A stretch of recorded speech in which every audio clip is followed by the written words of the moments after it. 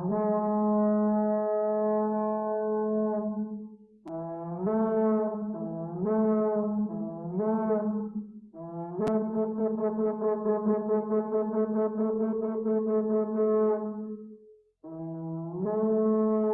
to the cipher. Time to let the lions eat. Let's get it. Y'all just let the boy T1 alone with in. French Gang, Blue Ribbon Army. We in this. It's the Lion Den Cypher. Let's get it. You are welcome to the Lion's Den. Young lions unleashed. Real Judah, we ready to feast. T1, I'm the wolf of the east. You don't want these problems, these pistols blick like a pistol. These scriptures rip through your tissue. My ox be moving official. French Gang, Blue Ribbon Army. We don't roll with Hollywood. From the wilderness back to the hood, it's real talent coming straight from the wood. I rip and kill these demons, my opposition be screaming, coming from all of the heathen. From Babylon back to England. What's poppin', slime? It's bread and wine. I die in the flesh, refreshed by the bloodline. These Eves in the truth be steady lying. These Jakes in the world be steady dying. Fringe Gang, Blue Ribbon Army. I'm a rep to the death of them. Yeah, boy, we the martyrs. Spit truth to the end begins. I'm coming with apostles' doctrine. My verses be popping. All praise to the Abba. Yeah, it's your flyer, girl. Okay? And exactly what Team One Lone Wolf said. Looks like you lost another one. Welcome to the Lion's Den. Grab your paper, pencil, pen. Listen to the scholars, get it in. Precept upon precepts without any ad hominems. Coming from the moderator in the den. May the best better win. Now the bad cat is madness. Newbies acting baddest, saddest. They never kick your status. Regurgitating information that they read from their master. Back and forth arguing, going off a topic like an outer space rocket. Do me a favor, never catching vapors when they judging you later. Win or lose, that's the grand rules. Arguing with a fool, only make that two. I'm getting him out of his element, he acting like he's selling. The document he telling, becoming overzealous, said I'm dealing with the fellas. Lions in this bit, I thought you knew. Looks like you lost another one. Who is this? Make them flip. Got their bodies doing flips. Screaming yop in my sleep. We got them rocks up on my wrist. Niggas pissed cause they never seen a click so too legit. Flip back to a jit. I ain't really know shit, but I thought I knew it. Cause I slaughter music. Take the beat back to my chicken, let her daughter choose it. Lions den up in this bit. Oh yeah, I thought you knew it. When it come down to debating, ain't no harder to it. Yeah, we go mayhem, dumb, Duffy, Rotonto. You gon' get this truth, nigga, pronto. Sickest in the booth, nigga, tonto. All them nose ass niggas in your group, I think you gonzo. Pick a sister alley-oop like I'm Alonzo. Chicken stick up in my coupe back to the condo. Mixing Chris with Absolute with Alejandra. Take a picture of them views if you want sauce up. Nigga, say it with your chest if you want cross us. Yasharala on my side, you get tossed up. Guess we got too many wives, they can't like us. They can't like us. Yeah. Lions in this building, I thought you knew.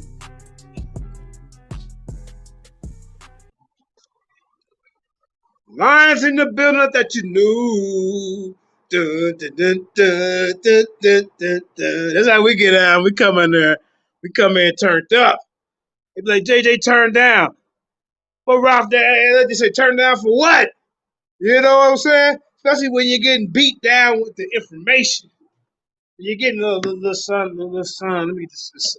The sun is kind of blocking. But anyway, two sides of JJ. See, two sides.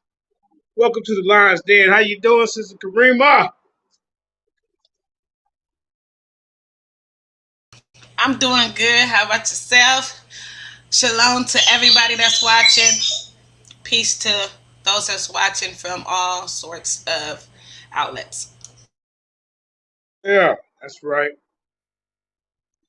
JJ doing all right, man. Brothers and sisters, it's like I'm people telling me that,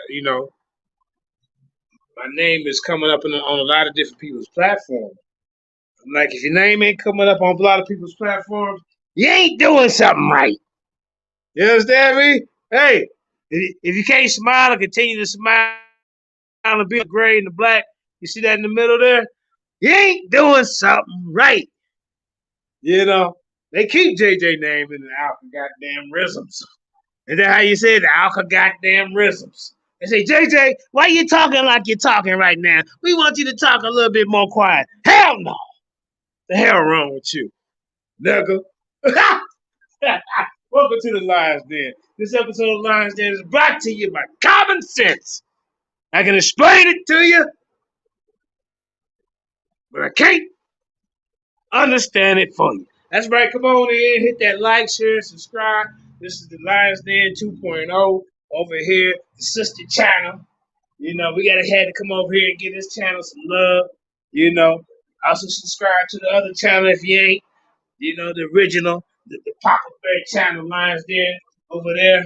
But you know what? JJ 7000 Lions Den got these guys shook up. Got them bumbling, scrambling, and rambling, trying to get some information to take down the Lions Den and JJ 7000. This always happens after the JJ 7000 debate presentation. All of them getting their little confederate against thee. You see? Because he got a whole bunch of shucker bucking, goddamn, what they call a high fiving and chicken eating, jiving coons over there. That's right. And when JJ 7000 the Lions Den come in the building, hey, they get to shaking in their mummy boots.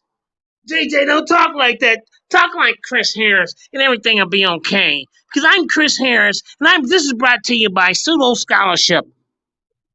I'm not only the president, I'm the president of the Fallacy Organization of Lies. No, I ain't talking like that. If you don't like it, tune in somewhere goddamn else. Hell wrong with y'all. But see, the thing is when conversations are based upon JJ 7000 name, and then when I show up like Candyman, you goddamn right I'm speaking. You see? But they want to try to silence 7000. They want to try to make a mockery out of my name. They don't want my name to go down as legendary. They don't want my name to go down in history as the ones that, as a guy who destroyed these pseudos. As a guy who standing on his ground and didn't fold like this guy, Judas Nazareth. My God. Judas Nazareth, I never thought I'd see the day that you would kiss the ring of Dr. Pepper, Dr. Pseudo, Dr. Running from the Hills, Dr. Retard, Reggie. Excuse me for saying that. But this is some of the characteristics and qualities that Dr. Reggie carries. He ain't even a real doctor. He's like a doctor like Pepper and Jay and and Drake. You know, those names were bestowed upon him, but they didn't go to school for it. Not knocking them as doctors, but I'm just saying he fit into that category of doctors. You hear me? So I got a lot to cover today.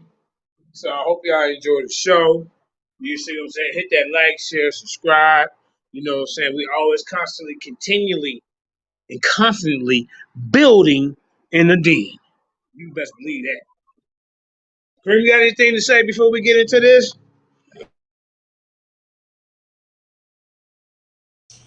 You wanted me to play the two side of Chris Harris? Yes, ma'am. Okay, great. I'm glad you're on point with the schedule, with the what they call it, the curriculum, the itinerary. There you go. So JJ digs into his big words sometime, y'all. The itinerary for today is, yeah, you know, that's what they want me to talk like. Okay, but you know, I'm gonna talk how I talk and walk how I walk and back it up with information. Then if you can't understand it, then you ain't for me. You ain't for the Lions Den. You not with this nation. You see? You with the phonies over there. The boulets. And the shuck jiving ass Negroes over there at the House of Conscience, aka Reggie, aka Chris Harris, aka Garfield, aka Uncle West, aka Shaka. AKA the newest one, the newest HLK coon to add to Sarnetter's flunky list is no other than Judas Nazareth. Not Judah, Judas Nazareth. And listen to this, everybody. Now, Reggie thought he was trying to be slick. I seen straight to everything he was doing with Judah's source. Not only was he trying to use a source that Judah didn't bring up to the debate, he didn't have the PDF, he didn't have the book, and when he asked Judah about it, Reggie said, "Yeah, I got the book, Judah. You know, hey, you guys, subscribe to my channel, $1, $2." But anyway, he was like, he was like, Judah, I went and got the book, and do you have the book, Judah? Judah said, "Well, no, I don't have it. I don't. Hell, shalom, brothers and sisters. Shalom. I gotta get Judah's voice, but but he was like, shalom, brothers and sisters. Shalom, Jeremiah, shalom. But anyway, no, I don't have it. No, I don't. No. Do you have the PDF, Judah? No, shalom, Jeremiah. Again, shalom. But no, I don't have the book. So look, he don't have the book. He don't have the PDF, but he recommends this book in the debate, trying to justify Onias the third as being a Messiah. Everybody. The funny part is about this book. This book is called the Jewish. What's it called? The mounds, the Jewish mounds of the Jews, or something like that. I get it right because they're gonna say it. But what I'm saying in this book that Reggie has never read in his life. Keep in mind, he's fly by nighting. You know what fly by nighting mean, right? He's doing this on the fly. He's pulling up on the screen for everybody, and he never read it, but he's pulling up on the fly to try to co-sign with Judah because Reggie has a personal agenda against him. You see? So hold up. So Judah sits up there and let Reggie read from his source, and in this source, it says that Hebrews are Canaanites. My goodness, as Black Jesus would say. My goodness. Right. Yes, the church has spoken. Now, this was I was waiting for Judah to tear down the floodgates and kick down the door. How dare you, Reggie Dumberry Mayberry, say that Israelites, because this is what Judah believes, that Israelites are Canaanites. And I let 5 seconds go by and nothing happened, ladies and gentlemen, boys and girls. This is when I realized the disingenuous mentality of Judas Nazareth at this time. He had another agenda. He had an agenda to come against JJ by any means necessary, even sacrificing his beliefs. Y'all heard what I just said? Sacrificing his beliefs, because in that book it says Israelites are Canaanites.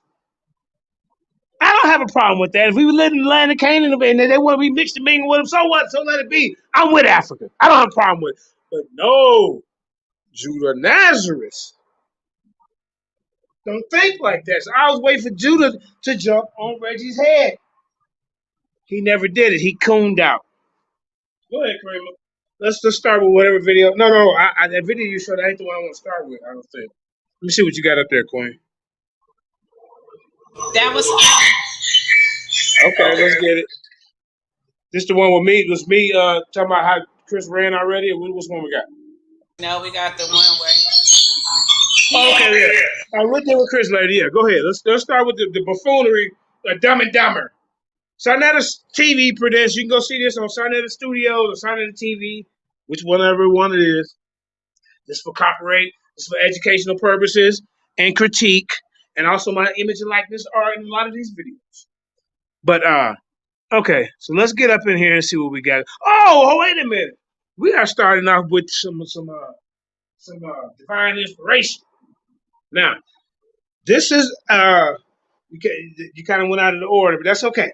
This right here, everybody, is Christine Harris cussing out Sister Ivory the CEO of the Information Age. She's also been a part of the Lions Den for a while, back in the day.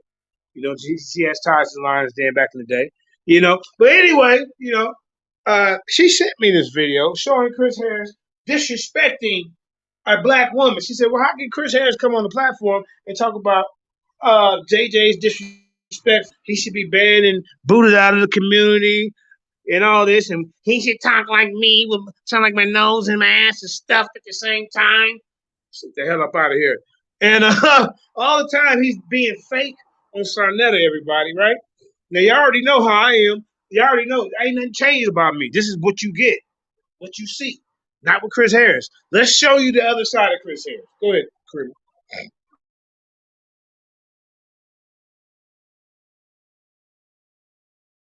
You're not in arm's reach.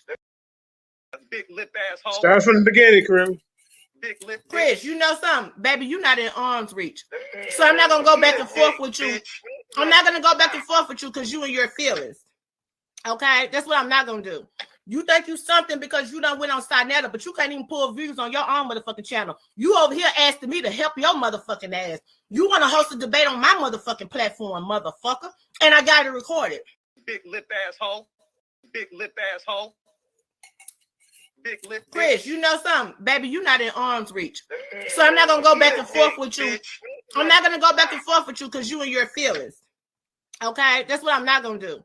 You think you something because you done went on Sinetta, but you can't even pull views on your own motherfucking channel. You over here asking me to help your motherfucking ass. You want to host a debate on my motherfucking platform. Damn, get him, Marvin. You see this? Play that one more time, Karima. Just one more time so the audience can hear this Mr. I got decorum. I'm educated. That's why I said let's do it on information. Big lip asshole. Big lip. Chris, you know something? Baby, you're not in arm's reach. So I'm not going to go back and forth with you. I'm not going to go back and forth with you because you and your feelings. Okay? That's what I'm not going to do. You think you something because you done went on Sinetta, but you can't even pull views on your own motherfucking channel. You over here asking me to help your motherfucking ass. You want to host a debate on my motherfucking platform, motherfucker. And I got it recorded. Did he not say that, Henry? Big lip asshole. Hey. Big lip. Chris, you know something? Baby, you're not in arm's reach. So I'm not going to go back and forth with you. I'm not going to go back and forth with you because you and your feelings. Okay? That's what I'm not going to do. You think you something because you done went on Sinetta, but you can't even pull views on your own motherfucking channel. You over here asking me to help your motherfucking ass. You want to host a debate on my motherfucking platform, motherfucker. And I got it recorded. Did he not say that, Henry? Where's Derek at? Is that not what he was on here asking? Oh, damn right, I remember all that shit. Exactly. I remember all that. Exactly. That's why I said let's do it on information. Big lip.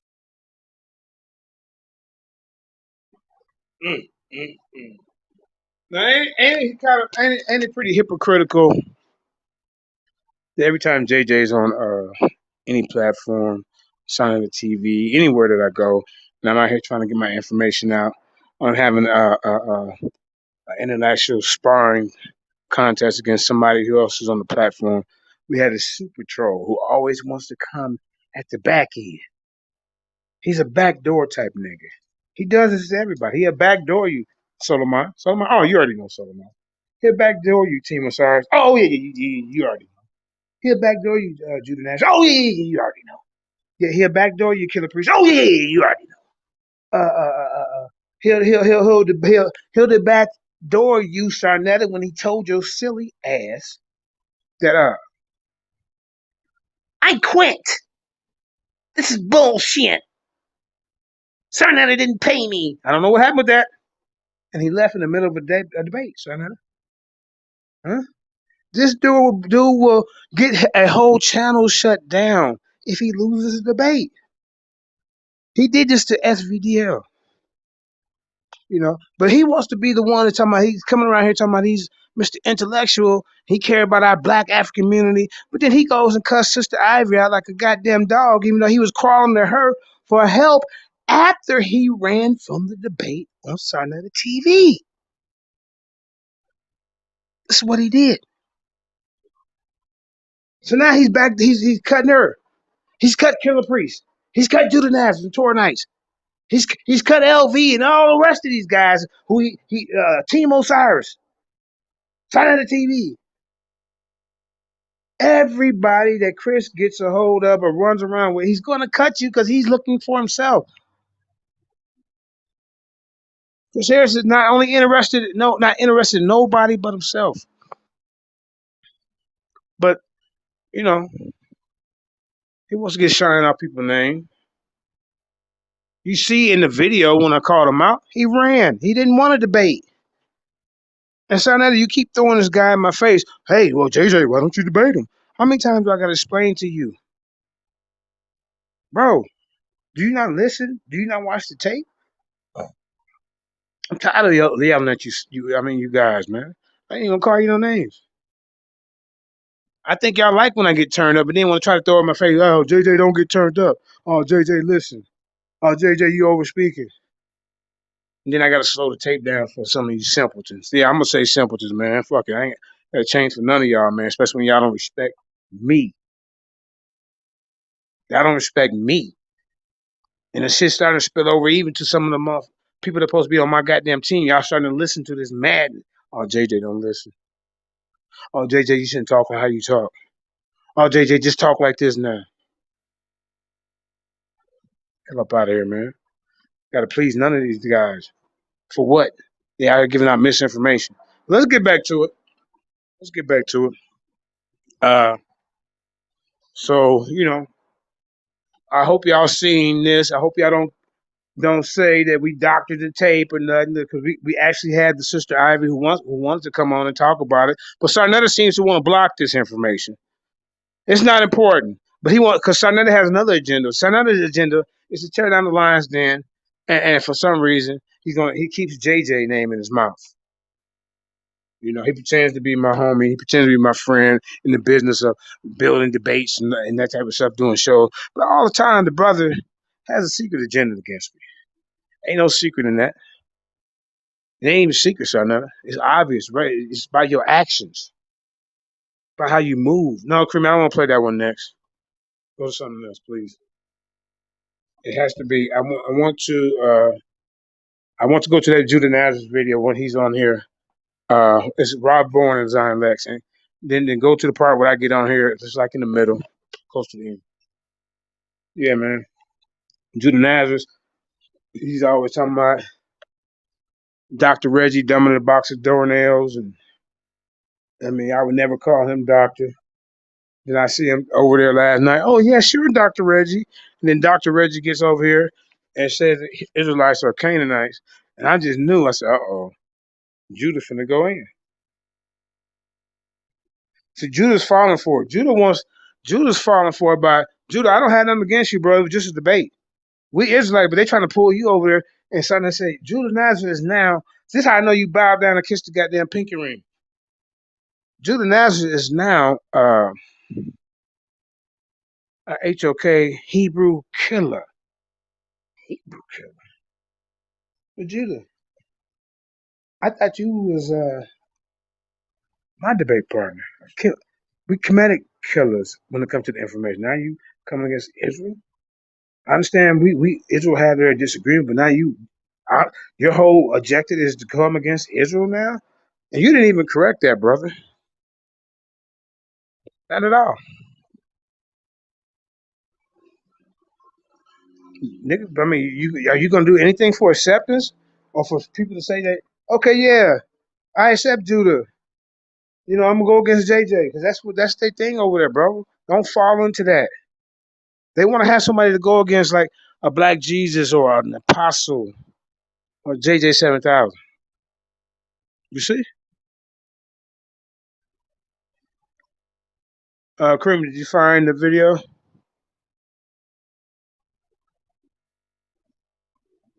We got one more thing to square off with. If not, we can find. Don't worry about it. Just put whatever I work with whatever you got put up there. And I know that video is 45 minutes long. That what you were about to show. I kind of want to get a couple of them small ones out the way. But yeah. Yeah, I'm trying to find the order you send it in. Go look how you send it to me. Just Play the one where it says Zion Lex versus Rob Bourne. Alright. Yeah, and then start in the middle of that one. Guys are hypocritical, man. I always try to get them to look in the mirror. Disappointed in you, Judas Nazareth. You know, I mean, you really sold out to all that stuff. If, don't make me go back and find videos of you talking mad stuff about Reggie. And now you over there calling him Dr. Reggie. And oh, man. All because they coming in, them two is coming in alliance. They was coming in alliance against JJ 7,000. I whooped that boy so bad in the goddamn debate that Reggie, oh, shit, man. Man, I hate when this JJ guy wins. I hate it. Because Reggie's disingenuous. Biased scholar. I don't even call him a scholar, man. Researcher, whatever. No, I don't know. Because if he was a scholar, he'd be a student and he would learn from his mistakes. Don't get in there talking about, why do I have to prove the historicity of onias, bro? That's not my job in that debate. You goddamn neophyte. That was Judas. Then you're going to say, well, nobody knew. Nobody know. JJ, you don't even know onias. I knew enough of him to know that he ain't the goddamn Messiah. The hell wrong with you? Don't put that burden of proof on me. Everybody know my Messiah. That's my job in the debate. Why are you trying to switch that over to me that I got to prove onias is somebody? I don't give a damn about onias. It's not on the real. Then I ask you idiots, have you heard of them? Y'all ain't heard of them. So what kind of messiahship is this? And then he's talking about a high priesthood. Then goddamn it, you better stick to this high priesthood. Remember what we're waiting? Are we still waiting? I can stop talking. I'm just waiting for the yeah. If you still, I don't know if you're waiting on me or not. If not, but yeah. Now I was trying to find exactly where this be at. Yeah. We should stream this to also my Facebook page.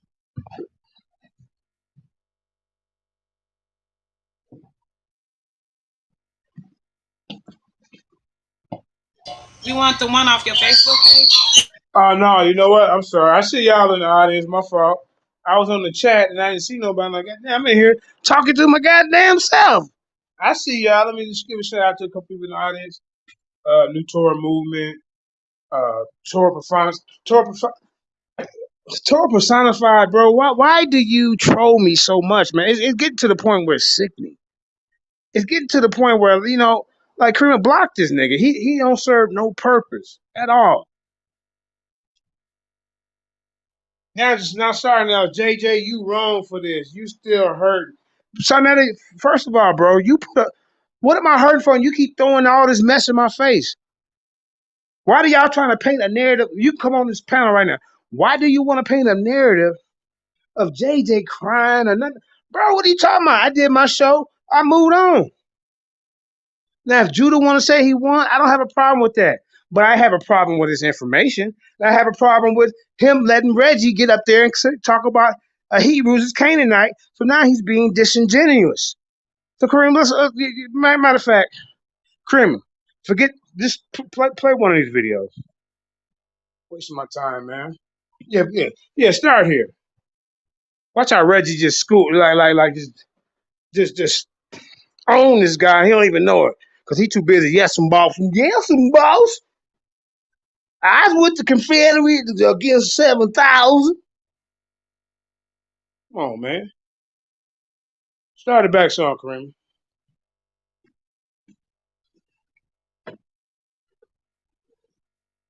How the hell I'm wrong for something, man? And Sarnetta, you sitting up here, you sitting up here telling your audience to throw tomatoes at JJ, and then you the same audience that you want to tell you telling to throw tomatoes at. You want them to be a judge of me? All because you butthurt about something in the past, nigga? Just come on here and admit it. I told you, bro. I'm good. You ain't gotta try to act like you cool with me and be fake about it later. I keep giving your ass chances and shit. And every time I come on your goddamn platform, you keep trying to belittle me and play with my motherfucking name. And then when I catch your little weak ass debaters in the corner, here you come, Captain Saban. You don't know no more than them. Now, you rocking with all these dudes, these idiots who go against your teachers, Sarnetta. You're going with Garfield. You're going with Uncle West. You're going with Morpheus. You're going with goddamn Garfield, Uncle West, Morpheus, all these guys who go against Dr. Chancellor Williams, Dr. Ben, Dr. Jokanon, who else? Joel A. Rogers. You know what I'm saying? You rock with guys who go against the Ivan Van Sertima. All these goddamn new age niggas that you running with go against everything that you was built upon. Oh, let me calm down. Because they say JJ talks loud, and it scares them off. They even going against goddamn Professor Smalls. He telling you guys, Israelites is who they are, and they us. I don't see you playing that on your show, Sarnetta. I don't see you doing that. Because you're too busy trying to play with my motherfucking name. Ashaka Musa Bear Shango already laid a lot of this shit out. Telling you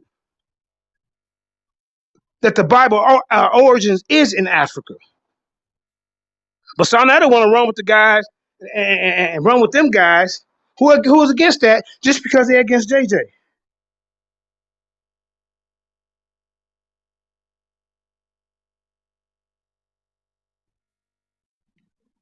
Everywhere I look, my name all in these goddamn algorithms and shit. And I'm like, what the hell going on?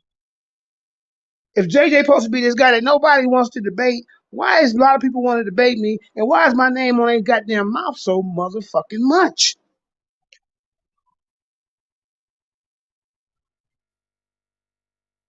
Right, plus Beats. You can tell the information is dangerous because they trying to team up against you. And they don't think nobody else seeing that. You just add more power to my goddamn legend for 20 and 30 years from now. Keep doing it. But what they want to do, they want to try to shatter and tarnish my legend.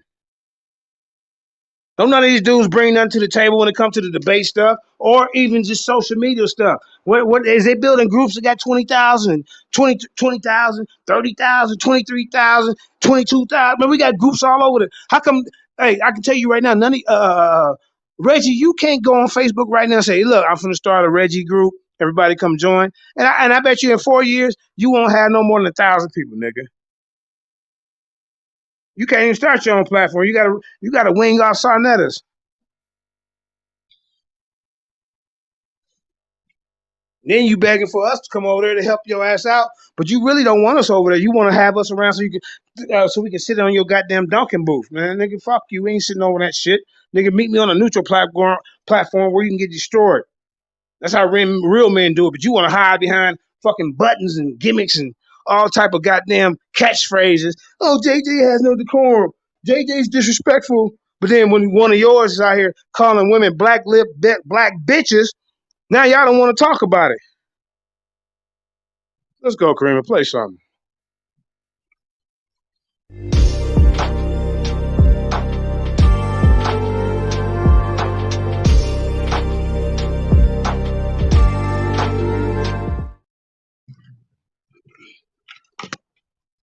As he put some primaries in. Back up just a little bit. No, what a person. See now here's the thing, everybody. Hold up, real quick. You gotta stop, Kareem. Let me get the move real quick. He could have called. Okay, Kareem, you gotta stop. Okay, yeah, there you go. All right, now I don't support Reggie's and the House of Conscience or Sarnetta Studios. I still get Sarnetta TV over there where I go. But as long as Reggie is at the helm, it gets worse with him. You thought Sarnetta could be a little biased. Reggie don't care about showing his biases. Let me tell you why. Here go the prime example. He was on there. It was Zion Lex going against Uncle West and Smash Rockwell. They were talking about the Minetta Stele Zion was saying that Israel can be, the mentioning of Israel can be found on the stele. Reggie was over there saying, no, it's not. No, that's bullshit, right? No, this is Reggie's stance. Okay. So then Tahuti debates Zion Lex, same topic. Right? Tahuti is saying, no, the Manetha Stela don't say that. It's bullshit. All right? Zion is saying the same stance. Now, Reggie is riding with Zion. And then when you even show it to him on tape, he still don't have no humility about what was just displayed with his biased scholarship. Now he's telling Zion, yes, this is real, because he don't like Tahuti, because Tahuti is with the Lions Den. You understand? He lost a lot of credibility, but Sarnetta and them, they just look over that. That don't mean shit. But they always want to hold JJ to a higher standard than anybody else that come on that show. It's crazy. Go ahead, Krim.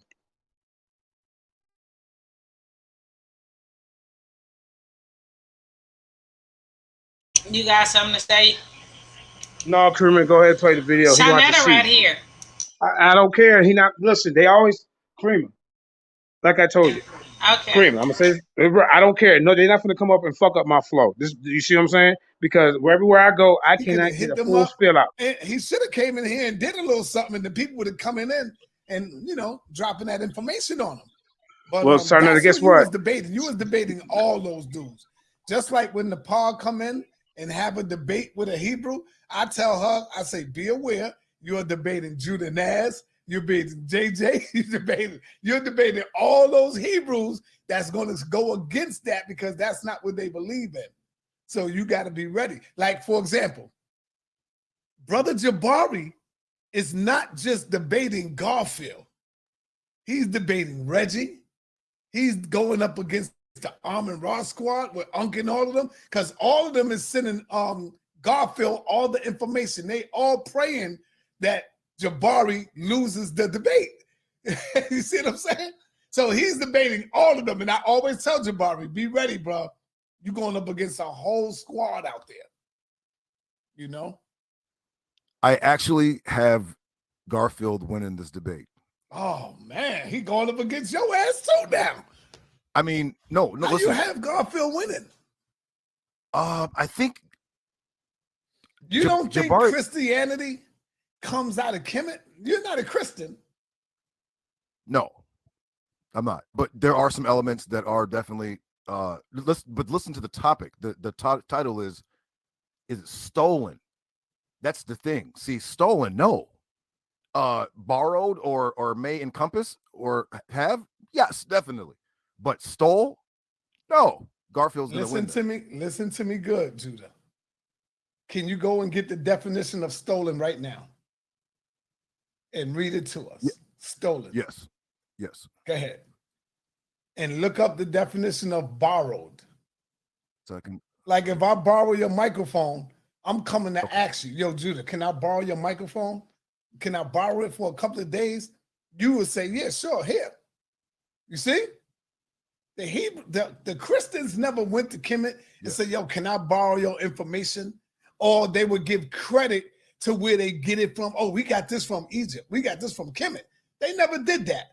And so that means that's stolen goods.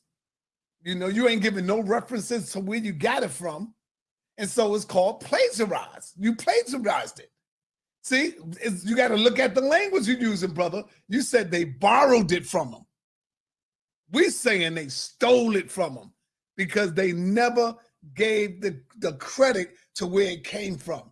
They came as though this is their own shit. Like, here, look, we got this. Knowing that Kemet had it thousands of years ago. You see what I'm saying? That's what I'm talking about. So you might want to rephrase that, but look up the word stolen. Let's see what we got. All right. So the working definition of stolen is to take another person's property without permission or legal right and without. There it is, brother. There it is. Where that ball, man? God damn it. Now, do you understand? What did you say now? Do you change your mind or do you?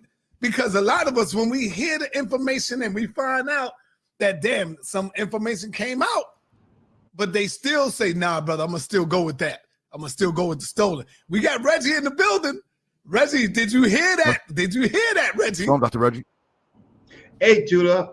Hey, peace, brother Sinetta. Peace to Moses 777, my man in the building. I gotta say, shout out to Judah Naz. I respect Judah Naz. Judah Naz, he put some primaries in there. And one thing is, if you don't know what a person is talking about, then you should say, like Rob Bourne says, well, I don't know, right? Rob Bourne's honest scholar. When Judah Naz was asking this dude, JJ, about onias, right? He should have said, I don't know, right? Stop right there, Karima. Stop right there. Matter of fact, he knew it was coming. Now, what did Judah ask me about onias? He never asked me shit about onias. Why is Judah asking me something about onias when it's his job to prove that onias is our Messiah? Right? Now, I asked him, can I find onias in the Torah, Reggie? You know what Judah Nazareth said? No. I said, Judah, since you said you first said you Torah only, so why we can't find your Messiah in your Torah? The first 5 books, Genesis, Exodus, Leviticus, Numbers, or Deuteronomy, right? So then Judah said, "Well, I'm not just Torah only, JJ. I'm also with the prophets." All right, well, okay, we're gonna expand your definition, my friend. So then I say, "Can you find them in the prophets?" But then I guess he goes to a minor prophet named Joel. He said, "I can find him in Joel." So then it goes to Professor. Oh shit, JJ, if he find his name in Joel, this debate over. So the crowd is suspense, waiting for them to find his name. I'm already knowing he ain't in there. But I looked. But I said, well, damn, a little bit came across my mind. Well, damn, did I miss something? So then he goes to read the scripture, and it says the teacher of righteousness. That's not Onias' name. You lose. You can't find it. So you can't find them in the Torah. You can't find them in the prophets. You can't find them in the New Testament. You can't find them in a Bible. You can find them in pseudo-figura. You can find them in extra books, which I'm even cool with that. If he was a historical figure, I'm cool with that. But the priesthood of Onias doesn't say anything about this guy being a Messiah for the future. It just don't. Don't talk about it at all. It talks about his punk ass, it talks about him getting ran up out of there, some goddamn and murdered. And then his son got scared and ran off and asked for help from the Ptolemies. What type of Messiah is this? Or his bloodline running? And then why did his son teach and carry on that his father was the Messiah? And they tell me, well, JJ, you never heard of Onias. Neither do you. Nobody heard of him, so he's doing a poor job of bringing our people together to lead us to salvation, ain't he? God damn. Let's go, Kareem. So what he should have did was look it up. He didn't do it. So he can't have a rebuttal against Judah Naz. Judah Naz brought out new information. Then he sourced a book that's very, very expensive, and I downloaded the book. and it's very, very interesting. So whether Onias the third was a big M or a little m, as far as Messiah, he was definitely a real Messiah. But I think, prove it, Reggie. Judah, I think Apostle got you. He got you on one thing, brother. And that was when he asked you the question about what was it again? Do you remember where he was saying he committed sin? He said, any man that committed sin cannot be the Messiah. Stop right there, Kramer. Stop right there, Kramer. Stop right there, Kramer. Now, no, that what Apostle said after the show, that was not part of my presentation. But that is a key point. Because not, I mean, we look for truth. You see, your guy was full of is full of sin, like just like me, just like anybody else. How he our Messiah? Hmm? It's crazy. But Judas Nazareth, he went over there and kissed Reggie's ring on Reggie's YouTube channel. Y'all go over there. You know, I ain't no hater. Go there and like, subscribe to that. But I will not be participating in anything that Reggie runs. Reggie has a strong biasness against JJ 7000. It's obvious.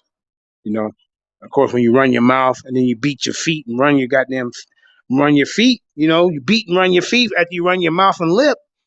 I would have a biasness too. Like, damn, man, I ran my lip. That didn't scare him because he called me out for the debate. And so that's what Reggie's problem is. So any chance he get to belittle me, to try to discredit my scholarship, to try to discredit my information, he's going to be there like a vulture, like Chris Harris, like Garfield. I don't respect none of them guys, man. I used to tolerate them, and I'm not to the point now I don't respect none of them. None. Go ahead, Grim. Please and thank you. He was anointed by a true priest. He wasn't anointed like Jesus Christ, right? All right, stop right there, Kramer. Stop right there, please.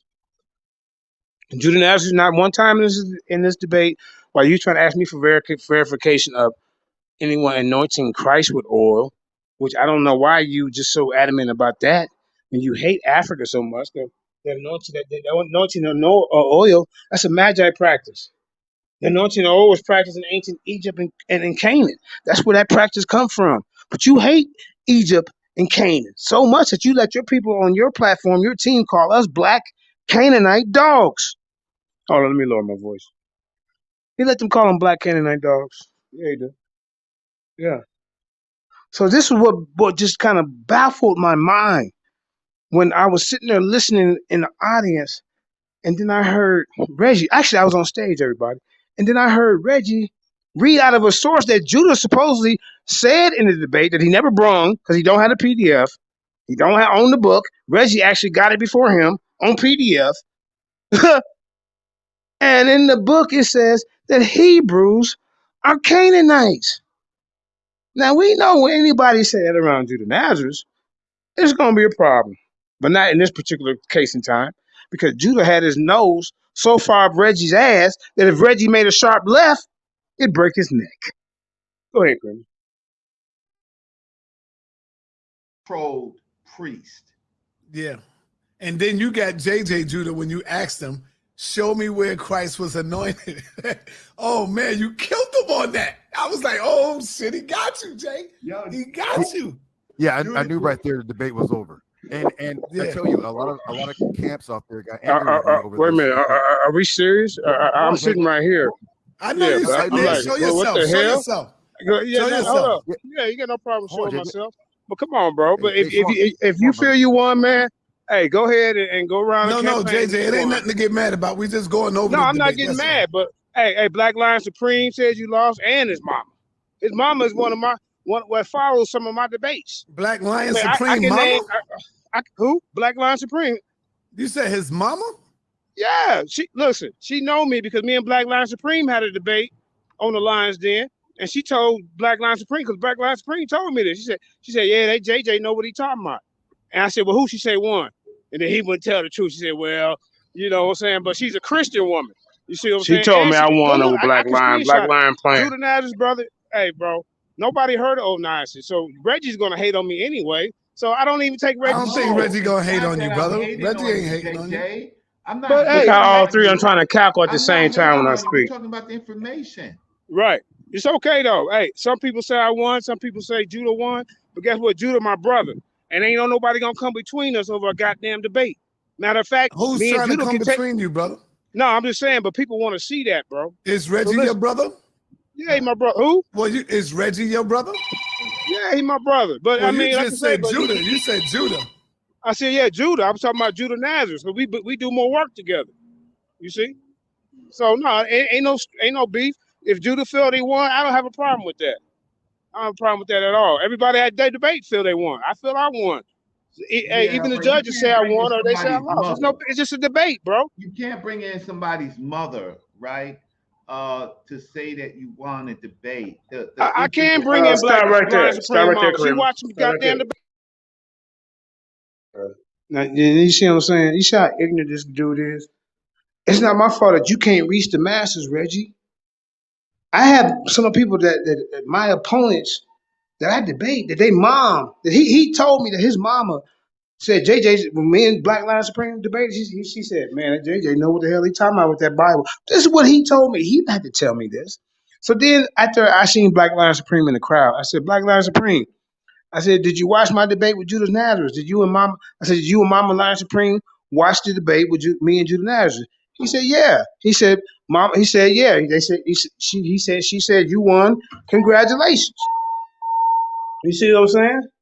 So why is this guy saying I can't bring somebody who's connected to the show to voice their opinion? I don't get it. Go ahead, Kramer. Play with this buffoon saying.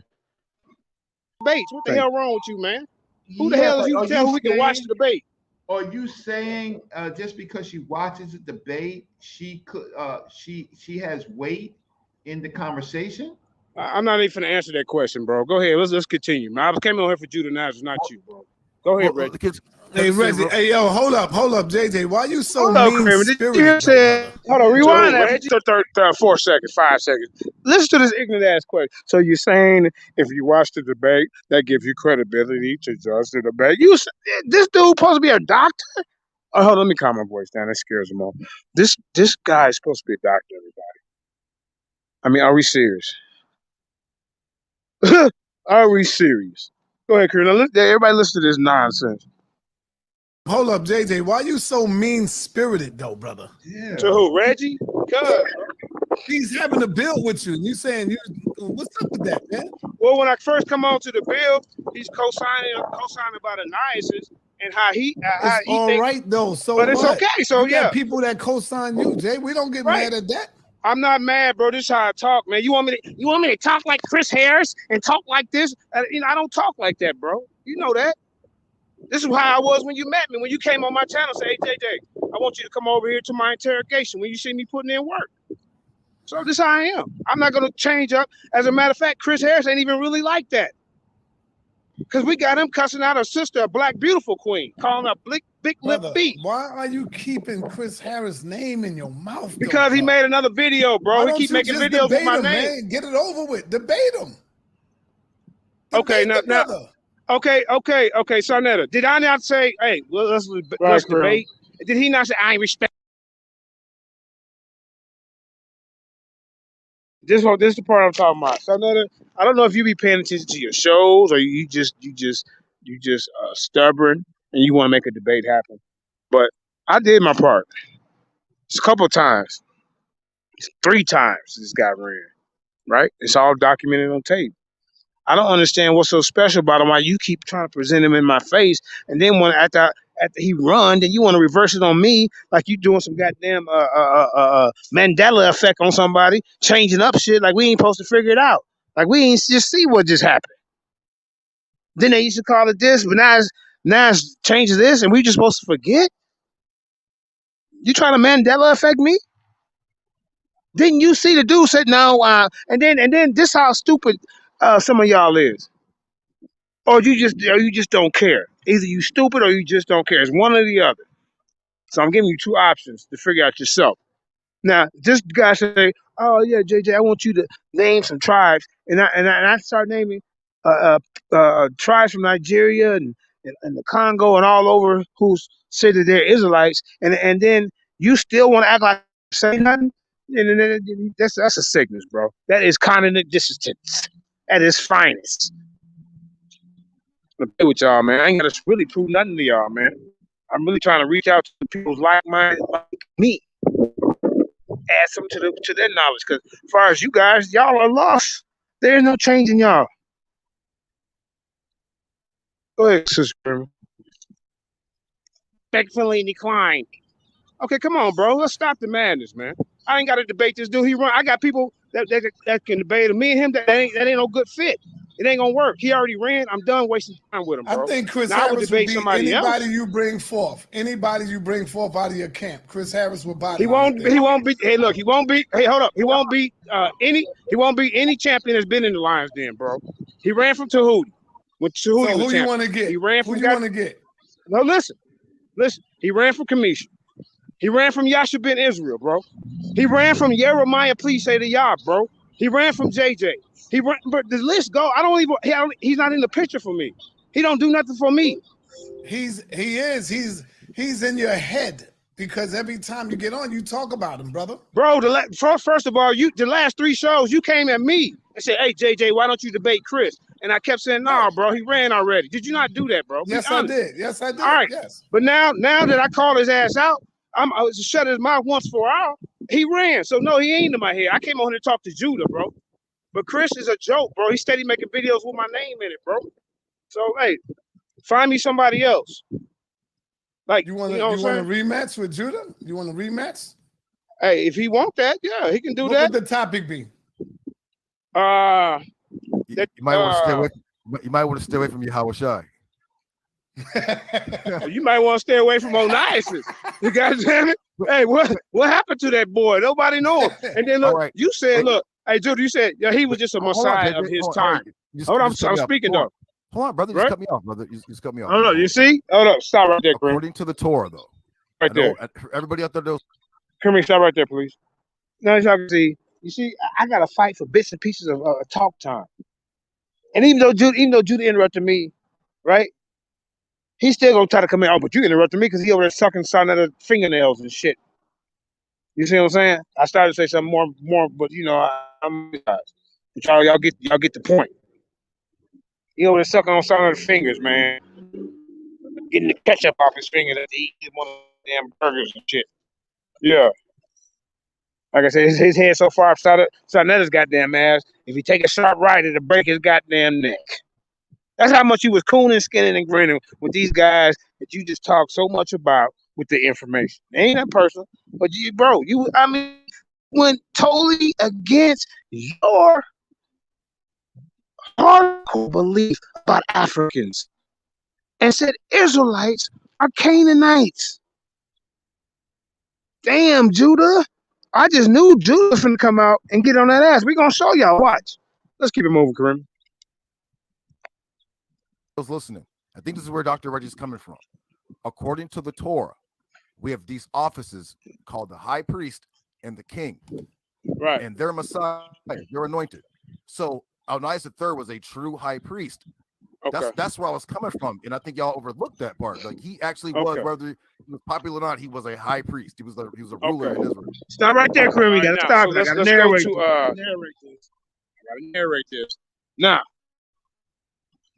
Title of the debate is who's the Messiah for the Israelites?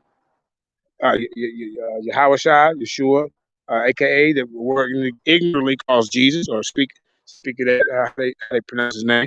Some guy named Osiris. This was a versus. This is like Omarion and goddamn Sammy. And Sammy prevailed. Omarion was just a studio goddamn singer. Hell, Sammy was hitting them high notes. I mean, not them high notes, but he was hitting them real notes on them. He had to go get what's that guy name? Omarion had to go get all kind of other guys to help him out. They all sounded bad. Shit. That's what's going on with his Messiah versus mine. This is goddamn versus. Everybody know my Messiah. Everybody. And then they gonna try to switch it away. Well, JJ didn't explain who Onias was. Is that my job? Is that my job? Sonetta? I see Domo in the audience. That's why I said, Domo, is that my job? Are you serious? Come on, bro. Stop it. Why? Look. And then I even showed you in Cepheus, in John 47 through 52, prophesied about Christ being God to salvation, to bring us away from destruction. If the history and the legacy of to be what Jude said. Don't you, future high priest, would share that to the world? What type of sense are we making, man? The last is the high priest, the last legitimate. The last legitimate. All right, Kramer. Let's keep it playing.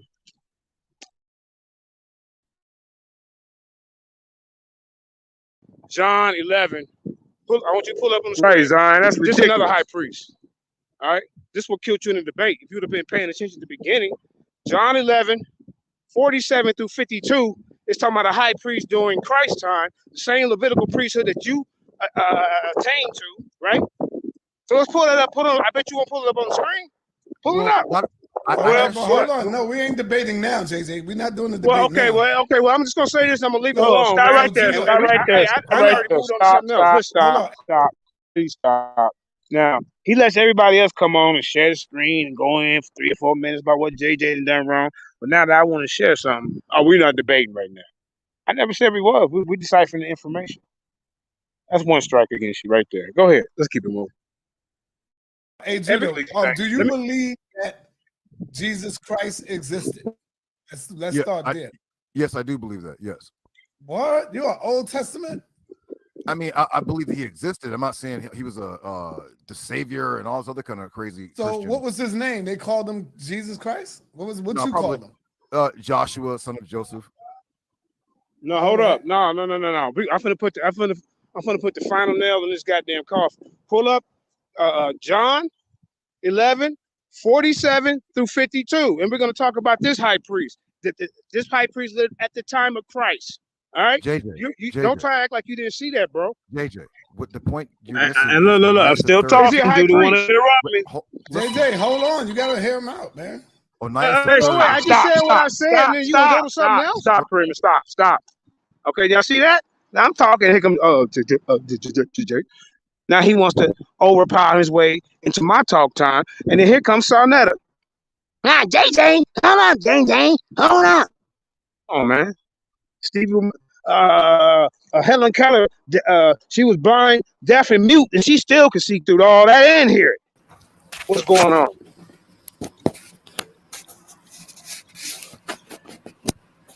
Let's go, Kareem. Please, thank you. Who else? Oh, what's up? We got Elder Yara in the building, man. Go ahead and speak a few words before I go back in. What's good with your family? Man, I'm just going over last night, man. You know what I'm saying? They trying to defame my name. They trying to do Monday morning water cooler plays after the debate is over. Ain't no saving his ass. We're going to show you how dumb Reggie is. Dr. Dumbberry, Reggie Mabry, is in attendance with his other coke dummy, Dr. Judas Nazareth. Because he has not any sense at all with his onias being a goddamn Messiah. Let's keep it moving. You got something to say, family? No, man, it's all good, man. Enjoy the show there. Interject when needed. Interject when needed. All right. Yeah. Let's go, Kareem. No, you're not listening. Onias III was the last legitimate high priest ever. Oh, so his successors was nobodies, huh? How come Zion Lex? Yeah. Hey, Judah, how come Zion Lex said no? I'm talking about studied people. I'm talking about studied people in our community, bro. Nobody knows. What's his name? So pull up the scripture, bro, and stop hiding. All right, pull up the scripture. What's his name, JJ? Cepheus or Cepheus. Caiaphas, right? So listen. Listen. Wait, hold on. No. Everybody, hold on. We got an anonymous caller. Everybody, hold on for a minute. We got an anonymous caller. Peace and Black Power. What's your name? Where you calling from? Yo, so what's going on? This is Chris Harris. Oh shit. What's going on, Chris? What's going on? So, what I want to do is I want to focus on this gentleman's argument here. Now, he claims that he wanted to come on here and talk to Judah, but I want everyone to notice how he just ruined a scholastic build between Judas Nazareth and Brother Reggie, and those things don't happen a lot. And Judah is trying to mature now as a YouTube personality. What he did was come on here and start speaking about me.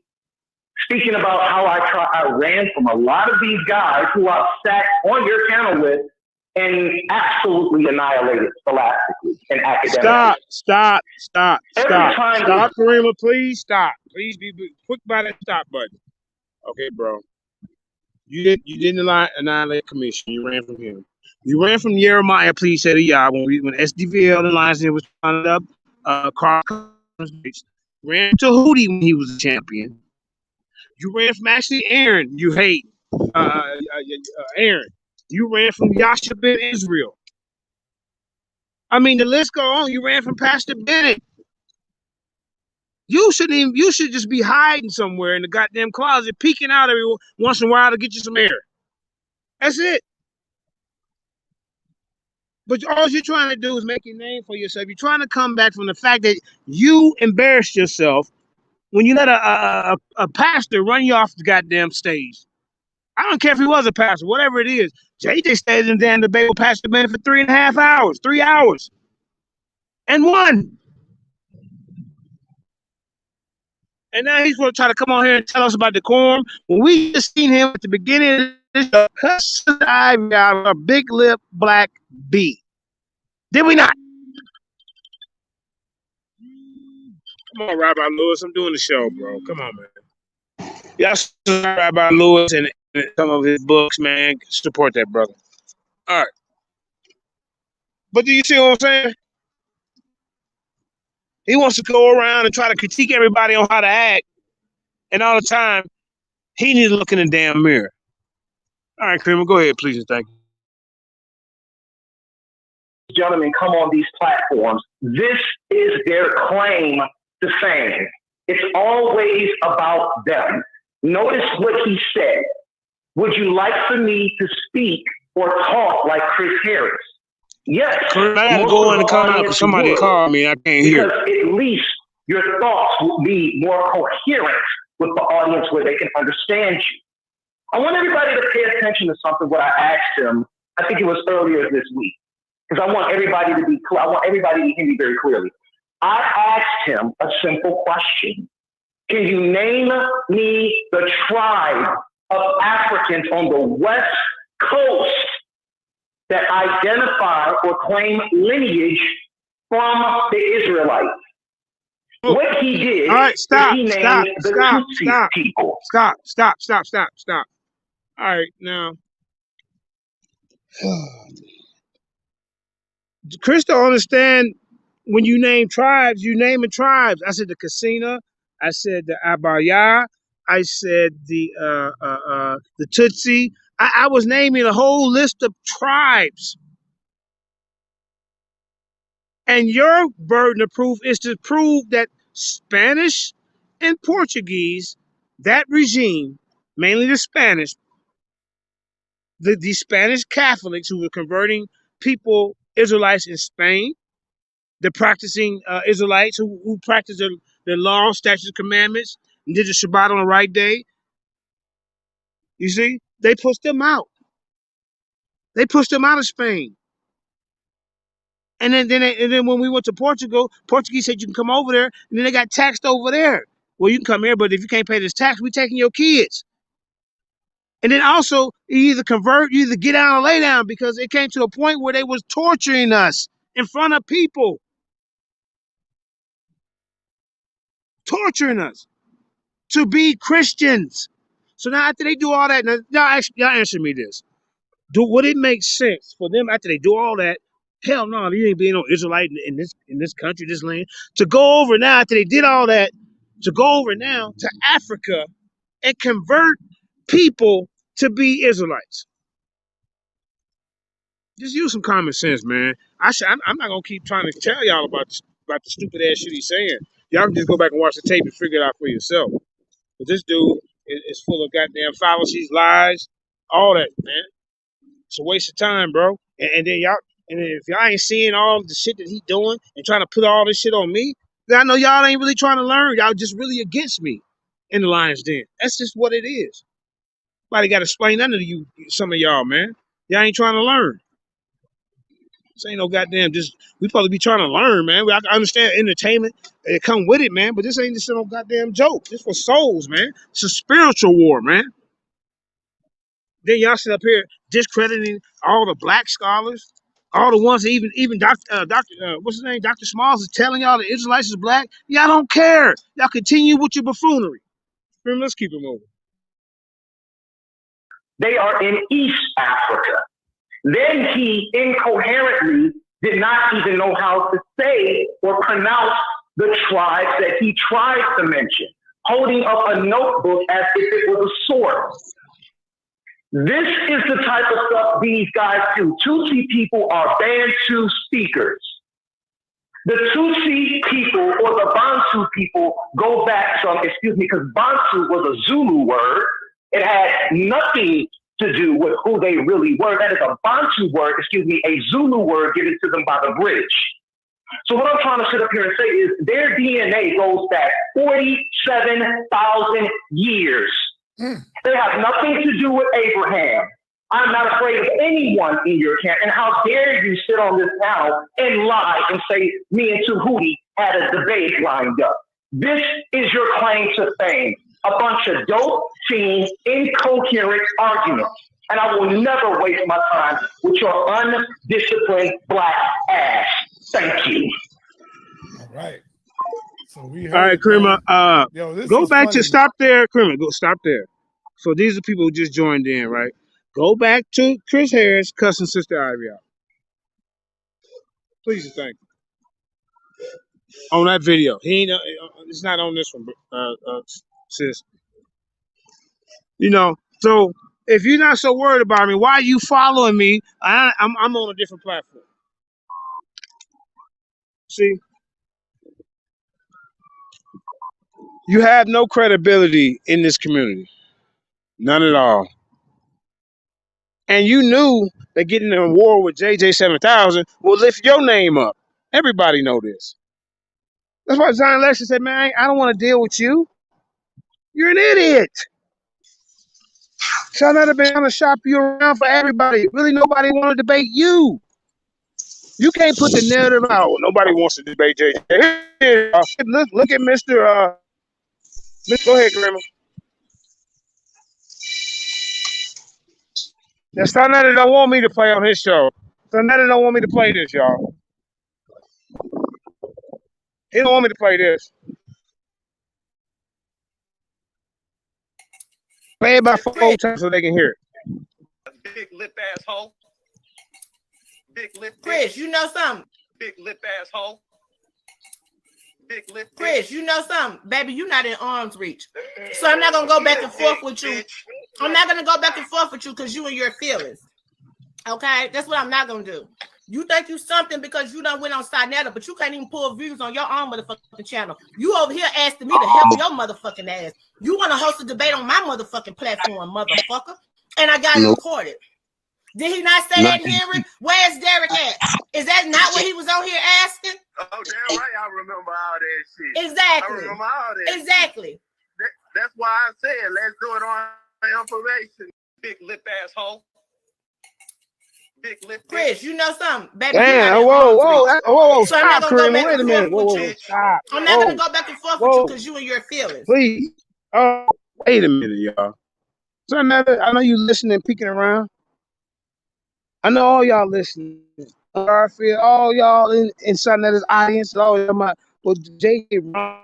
The woman, could you not interrupt me, Jesus? Now you want to paint the narrative that JJ is rude. Y'all want to paint this narrative that I don't listen and I over talk. When it's really y'all. Y'all ain't never seen me come on a platform and call nobody a black woman or anybody, any woman, a big lip ass hoe. That's foul, bro. You wicked and foul with that spirit, bro. And like I said, you are a platform destroyer. You have no loyalty but to nobody but your goddamn Satan and yourself. That's it. Tishana didn't want me to play this on his show. But even if you play it over there, guess what? The narrative still doesn't change because the narrative still will point at JJ 7000 because there's something JJ 7000 that they want to be silenced. It's certain kind of certain standard that they hold There's certain that want to hold me above everybody else and don't hold them accountable to the same standards. So something that you think of me and you expect me to do better. I let past and shit go the things that y'all do because I'm JJ 7,000. I get it, Sonetta. I get it. You wake up with me on your goddamn mind and go to sleep with me on your goddamn mind. I get it. What's up, Yasha Benito? What up, though, man? All is well with you, Doc? Oh, for sure, brother. Yeah, man. I just came over here, man, to check you out, man, show my support, man. For sure. This Lions Den 2.0 over here, man. This is the sister channel. So for some of y'all confused, if y'all confused, this ain't the same. This is the same channel. Hit the like and subscribe on this one so you can be connected to both. Yeah, man. I'm glad that you're doing what you're doing, man, especially with this germ, Chris Harris, man. I can't beat up on Sonetta like that because he don't have a voice. You understand? He's not a debater. It's the people that he uses as his voice that's gonna get the fuck beat up by me. You understand what I'm saying? Because the people that's his voice is talking stupid and talking crazy. You understand? Chris Harris is talking crazy as hell, bro. All them niggas over there is pseudo as fuck, blood. You hear me? They very, very pseudo, bro. Very pseudo. False information and misinformation at its finest, bro. You only get the only guys over there. I can't even say, man. All them guys over there pseudo as hell, bro. See now you're cooking with oil. I hope you won't get to say Reggie, because he's the one biased ass dude. I know you. He biased, like man. He biased as fuck. I mean, I often say Unc. But I couldn't say that because Unc really ain't HOK. Unc is something else, really. Yeah, I don't really have a problem with Unc. Unc about the best one that I like over there. Yeah, and I'm just judging by the information. I don't get emotional and caught up in all that sideways rigmarole shit. I'm just going by the information. And that's what I'm talking about. Misinformation. And Chris Harris, misinformation. Shaka Amos, misinformation. Jabari, motherfucking Sazi, misinformation. Speak on Chris about that bad to dispatch it and he said, get on there. I mean, but the guy, he's constantly running around here talking about. And you got to notice how he words it. He does this nice smooth swing. You understand what I'm saying? He talks about how the Bantus are over 10,000 years old and how they predate Abraham. When the truth of the matter is, when you go check the history of the Bantu expansion, it goes back 2,000, maybe 2,500 BC. And I am here to tell you that is contemporary to the days of Abraham. So when he's saying that the Bantus are older than Abraham, he has no evidence of that. And then what he's going to try to do is he's going to try to now run off into DNA. Now, Unc already told everybody to leave DNA alone. Y'all niggas don't know what y'all talking about. But he gonna run off into DNA. And I'm telling you, when you run off into DNA, I am here to tell you that 10,000 years ago was no Negro running around here calling themselves Bantu. Was nobody known as Bantu up until 1865, until William Bleak coined the term Bantu. Prior to 1865, was no nigga running around here calling themselves Bantu. So there is no 10,000-year-old Bantu anything. It is a fucking lie, and Chris made that up. And Terry, no, you wrong, man. Because if you listen to him earlier on another show, he said 10,000 years. Remember? He said 100. He tried to go back 100. He tried to go back 100, lying ass nigga. Oh, excuse me. Let me tone it down. Yeah, he tried to go back 100. Yeah, I heard him say it, bro. The dude is a habitual liar. That's all he do.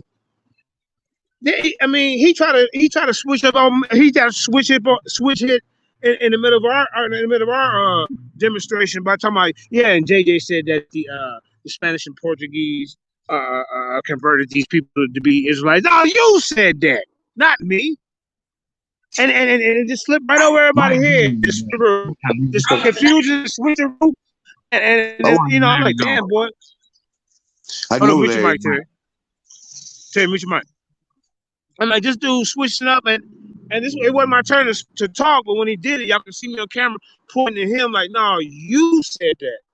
This is what he do. He played tricks and games and wordplay. Oh, that's a slippery slope, logical fallacy. That sound all magical and cream puffy, don't it? To an ignorant motherfucker. Hey, when he does that, if you know, all you got to do is go back and read what a logical fallacy is and understand what they're saying. When you read and understand what a slippery slope is, or a red herring, or a argument from ignorance, or any of those appeal to the masses. Yeah, the Texas sharpshooter and all of that. What Chris does is he just throws these things out there because he know you don't know what they mean. Yeah, I guess gallop. All he did was guess gallop everybody. Yeah. Now you horse hopped around and you're beating around the bush, okay? In layman's terms. That's what the hell you doing. I ain't gotta say all these goddamn fancy words, nigga. Hell up out of here. Yeah, know what you doing. That's pretty much. I'm trying to work on what it. What a gallop is when a person come with a whole bunch of half truths and lies, and they do that to stifle you. What's that one he made up? You're Larry. Hey, how about that one he made up? You're Larry. You're Larry. Spreading. Nigga, you made that up. Yeah, he was spreading. There you go. Yeah, you're spreading. What he's doing is a logical fallacy called spreading. Now, anybody got to get on their phone and look up spreading right when he say that shit, and you'll see that this nigga's misleading. I'm turning up, man, these days, man. All of that fake shit that these guys be talking, they can't talk that shit around me no more, bro. I don't want to hear that. We want to hear sound right information, bro. That shit don't even sound right, what you saying, blood.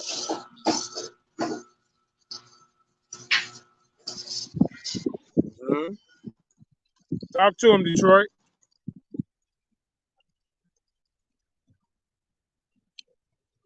But yeah, let's get back to the video, because I mean, he really thought he did something with that. Let's go, y'all.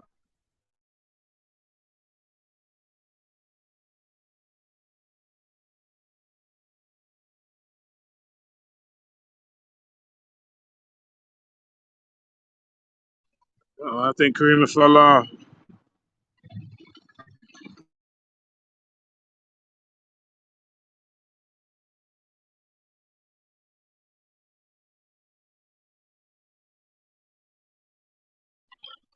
Hello? Yeah, I'm still here. I just got on mic because my sister in the kitchen cooking. You're going to hear a lot of pots and stuff clanging. Okay, yeah, mute your mic because the video starting back up. Back to this guy's these lives over here.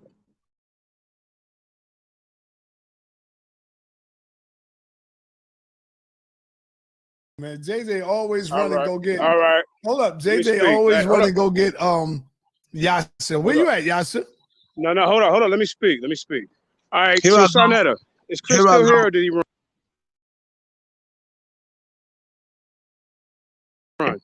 He didn't run. He just said what he had to say. Yeah, he ran. Okay, so no. So now, Chris, and Sarnetta, you cannot protect him, bro. This man has went on a platform and called. You took a picture with her. Let me play the clip of him, and we're gonna show y'all his decorum. Stop, man.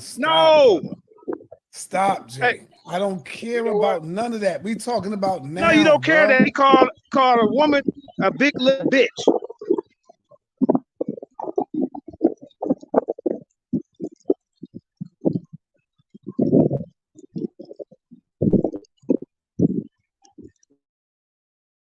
Do you? All right, but come on, brother. That You was don't care, do you? back then, brother. What we No, talking because about now? We no, all this was have. no, Hold bro. up, No, stop, this wasn't stop back for 1 then. minute. 1 minute, JJ. We all have snapped on women sometime in our fucking life. I know I did. I'm quite sure you did. So what does that prove? Bro. We've all done So that let me shit ask you before. this. Let's not be no damn hypocrites. Let me ask you this. Let me ask you this then. Okay, yesterday you said I disrespected that woman by whatever, interrupting her, whatever y'all. I watched the tape. Yes, and y'all.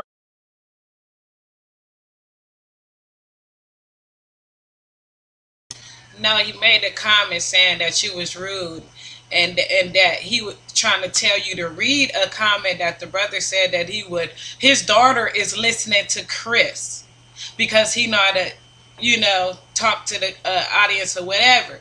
But this is what your daughter is really going to be looking at is this person right here. He have a split personality. He acts a certain way when it comes to being on Shanetta's platform, but this is not that person.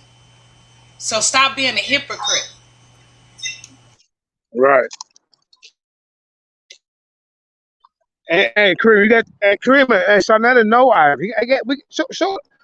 we got the picture of him and her together. Back, you know what I'm saying? Back in the day when she met him. He tried to act like he don't know her. Now you know who she is. You ain't never met Chris in real life. Not once. And Kareem, that video. I need to play the video after this. Chris running.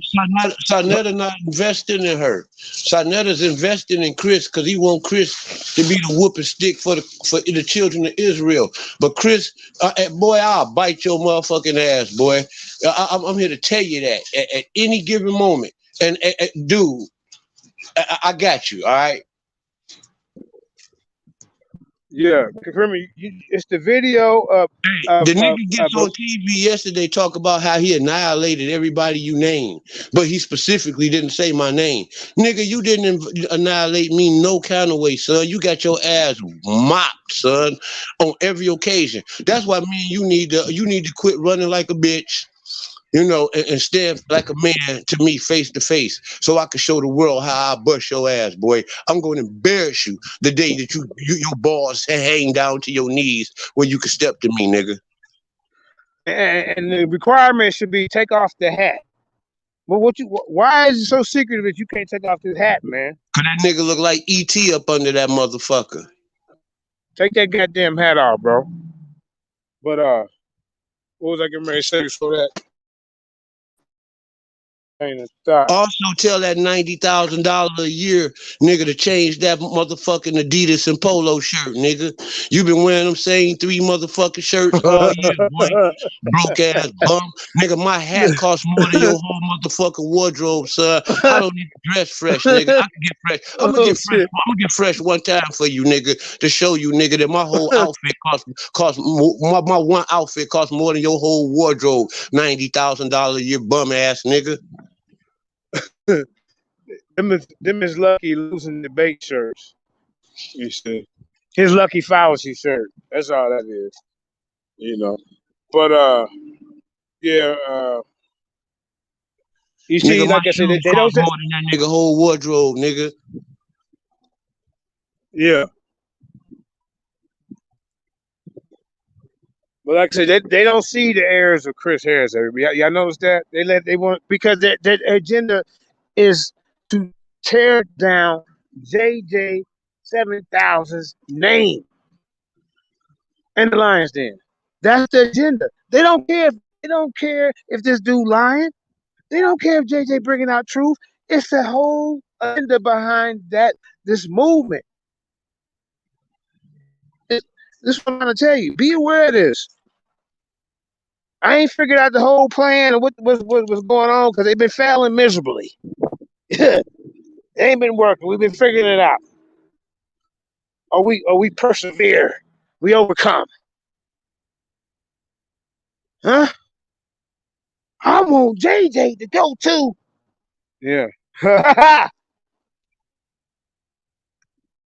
step out the door every day. Anyway, let's get back to this. The one over your head that you just missed. I can tell you one Which thing. one? I can tell you one thing. Huh? No. Finish this. Finish this. I think I'm still on here. Hold on. Yeah, finish this. And then no, we got to show the one where Chris. Well, I told him a long time ago, dude, I already ran from the debate. I'm gonna show you my PowerPoint. Like, look, here's a PowerPoint right here. Bam, bam, bam, bam, bam, bam. Where you at? Where you at? Bam. Now people gotta see this because they try to erase that from history. They try to erase that from history. No, I already dealt with this before, and even before that. Stop throwing this dude in my face. He continue to run. That ain't even getting respect.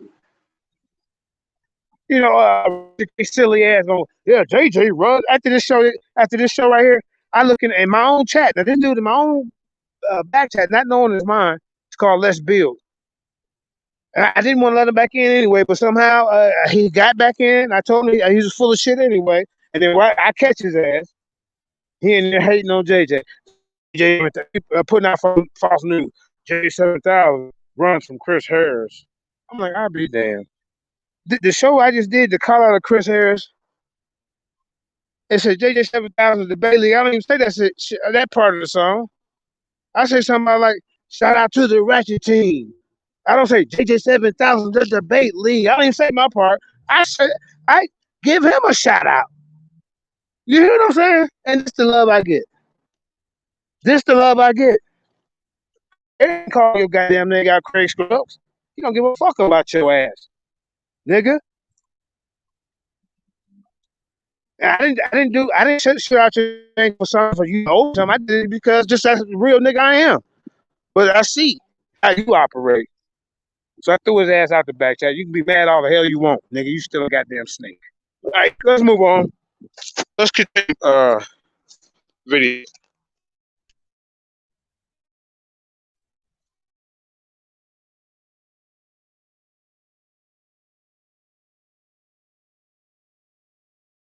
And y'all want to paint the picture that I was disrespectful.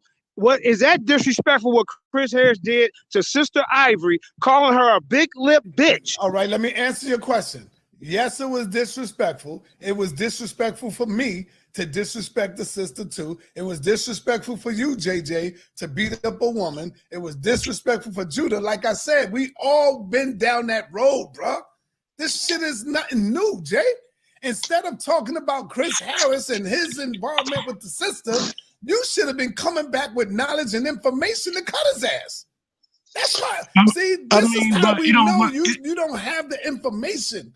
You looking for shit in the closet. You know what I'm saying? Bones and shit. Oh shit, I'm gonna pull out the skeleton bones, hiding in the closet. Brother, we talking about knowledge and information right now. And what I noticed, you always run and go get Yasha, like Yasha is a bad man. And the nigga over there, you jack and fuck with me, son. There you go, Yasha. JJ always wanted to get Yasha. I am.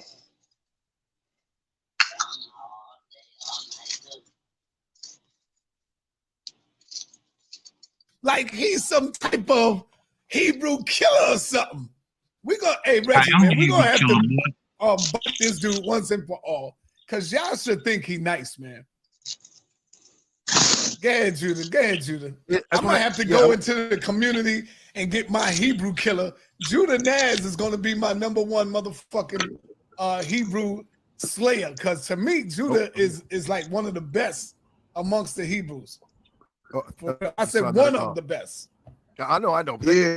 I'm sure Terry or Yasha here would agree as well, since he called me out. I never called that nigga out. That's a lie. Ever. Never, ever, ever, ever.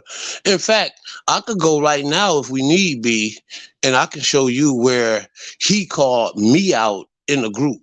You know what I'm saying? I don't call these niggas out because I don't care about what you niggas talking about. It's nothing. You know, you'll call me out before I call you out. And when you call me out, you're going to get your ass mangled.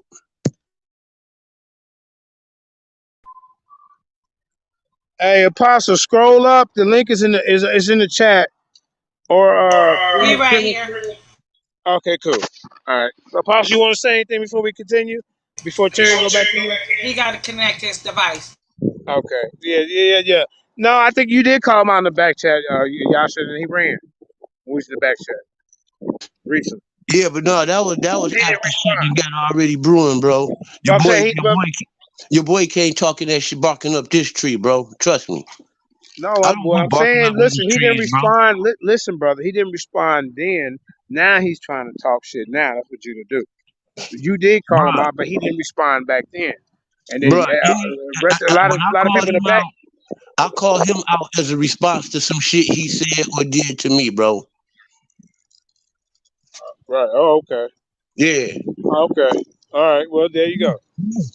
But you responded, and then he didn't respond that day. Just like he didn't respond to Apostle that day. Yeah, that nigga can Apostle had him respond on. any day. He can get on Sinetta team. He could do it with Sinetta. He could do it by himself. I'll mop Judas ass up, boy. Any one of them niggas over there that's fucking with Sinetta.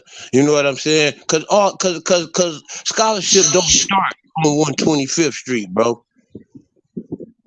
Right. Right. He called him out. He called him out because he said the way he go over Shinetta's and he just sit there. He called him out a couple of times when he was on the show. So Terry ain't lying. Thank you, Karima. So you were just responded to his, but when you responded, when you had him on remember on the Lions Den, and you responded to him, he didn't want to do. He didn't want no smoke. Man, don't none of these niggas want It's no like with smoke with me. Kamisa, he didn't want no Look smoke on with YouTube. Kamisa. Look on Hold on, bro. YouTube We can't talk at the same time, or it ain't look gonna me up sound for right. debates. Look me up for debates, and you won't see none, cause don't nobody want no motherfucking smoke. Well, you can find one debate that I had you in. Let's make it happen. Whoa! You can find one debate that was supposed to happen. I had you in Divine Prospect in the preliminary. My partner didn't show up today, so 7,000 will show up for any debate. I had a I don't know couple about of the them rest this of the year. community. I don't know about the rest of the community. I think I had 2 this year. This was my best year. Big ups Yeah. to Apostle, you know what I'm saying, and my man Matt. You know, Matt Salah, he had the balls to run up. Yeah. And even that was done on some old slick shit. And then you debated a liar. I think that That bring was that. years ago. Yeah. Yeah, I'm talking about this year. You know, I think I got like 4 debates on YouTube total, dog. Cause these niggas don't want to see the red man. Hey, with JJ trying to start out with you and Divine, you know, but that's for another time, another day. Just don't put me on the don't show up list. Yeah, Matt, he shows up. Oh shit! Oh shit! All right, back to the regular scheduled program. Can you Like hear I me? say.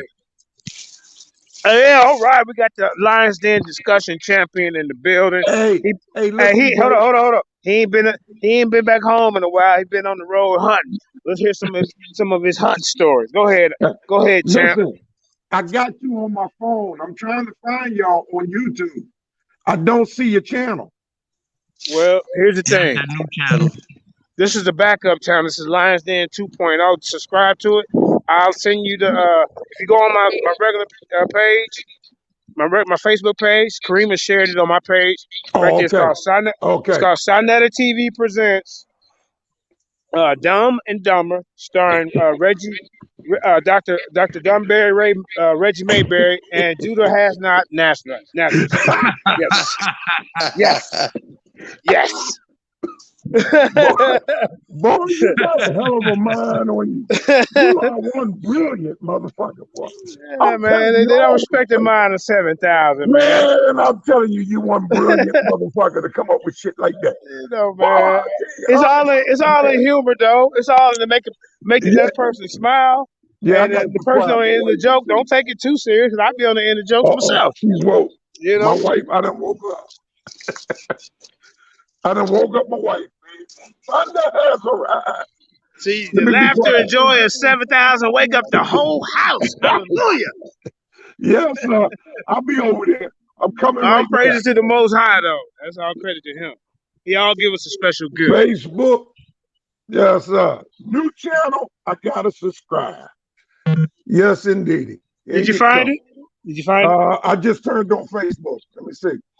I'm on My page. Messenger. Okay, Not on Messenger Messenger. just lit up.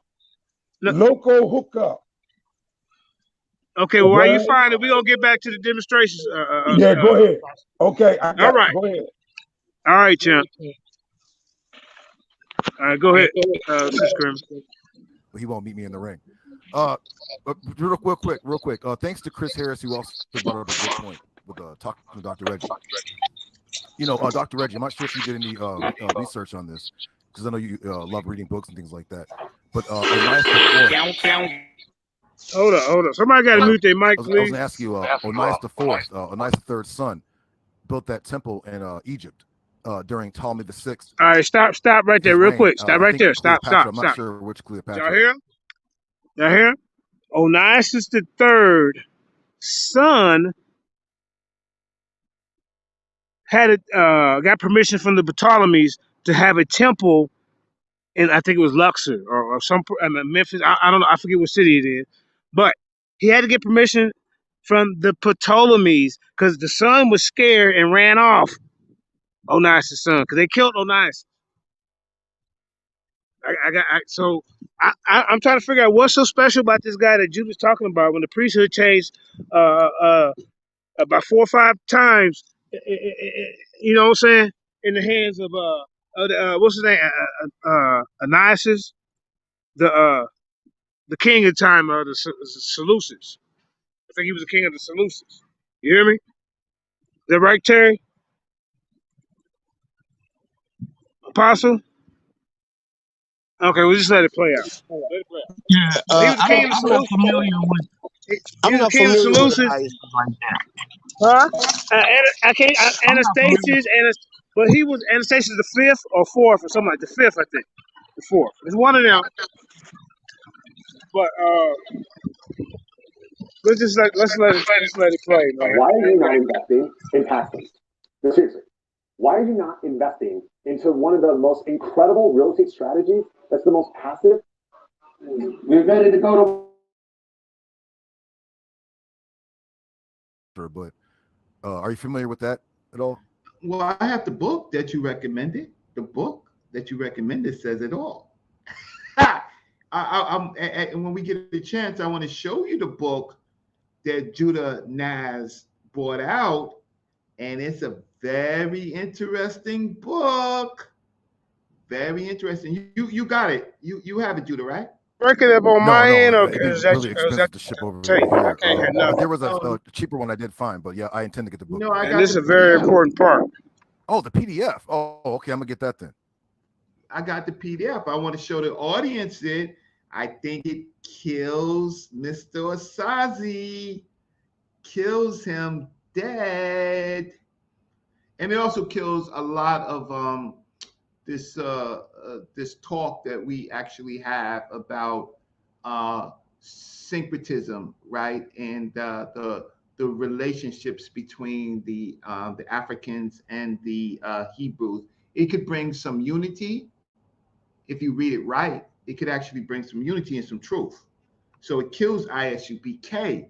Oh, Onias, that this dude is talking about. Let me point him over here. This dude is talking about is a game changer.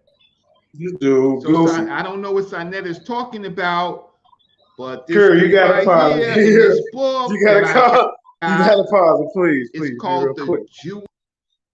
Hold up. Now see what he's doing, y'all. Secretly, he's attacking Judah.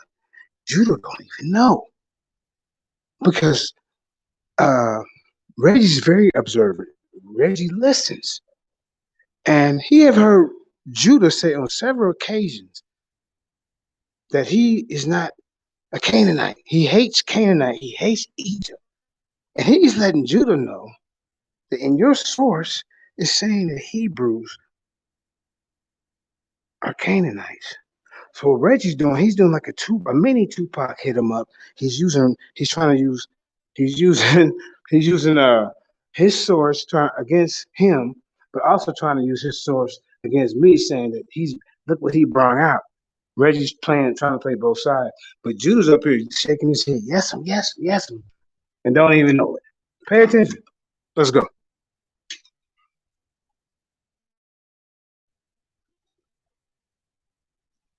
Jewish city, the Jewish city of Egypt.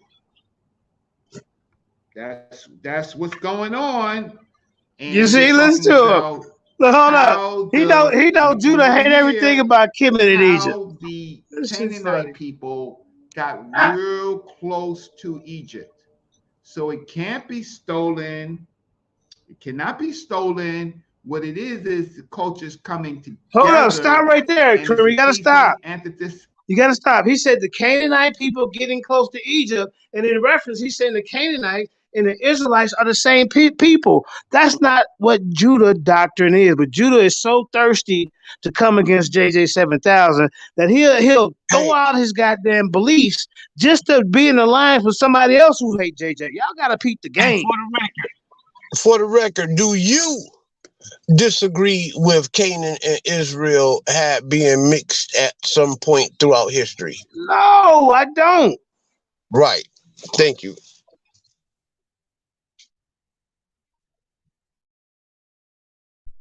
We got that on record. That's for the record. Let's clear this up for a minute. Here in America, the so-called Negro is mixed with the white man. But does that make us white people? Now, we've been here for 400 years in this country. Does that make us white people or Europeans? You can reside in a country, you can even mix with the people of the country, but that don't mean you stop being what you was before coming to that country. You still are who you are. Correct? Yeah. Am I correct or am I not? I can take a chicken and put it in the oven. It's still going to be a chicken. I don't care where you put it. We've been in this country for 400 years. What makes them think because we spent 400 years in Egypt, all of a sudden now we Egyptians? Man, people gotta think, man. There's always admixtures. There's no pure nothing on this planet. Not even white man. There's people all day long. You see, come out on YouTube about their DNA.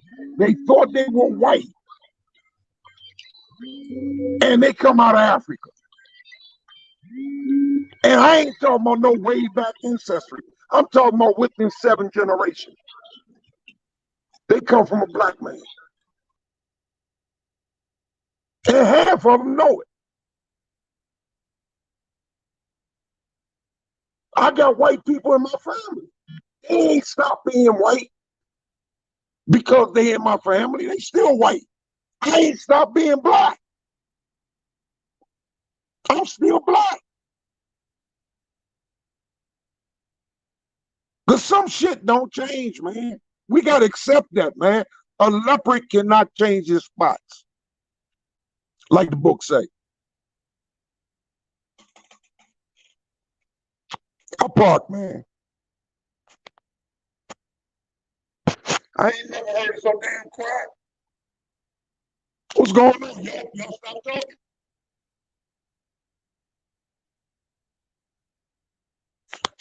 I can't hear.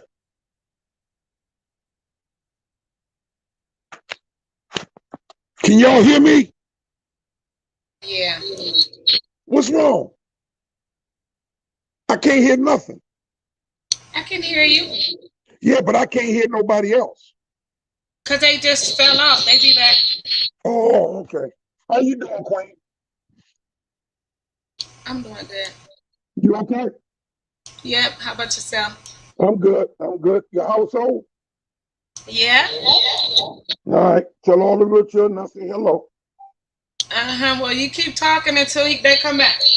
All right. Okay. Well, like I say, man, it doesn't take a brainiac, a scientist, to understand that people don't change because of the territory they're in. If that was the case, every time you travel, if you stay there long enough, you'll become what that is there. That's not true. You don't become what the natural population of the people. You will always be who you are. I don't care if we spent 1,000 years in Egypt. When we came out, we were not Egyptian. We went in as a people, we came out as a people. Because it doesn't define us. Only our heritage can define who you are. Now, if you're of a mixed heritage, then you're of a mixed heritage. I'm talking about 50-50 cut. A white female and a black male, that baby can be considered half and half, if that's as far as you want to take it. If you want to take it there, the baby can be considered half and half. But according to the scripture, according to the book of Numbers, chapter 1, you are who your father is. So whoever your father is, that's the heritage that you come under, according to the book of Numbers. Now, your argument is not with me. Your argument is with the book, because that's what the book says. Numbers chapter 1, concerning Israel and the tribe you belong to, it's the tribe of your father. From your father's house are you identified. That's a fact. That will never change.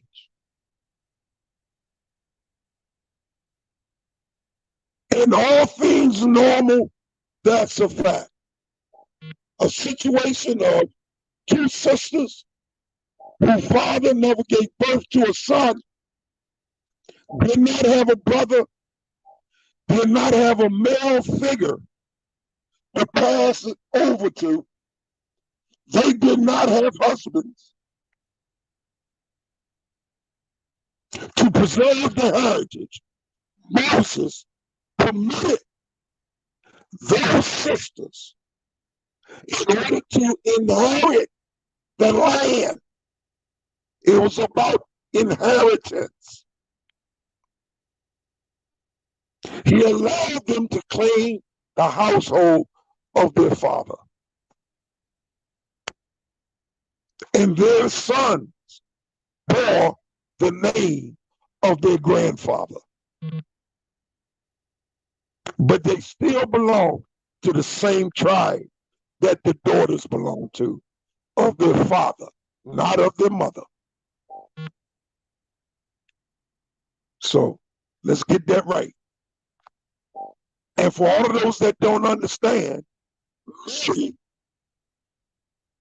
the reason why she was in, where was Mary? Mary, not Jerusalem, not Nazareth. God, where was Mary when the angel appeared to Mary? What you say, Apostle? What city was Mary in when the angel visited her? Because she was not in Jerusalem. Bethlehem, She was in, I don't want, no, she wasn't in Bethlehem. She was in, not Nazareth. God, I don't what's know, the man. name of the city? They got me on that one. What's the name of that city she was in? because she had to leave that city and go to Jerusalem, where her cousin was and where Joseph was. They had to go to Jerusalem. She had to go to Jerusalem. Yeah. And she abided in Jerusalem for 3 months in Joseph's house.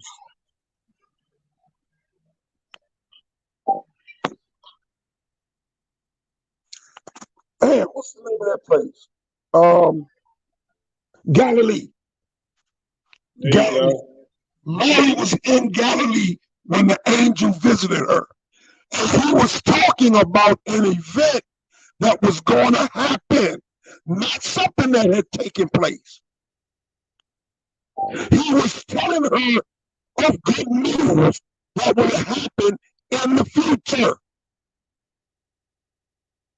That's why she responded the way she responded. How can this be, for I know not a man? Because she didn't know of a man. Joseph was in Jerusalem. The communication was between Joseph's father and Mary's father. That's how an espouse goes.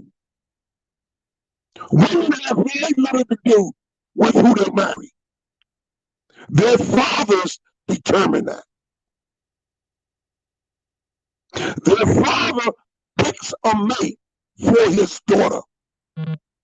He chose Joseph.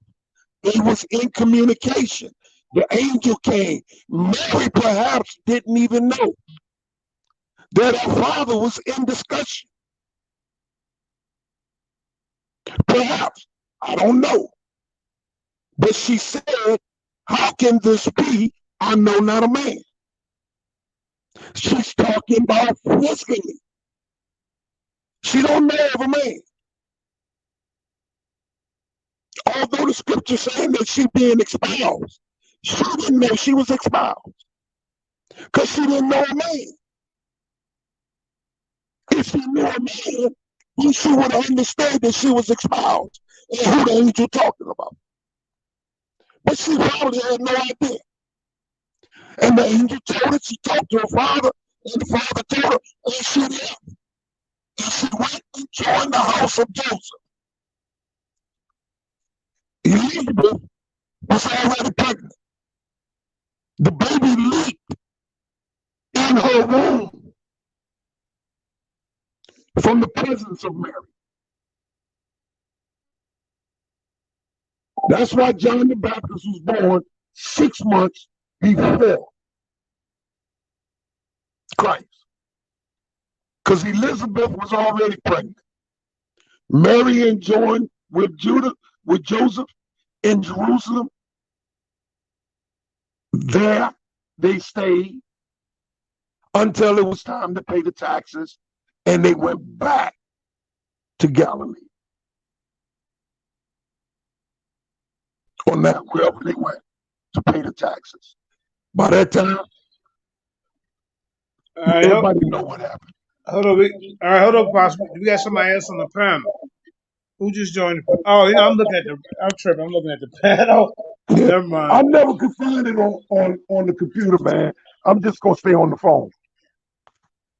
No, I was looking at the panel. Never mind, bro. No, okay, Pastor, you letting your plan yet? Go ahead, so then we can get it back going. Was you done, Apostle? Yeah, I'm done, man. I was just talking. All right, everybody, mute your mic. I don't know what I missed when I fell off what y'all was playing. So it's all right. Karima just told me just continue to talk. So I just until I come back. Okay, cool. Yeah. All right. Because it's this part where when he bring out this paper, y'all, that Judah really gonna be looking crazy. Both of them, because Reggie don't know nothing about the paper he reading. Watch. And the synthesis, and this dude over here brought out some work, because I listen and I go researching. So for someone to argue with Judas Nazareth and not know the subject, it's not personal. It's just that the subject is really, really, really profound. So let me see if I can share my screen while Shanetta talking. I'm a slip in the screen. So let me just pull it up. Where is this book? Oh, it's called The Mound of the Jews in Egypt. So let me just pull this up, give y'all some scholarship while Sanetta is chit-chatting on the phone. Thank you, Sanetta. Keep talking. Hope that's a good conversation you got, because I'm going to slip it in. Hey, Sanetta, can I say something real quick? Real quick, and it's going to be nice. Anybody that's, got a problem with Sanetta is what I on bring the out. phone. You didn't get Hey, listen, hold up, Reggie, real quick. Just come on I here, can real mute quick, you. Reggie. Where I said real quick. Oh, just cut it ahead. out. Sanetta, anybody? Tell me, cut it out? Anybody that just cut it out real quick. Give me 5 seconds. I see this guy on that Sanetta want to put up here. But all you guys that talk in the audience, you don't ever get up here and present any information. So this is what you do. So stay in the chat and do you, because you ain't man enough to get in front of this stage and present any information. Go ahead, troll. Do your thing. Okay. So hopefully Sanetta's still talking. So here it is. The Egypt Exploration Fund, Mound of the Jew, and the city of Onias, right? The antiquities of Tel El Yahude, right? But it's under Egyptian control. It's under Egyptian control. And let's look at the contents. The Egyptians. The Ptolemies. He talking about this. Hold up. Is this a bill with Reggie and Judah? I want to see this shit. Go ahead. No, it's me and Judah. Yeah. Attacking JJ, Sarnetta. Sarnetta, remember that part. They're trying to come at me, so I'm going to be able to respond. Go ahead, Reggie. Go ahead, brother. I don't need your permission. I can mute you. So here it is. the city of Onias and the mound of the Jew. Look at Judah skinning and grinning. Right? Tel El Ude, the Egyptian city, former accounts to tell excavation. Hold up, stop for a second, Kareem. Stop. We get the monument of Seti the First. Kareem, we got to stop, please. Y'all see good Judah skinning and grinning? Huck bucket and skinning and grinning. All right, yeah, I don't have to go on you, so I can mute you. He want to throw his little weight around because he know in the even playing field he'll get dusted. Now Judah over there trying to line up with these guys on team against JJ. Team I hate JJ. He didn't line up over there because he got his ass whooped into the goddamn debate. Now this dude with this is source that Judah brought up in the debate. The what did he say it was called? The Mound of the Jews in Egypt. And what that was is, like I said, Onias' son, he ran up out of the goddamn city, because all these other priests was fighting and killing each other and paying off, top money to be in the priesthood.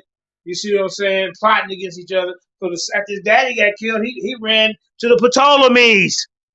Where in scripture, and then look, all I'm saying is your Messiah's legacy didn't live on. Why didn't his son carry on the legacy? Why are they talking about the temple, the mound of the Jews in Egypt, talking about the son? Why wasn't it dedicated to you?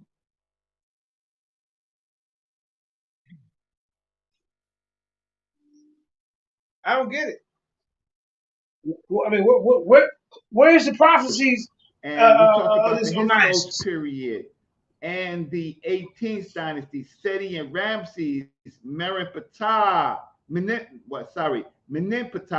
Ramses III, discovery of an unknown king, right? Not Heliopolis, right? And then the city of he just babbling. He ain't even read this, y'all. What is at Tel Al Yahude? Maurice Lyles, push the button. Right.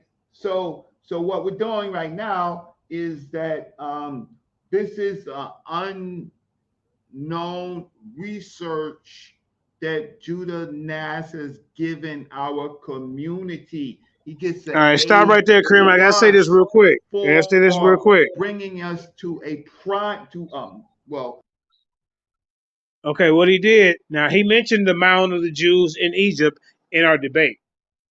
Now, if y'all paid attention in the beginning of their build, Reggie said, "Do you have He said, "Do you have the book?" Judah says, "No." Reggie said, "Well, I got it." Well, he said, "I got it on PDF."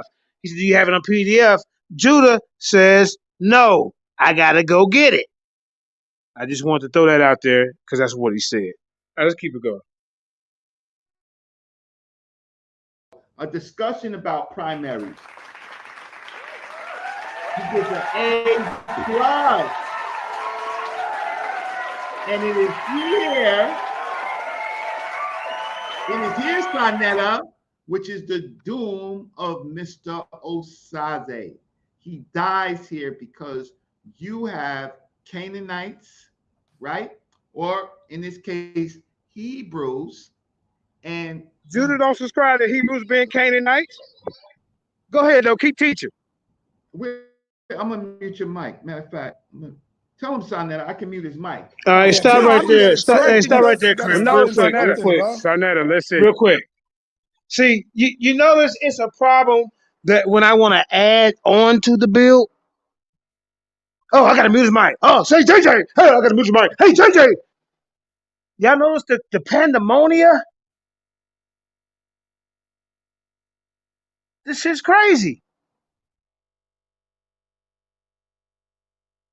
Judah, you don't subscribe to Hebrews being Canaanites, and he's throwing it in your face using your own source, and you sitting there bowing and bowing your head up and down like an idiot. Let's go, Kareem. And Judah don't subscribe to Israelites It's being all right. Canaanites. So what?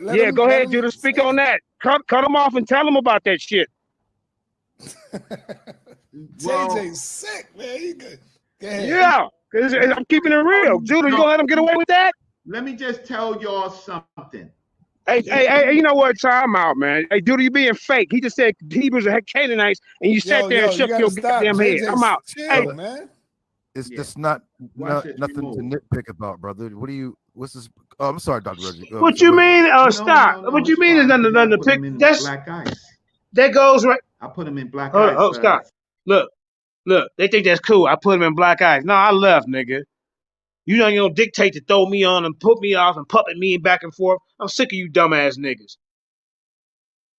You niggas is dumb as hell. Dumb and dumberer. No, dumber and dumberer. You done went past dumb. It's dumber and dumberer. Both of you niggas dumb as hell. And Judah, he's sitting there trying to cut you, and you don't even know it. You dumbass nigga. As Black Jesus would say. Now let's listen to a little bit more, then I'm gonna get to this other video. Just showing you how much of a sellout Judas Nazareth is. He's gonna read some more. He don't even know what he's talking about. Watch this. Sonetta could tell me to bring him back on. Oh, he left. So he's not even on black eyes. Judah, this discussion that I'm having with you has to say that this is in Canaan. This is the Canaan, as far as the Egyptians is concerned. They never stopped calling. We're talking about the land. It's in Canaan. Is that okay? I understand. Look, I understand. Yes, some boss. Marin Patar. I'm sorry, I forgot. Not rabbi. Rewind. Look at him stuttering, y'all. Rewind a little bit. So I understand what you're saying. This damn coon. Judah Coonerness. I'm gonna come up with a good name for you, boy. You just sold out. They never stopped calling. We're talking about the land. It's in Canaan. Look at him shaking his head. I understand. Yes, boss. But is it okay? What's his name? Marin Patar. I'm sorry, it's like another Pharaoh that also referred to the land as Canaan. So I understand what you're saying. Right. What you understand, Judah? What you understand, Judah? And this whole thing is about that period of Ramesses on. Marin Patar comes. Oh, no, Kareem, stop for 1 second. Well, Kareem, stop. This is about their. Stop. See, Judah, this had nothing to do with you and I's debate. He's throwing shots at your dumb ass. He's showing you that your book, that your priesthood ran to Egypt in Canaan, where you hate.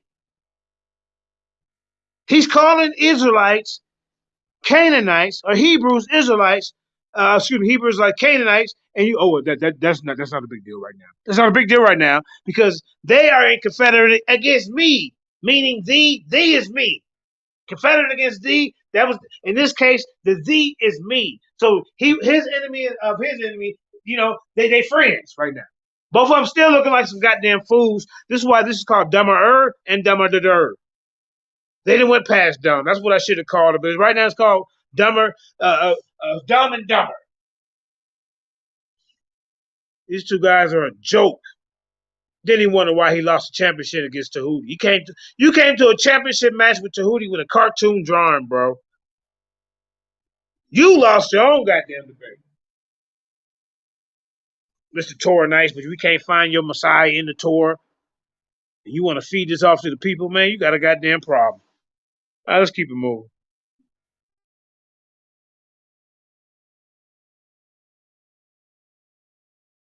Culture in the Levant in Canaan, right?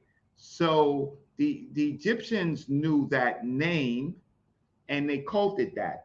And so I don't think I have a problem with you on that. As far as the Hebrews being Canaanites, maybe we could talk about that. Well, I'm gonna do a show with Morpheus.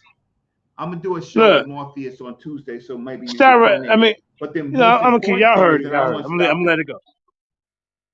Okay, but you stopped it. Good. The conversation. Look, Judah still ain't contest them yet on the Hebrews being Canaanites, not one time. If that had been Black Jesus, me, Commission, not the Quan, but people who believe that, you be all over it, bro. But you are over here and got your head so far off Reggie's goddamn ass. If you make a sharp left, you hear break your goddamn neck. That's how far you got your head up his ass, bro. In order to come, they're coming together in Megatron and you see what I'm saying? Transforming against JJ7 Styles. You ever know that one show they got to come together? Judas Nazareth is the ass end of the formation. He got his head so far up Reggie's ass, and they trying to work together. This is what Judah do, man. Every time he's on Sonetta, he becomes agreeable to everything that is going on, to the content, and even Sonetta can not even use him. He volunteers to go against his own people, to make himself, this is the best Hebrew of all and he just sitting there smiling. Because Sonetta says he's the best of all the Hebrews. Turkey ass nigga. You don't even know what Sonetta is setting is only giving you a hype uplift because he want to turn around and tear you down. Why? Because that's how he does. He promotes you and tear you down. But in promoting you, all he's doing is bringing differences between you and other brews. That's all he's doing. Right. And you falling for it, thinking that you so special because you believe in Onias.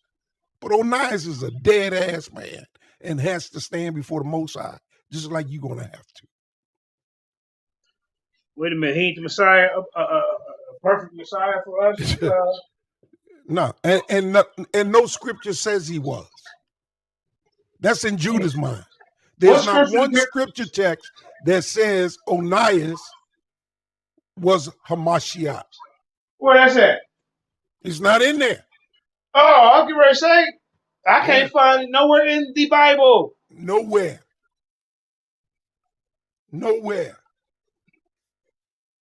Damn.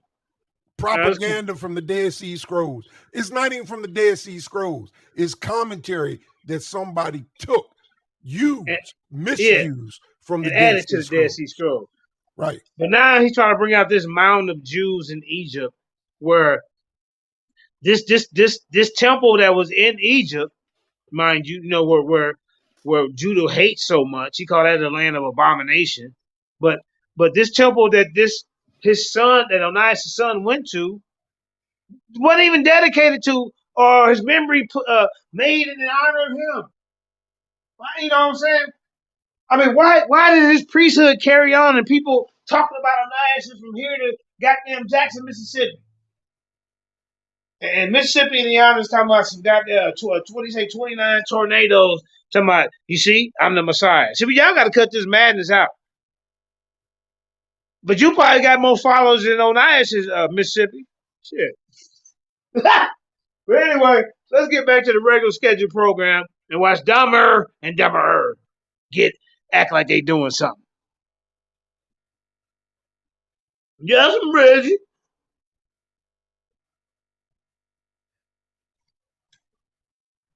That's a good Hebrew. I'm shouting at a new Hebrew killer. Goddamn puppet. All right, Kramer, we ready? Please, thank you.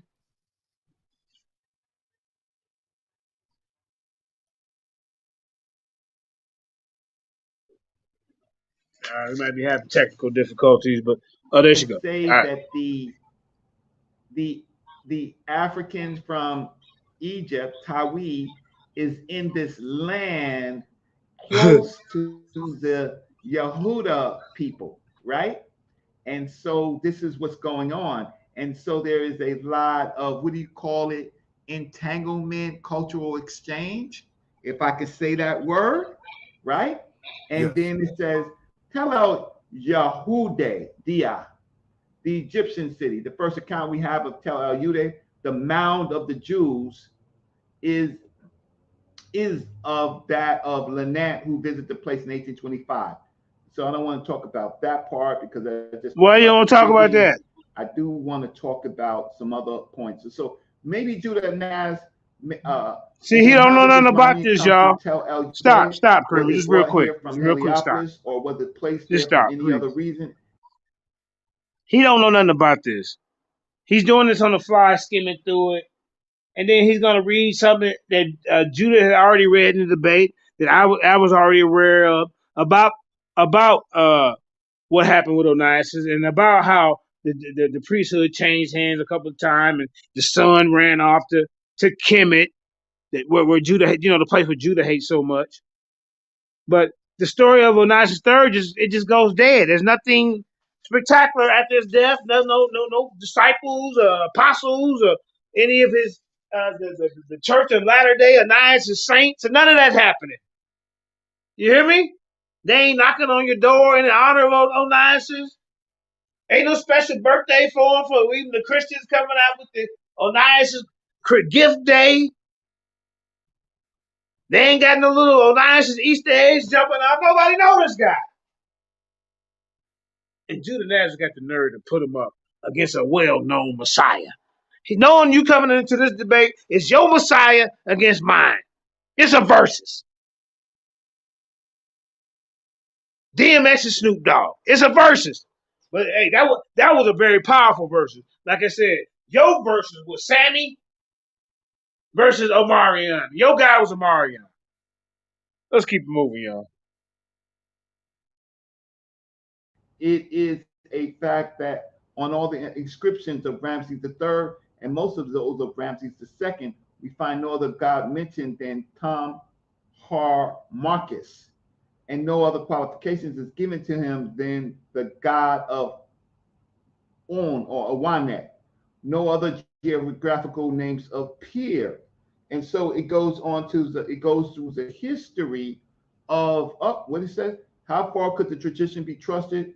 Which says that the Tel El Yehuda was a Jewish settlement built on the time when the high priest Onias fled from the persecutions of the kings of Syria and took refuge in Egypt. Was Tel El Yehuda Onion the city founded by Onias? These 2 points seem to be sufficiently important to justify an excavation. So they want to know. And this book is about what they found. Judas Nazareth has brought out a very, very important period of those people in Yehuda, or if you want to say Israel, and the Africans. So I'll stop right now. If I find something really interesting while I scroll through it, I'll come back. Oh, Sinet is on It's So he don't children, have so we can nothing, continue y'all, on. pertaining to our debate. Can I come in for real quick? I just wanted to say to the crowd who might be lost.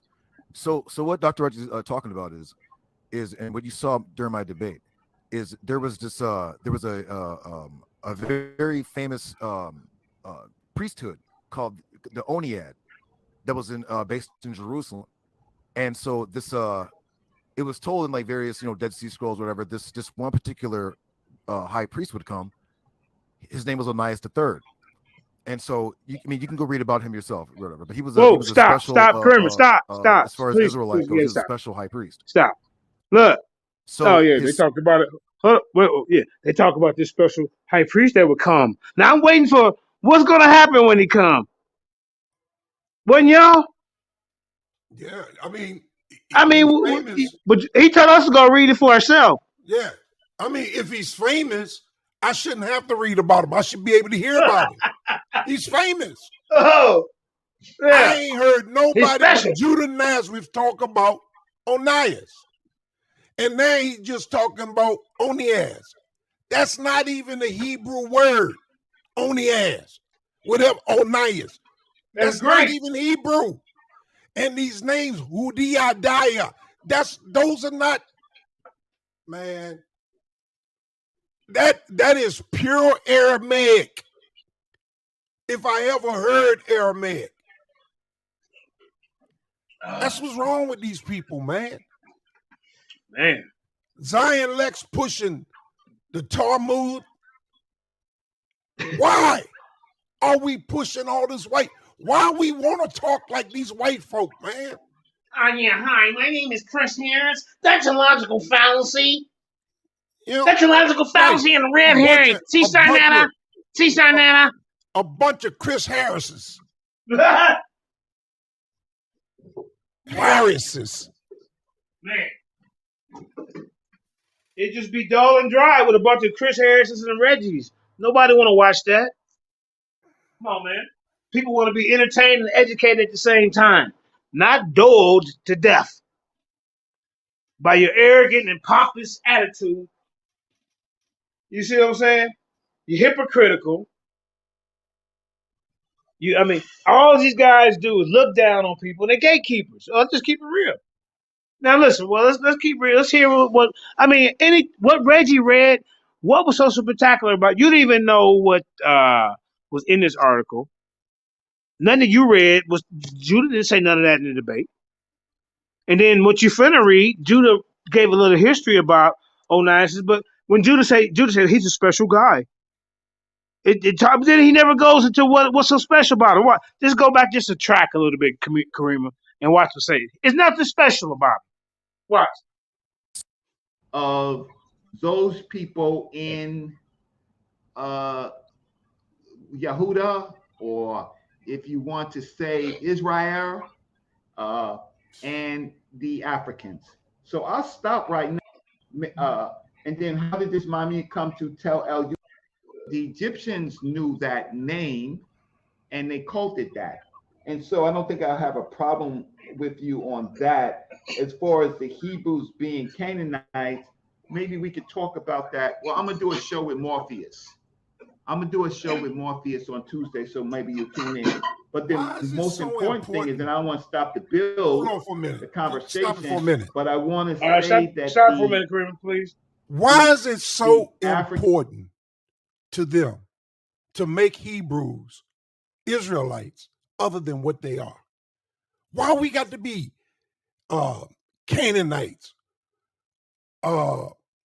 Urbanites, whatever these other names they're coming up with, Habaru? Why we can't just be who the hell we are? Evidently, we're not Canaan, because that's the land that we had to take over. That's the land that the Lord promised us. The Canaanites were there. They wasn't supposed to be there, but they didn't go to the portion of the land that the Lord had allotted unto them. They chose to do it differently. And they wind up taking possession of the land that the Most High intended for Israel. And it became known as the land of Canaan, showing that Canaanites are different from Israelites. Canaan came from Ham. Israelites came from Shem. Why they won't accept that? First of all, they say we don't exist. But if you do exist, then this is who you are. You ain't who you say you are. What is the problem with these guys, man? I'm done. But I'm gonna get into some more information about the Melchizedek and the order of Melchizedek and how it was in the land of Canaan. God's priesthood didn't start with Israelites, everybody. No. It didn't start with Israel. No. It came, I mean, God's priesthood, this order of Melchizedek was way before the Israelites was even thought about. Right. Let's keep it going, y'all.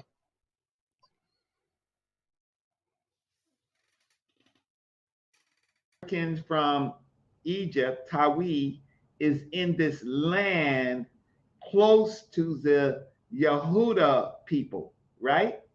And so this is what's going on. And so there is a lot of, what do you call it? Entanglement, cultural exchange, if I could say that word, right? And Entanglement means having sex between each other, Judah, Israel, and Canaan. Egyptian city. The first account we have of Tel El-Yude, the mound of the Jews, is of that of Lenant, who visited the place in 1825. So I don't want to talk about that part because that just talks about the digging. I do want to talk about some other points. So maybe Judah Naz, and then how did this mommy come to Tel El-Yude? Was it brought here from Heliopolis, or was it placed there from any other reason? It is a fact. None of this has anything to do with the debate, y'all. Ramses III and most he just rambled. Ramses II, we find no other god mentioned than Tom Har Marcus, and no other qualifications is given to him than the god of On or Awanet. No other geographical names appear. And so it goes on. And I brought out Hawana. I brought that out. It's a priest. How far could the tradition be trusted? Which says that Tel El-Yude was a Jewish settlement built on the time when the high priest onias fled from the persecutions of the kings of Syria. He can't pronounce the word and took right. refuge in Egypt. Was Tel El-Yude in the city founded by Onias? Hey, stop right there, Kareem, real quick. See, that goes to show. You said Hawana? Yeah. Alaya Awana. That's the Hawana. Most High. How you spell that? The last part, Hawana. Is it like A-W-A-N-A? And I showed the priesthood. A-W-A-N-A. He ties into the order of Melchizedek. I just put it like that. Right. And even the Egyptians, the Egyptians had that same type of word in their priesthood. You see, it says so that that's the connection. Right. It said that Melchizedek was the priest of the Most High. That's why that word Awana is there. That's the word. Alaya Awana. That's the Most High. Right. That's and what's that's up. Pure Paleo Hebrew. I, La, Ya, meaning Yah, Hawana. Yah is the high, the Most High. See, these people ain't, they don't want to mess with me. I got a lot to show. We've been on for two and a half. These people don't want to mess with me about this language. No, they don't, man. They ain't ready. Not about this language. Because I'll take them all from Divine to Zion, all of them speaking Yiddish. I don't give a shit what they say. See, we got none of them speaking pure. They can talk about mumble jumble, baby talk, Lawan, the Lashawan, Kadesh, all they want to talk about. It's the Abaya. And the Abaya is pure. It's the only pure language. That's because it's the language of the Most High. But go ahead, Jay. You ready, Sister Kareem?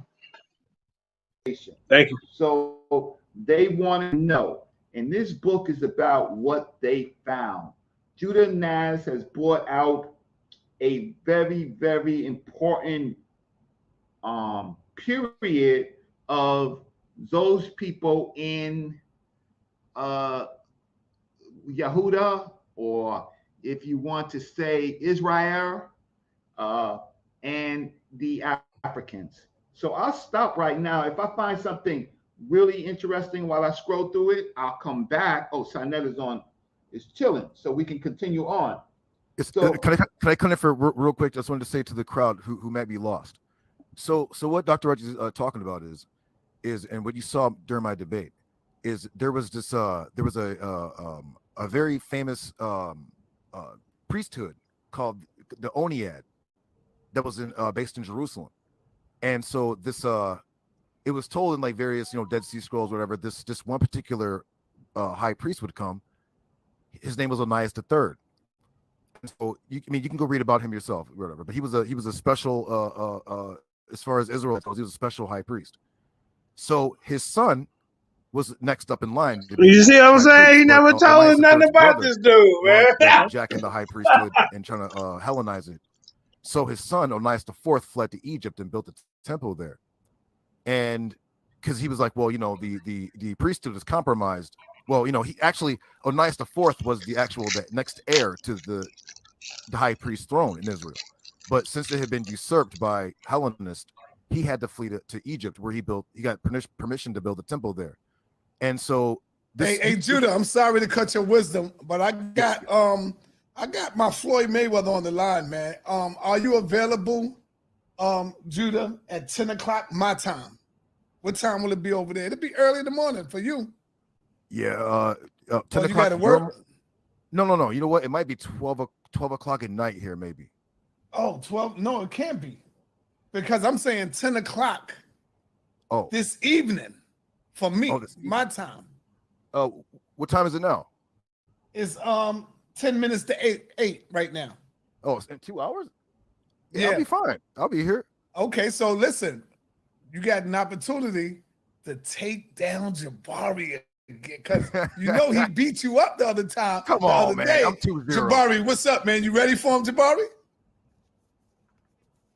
Well, let's just say this. I'm not going to be prepared, and I will still be ready. Now,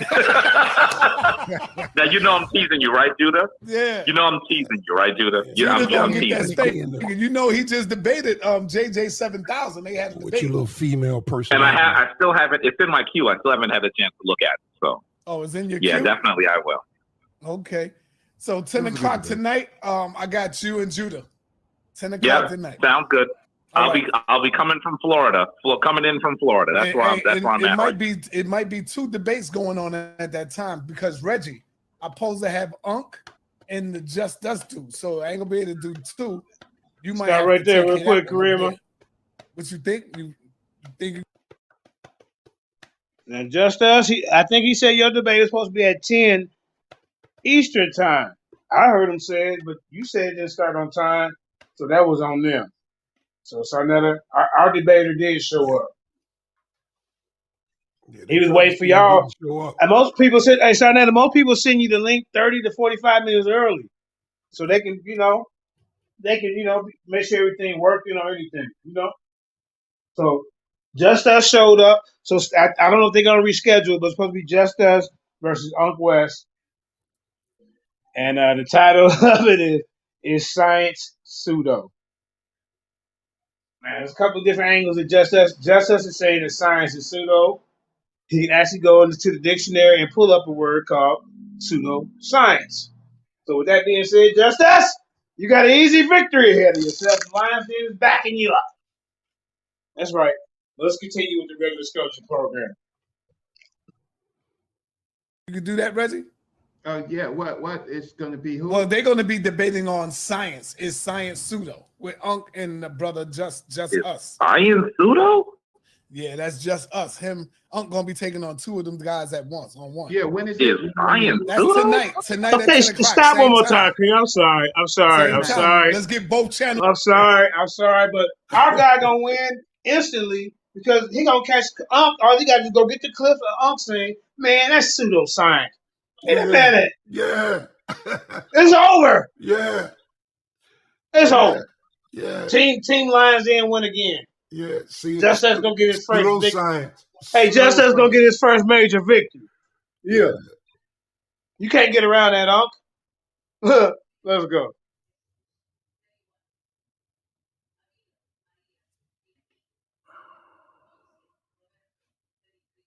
It's rocking and rolling, bro. Let the people turn from channel 11 to channel 9, whatever. Let's get it going. Both debates going, brother. That's going to be fire. Okay. All right, we got it going. All right, thank you, brother All right. Jabari. I'll see you at 10 o'clock. Judah. I'll talk to you later, brother. The link will be in the chat, Judah, so it's come in. All right. Okay. Let all your people know you're getting ready to go up against the best of the best, one of the best of the best. So, Brother Reggie, y'all can go ahead. Yeah, continue. So this is what no, Judah was talking. Right, but I'm saying what Judah was talking about. Here it goes. Onias. This is the early one. Okay, so let's start here. It was caused the enclosure wall to be raised, and he took with him the high priest Onias, called Menelaus, who was put to death at Beria in Syria by the advice of Lysias, the first general of Antiochus. The king replaced him by Achemos, called also Echemos, who was not of the family of the high priest. The Jewish writer seems to regard the death of Menelaus as a just punishment for his ungodliness.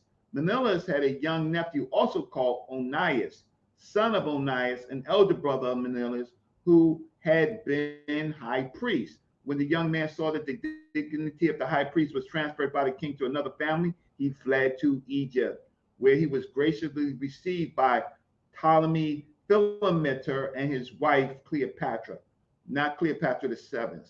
Josephus assigns his flight to different motives. Now it becomes Onias' despair. So basically, I'm going to stop, look for something else that's juicy, but what Judah Naz has done has pointed us to some very interesting connections between the Egyptians and the the Hebrews at the time, at various different time periods. So this period is only one period, but there's some other different time periods that we want to talk about. So I'm gonna stop sharing my screen and let Judah Naz. Okay, stop. Criminals, can you stop real quick, please? It's like the 1st or 2nd century before Christ. So this is around 100, 200 years before Christ. Yeah, but hold on. What I'm saying is, all that Reggie went over and skimmed through, what did he prove? One thing did he prove he didn't show nothing. So he's over here chilling. One thing he showed. The Israelites is this. This had nothing to do with the Maccabean period, because the Maccabean period was like 400 years before Christ. This is 200 years later. So he's talking about Onias' son and the Maccabees. He's wrong.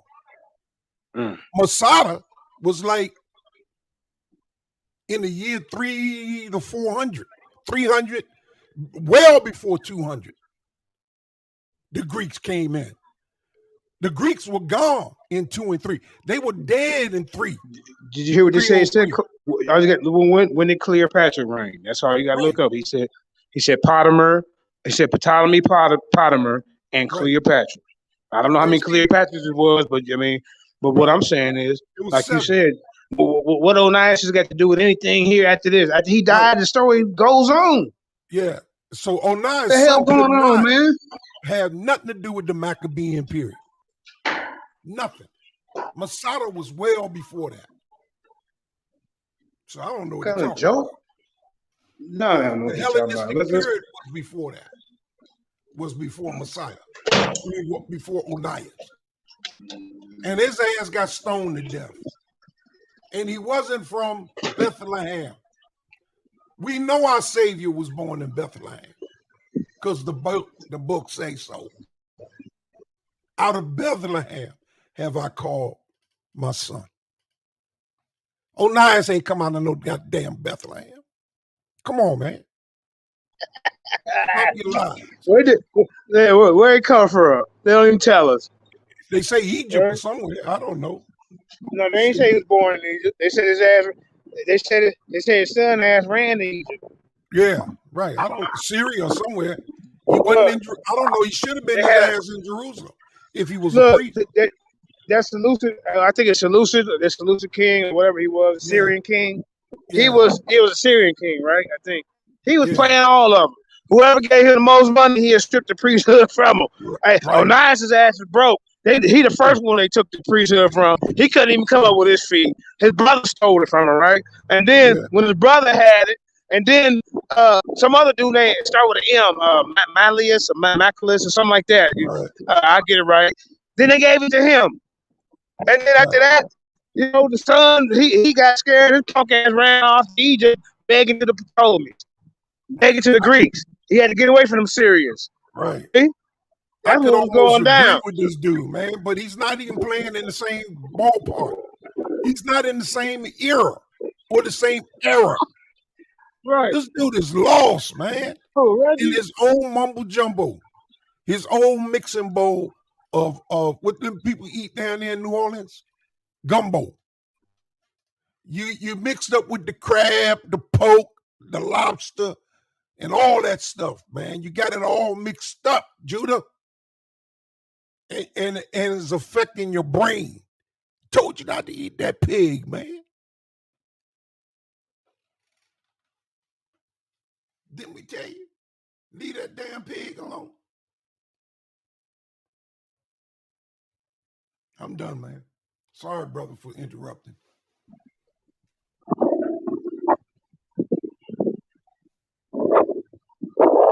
Yeah, Jay. Can you hear me? Say it again. Okay. I think we're having a little difficulties. What happened to Yasha, man? Yasha gone. Yeah, he gone. Yeah. Hey, Kareem, add this. Take that one off that's on there now and add this. All right, I was one in the back chat. I don't know what happened.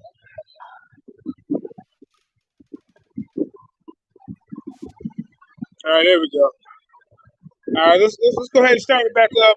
I think it's a little bit left, and then I'm gonna move on to another video. Oh, I got one more to read. I didn't know it was gonna be this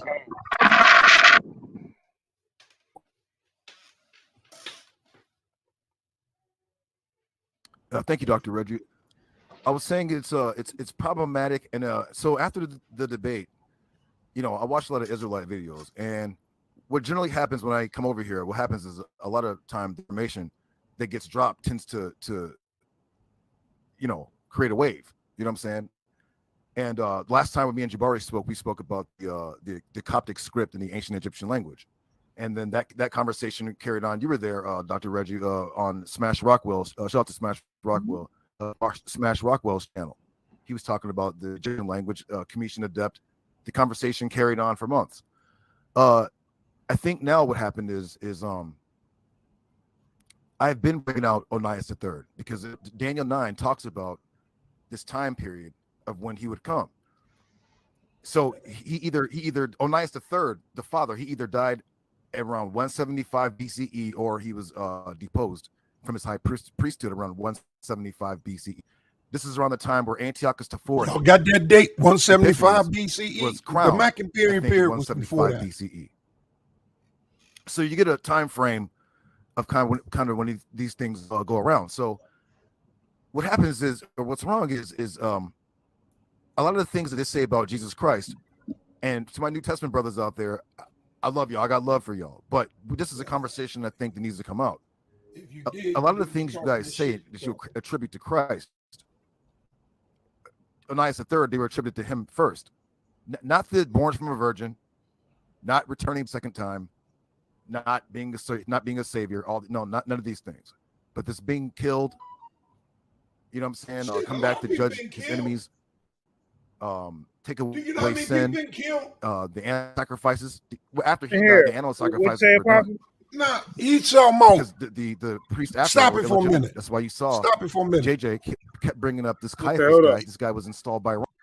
He keeps saying he keeps saying like the prophecies of Christ, and he's pointing out, he said, but a lot of the prophecies of Christ, Onias did them first. He said, not being the Savior. No, he didn't say that. Yeah, he I didn't said hear it. that. No, No, he didn't. no, take it back. He said that.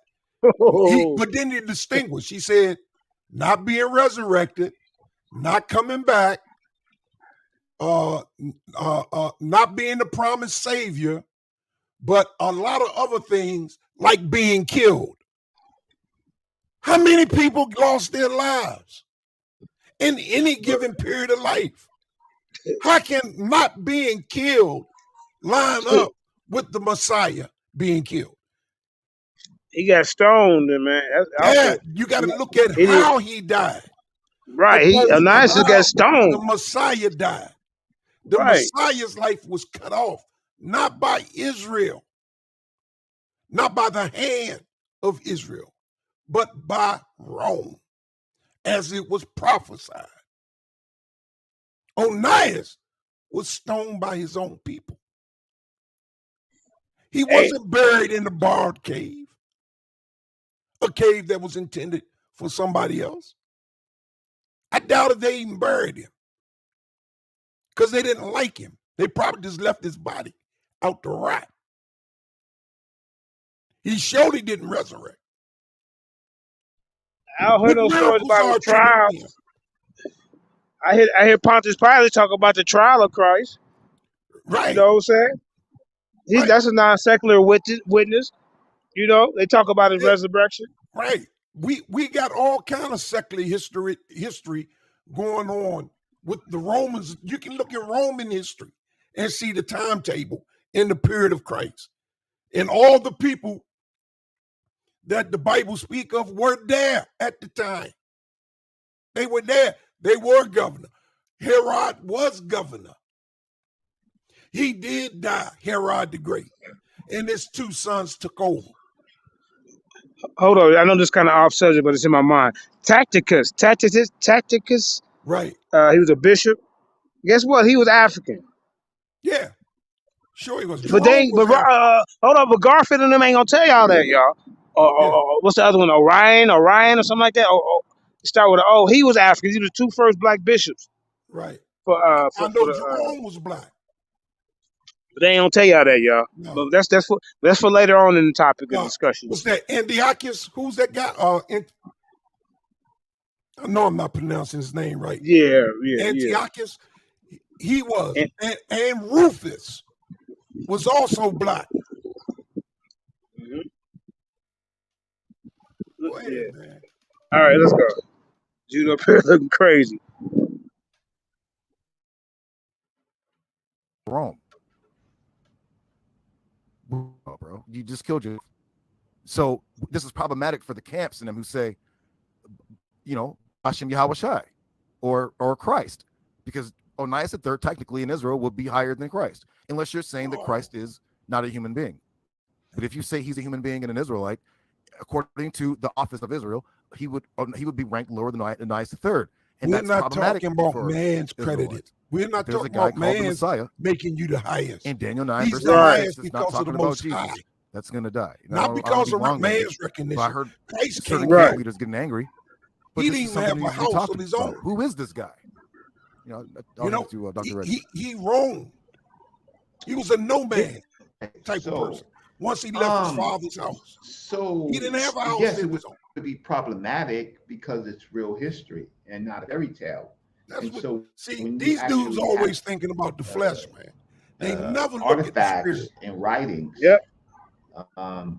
Then what happens is that then the stories have to be put in a different context, right? And so when I'm gonna Sam's gonna send me your email, or you could put the email in the regular chat and I'll get it and I'll send you this book. But I think that your concepts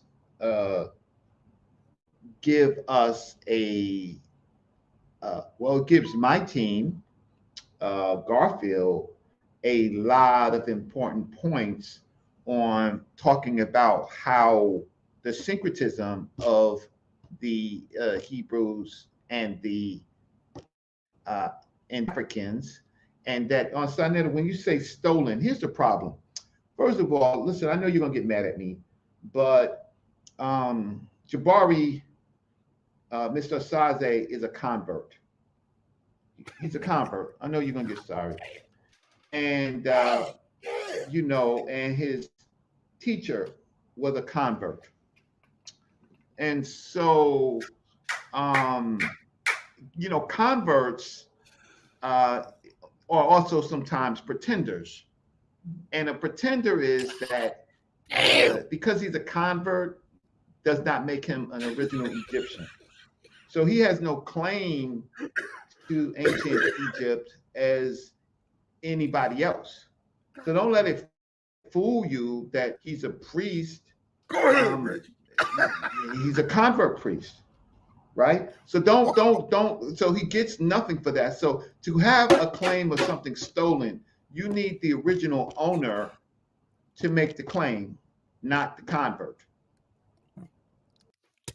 God damn. Kareem, you're gonna have to play that back when JJ come back. You got to go back to when JJ fell off. You got to go back to when JJ fell off. You got to go back. I'm back. What happened? Take it back, Reggie. Take it back to when You you done tried something else, I'm possible. Yeah, Reggie something else. This is bad. He's something. He done talked about Floyd Mayweather.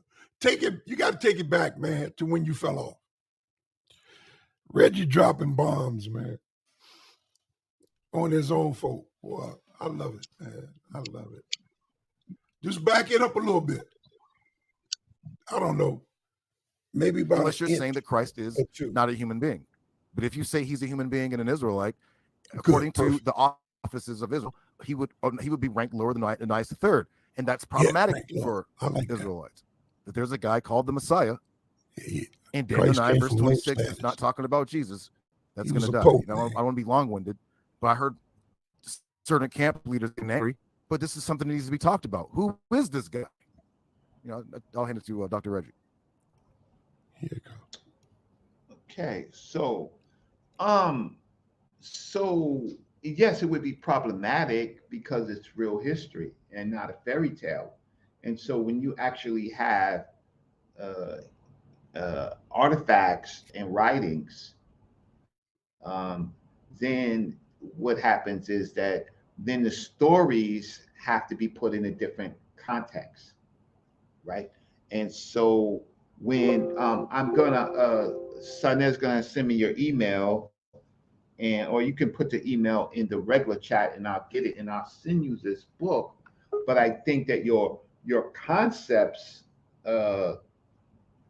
give us it gives my team, Garfield, a lot of important points on talking about how the syncretism of the Hebrews and the Africans, and that on Sunday, when you say stolen, here's the problem.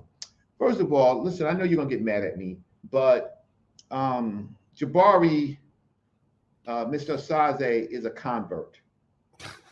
He's a convert. I know you're gonna get sorry. And you know, and his teacher was a convert. And so you know, converts are also sometimes pretenders. And a pretender is that because he's a convert does not make him an original Egyptian. So he has no claim to ancient Egypt as when I said this shit, Sonny cuss me out. Priest. Right. Yeah, he cussed me out, called me all kind of names. Right. So don't. So he gets nothing for that. So to have a claim of something stolen, you need the original owner. And look, when they go against each other, the love is real. But if we go against them, the love ain't real. You know. You gotta understand that. To make a claim, you have to have the original person who the material is. That's that Jamaica girl that always troll me. Not the convert and not the pretender. Am I wrong? Morpheus, am I wrong? That's where I was going with it. Huh? Yes. Yes. I'm waiting to speak. Yeah. Yes. So I'm going to he said close. yes, you're wrong. I don't know. So Maybe here Morpheus- and now, Yes, I I make agree. bad arguments. What do You you know hear? I do, because the high priest said I did. But But I always said, how can I can't. Hold on, Apostle. Let earlier me than hear this. everybody. I went to Go ahead, Egypt in Apostle. We just got a 87. second. You know anybody who went to It's Egypt all in right. I can 87? wait. I Okay. went to Egypt. The land they call Egypt. I went there 87. I went there before his high priest. Right? All right. Let's. I went there with That's Dr. enough Ben. of that. You know. Remember, let's get to this. I went there with Dr. Ben. Matter of fact, Let's I get went to there this with priesthood article. 1,000 Africans for the ASCAP conference. But if I took on that faith, I would be a pretender. I'm rocking with Jabari.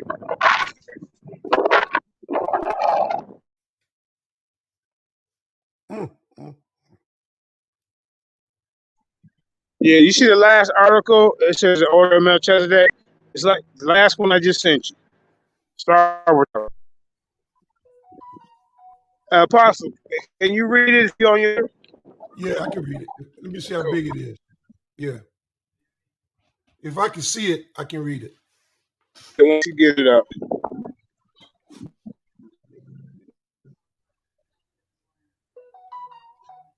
So what proved by when he opened up that PDF book?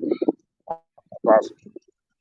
See what now? No, I didn't hear no proof. I didn't hear no proof. He didn't do nothing. Did he just ramble? Blah, blah, blah, blah, Right. blah, blah, that's it. Him and Reggie both went into rambling. Yeah. Right.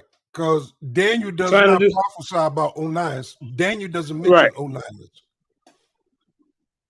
Trying to do some damage and control. you can't bring in other material from somewhere else and say, see, Daniel said, no, Daniel didn't say nothing about it. Daniel talked about the Messiah. He talked about Christ, the one that was born in Bethlehem. Yeah. He talked about that one. That would be of the line of Judah. See, Hey, moderators, our Messiah didn't come from the line of Levi. Go ahead, Jay. Right. That's another thing. Right. How did he got that? Okay, here I we got go. this article. Yeah. Okay, I we got can do this this one. article on I want to talk about the bit. We can do this one first. Black biblical. Now, you know, they always want to discredit the Bible having any association with Africa. So let's start here. Yeah. It Kareem, says, you're gonna have to make it a little bigger. Yeah. Okay. Go ahead. Yeah, let me and look to the order of Melchizedek, and then I'm gonna get to this Kareem. But we can do this. Just take that long.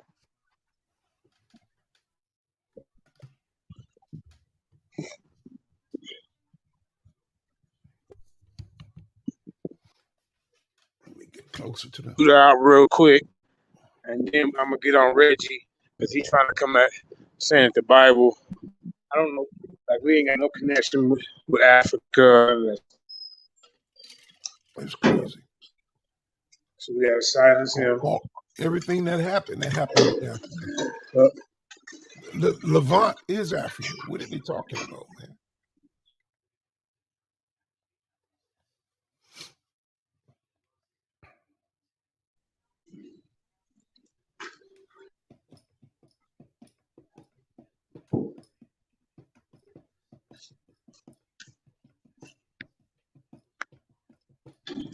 Yeah. All right, Apostle, go ahead and bust that out for me, man. All right, this is. Hold on.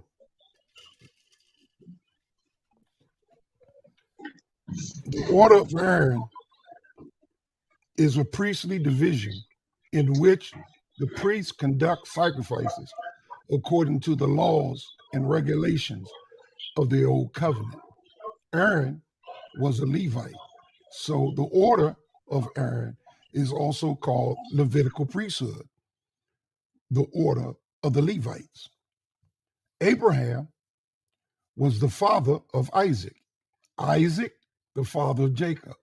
Jacob, the father of the 12 sons, according Levi, who was the third son of Jacob, and his wife Leah. Jacob and the family moved to Egypt when his sons Joseph became a ruler of Egypt, and they left Egypt after 400 years. Millions of Jacob's descendants, is that millions? Millions of Jacob descendants headed to Canaan, following their leader Moses. Okay. After crossing the Red Sea, the Israelites entered the desert, and when Moses received the 10 Commandments at the Mount Sinai, they built a tabernacle to keep the 10 Commandments in, and at that time, Aaron, the oldest brother of Moses, was the high priest, whose main duty was to offer sacrifices to God in the tabernacle. And the entire tribe of Levi, which Moses and Aaron belonged to, was called to serve in the temple. Karima, can you make it just a little bit bigger?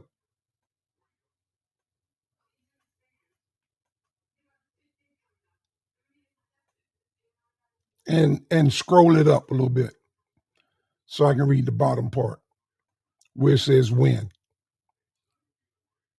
Okay, come down just a little bit. Come down just one line. Down, not up, down. Come down.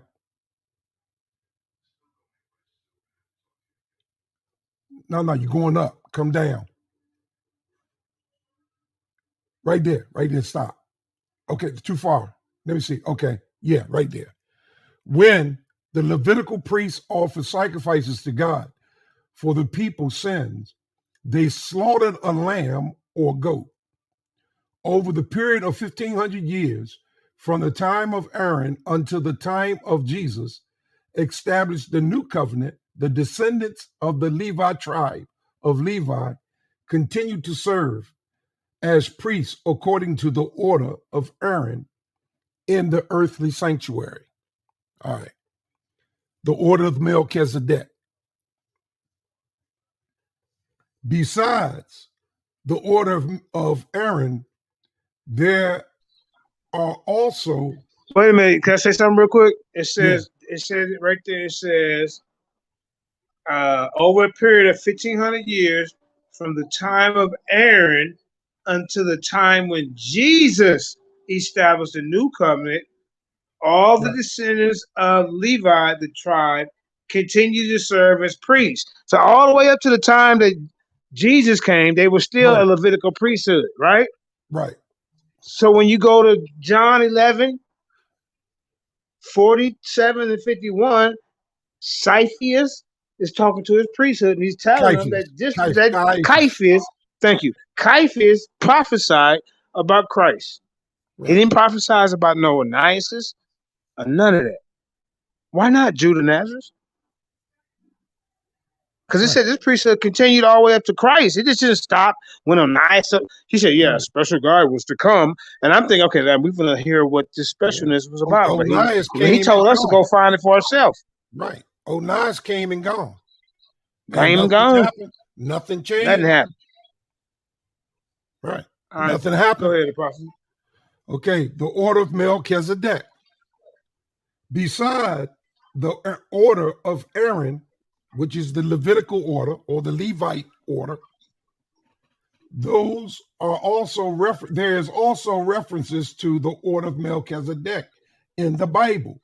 Christ is described as the high priest in the order of Melchizedek. There you go. There go the high priest right there. Right. He was anointed by God, the Most High, Judas Nazareth. Right. Anointing represents sanctification, to set something apart. That is something like sin. You got to clean that sin. So that's what the anointing is for. Christ had no sin. Therefore, he didn't need no anointing from man. Boy, I wish A I'd have man known was that one. unworthy to anoint Christ. That's why John the Baptist said, I'm not worthy to baptize thee. You should be baptizing me. See?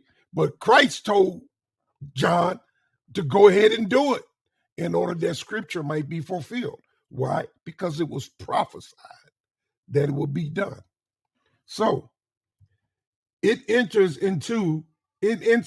the inner sanctuary beyond the curtain, whereas Jesus, who went before us, has entered on our behalf and has become the high priest forever in the order of Melchizedek.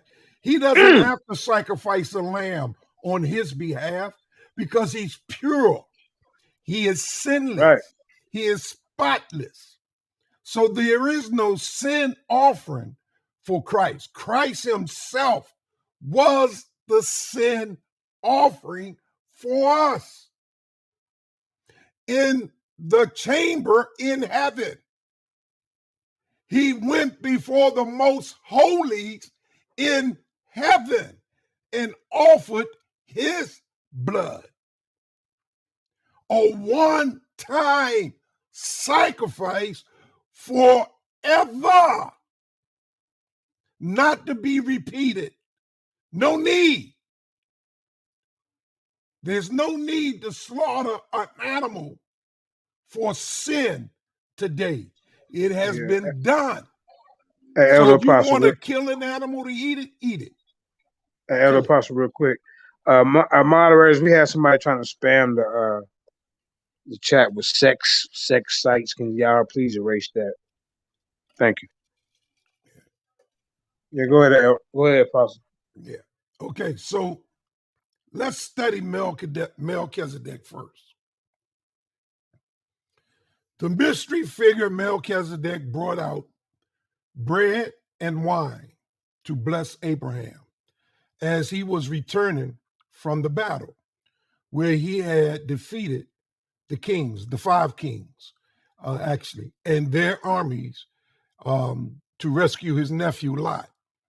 The Bible calls Melchizedek a priest of God, the Most High, or the priest of God Most High. Wait a minute. Whoa. Wait a minute. Was this before Aaron's priesthood? Oh, yeah. This priesthood is professed to be forever and ever, no beginning and no end, right? This is before Levi, Aaron's father. Yeah. Okay, I was just trying to figure that out. Okay, continue, my brother. Yeah. After Abram returned from defeating Kedorlaomer and the king allied with him, then Melchizedek of Salem brought out bread. Excuse me, y'all, but I'm not gonna go into this. I'm not even gonna bother with that. I'm gonna leave it alone. Brought out the bread and wine because I don't want to.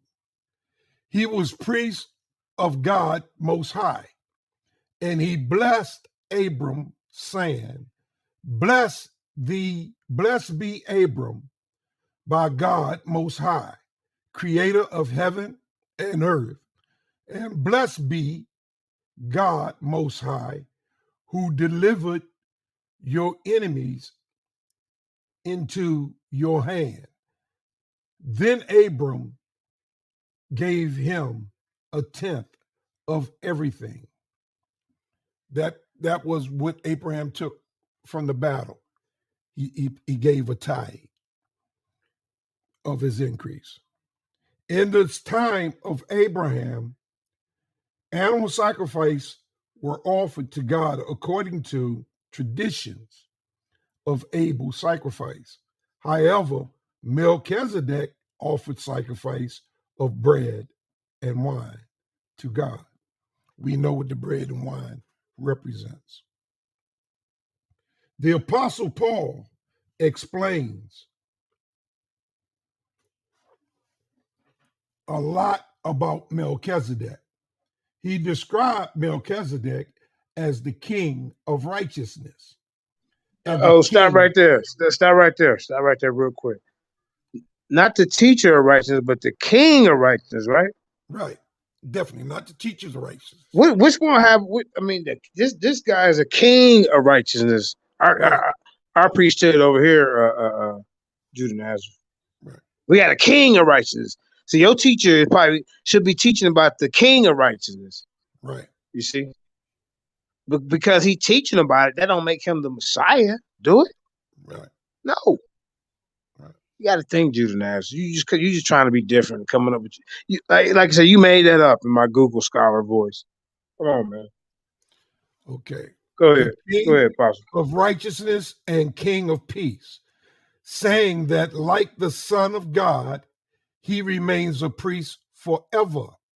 He also wrote in detail that the Levite, even Levi himself, the father of the tribe of Levi, who would collect the tenth from each of the 12 tribes of Israel, paid the tenth to Melchizedek through Abraham, that Christ became a priest in the order of Melchizedek with an oath from God, while others in the earthly sanctuary became priests without an oath. Hebrews 7, 1 through 28. And Judas supposedly believes in the New Testament. No, he don't. Yeah, he don't believe in the New Testament. Well, then how can he say he believed Jesus, that he lived? Man, you got to talk to him. It's confusing. Yeah, man. That's what they do. They gotta keep a lie on top of a lie to cover the tracks of some other old mess, man. Yeah, it's confusing. Christ, who followed the order of Melchizedek. No, remember, remember he's Torah nights. I mean, the Torah is the first 5 books, and then in the debate I said, Right. well, can we find Onias in the Genesis, Exodus, Leviticus, Numbers, or Deuteronomy? He said no. He said, but I said, well, this over. He said, well, I'm Torah and the prophets. I said, well, show me the prophets that's talking about it, or where his name is. And then what did he do? He went to a minor prophet, Joel, and they're talking about somebody, a teacher of righteousness. That's not Onias' name. No historian has verified that that's exactly who they were talking about, right? That's speculation. Right. So once again, you have lost that point right there. Right. Basically, debate. Yeah. And basically, you're not Torah Knights. You're Torah and Dead Sea Scroll Knights. Yeah, the Dead Sea. Because you rely heavily on the Dead Sea Scroll Knights is in the building. Yeah. Right, I forgot you came up with that one. I told them they need to change their name to the Dead Sea Scroll Knights. The Dead Sea Scroll Commentary Knights. Yeah, they're being hypocritical. They take information from the Torah and the Dead Sea Scrolls. That's what they base their theology on. So you're being hypocritical, my friend. About 1,100 years before Jesus came to the earth, Dawid,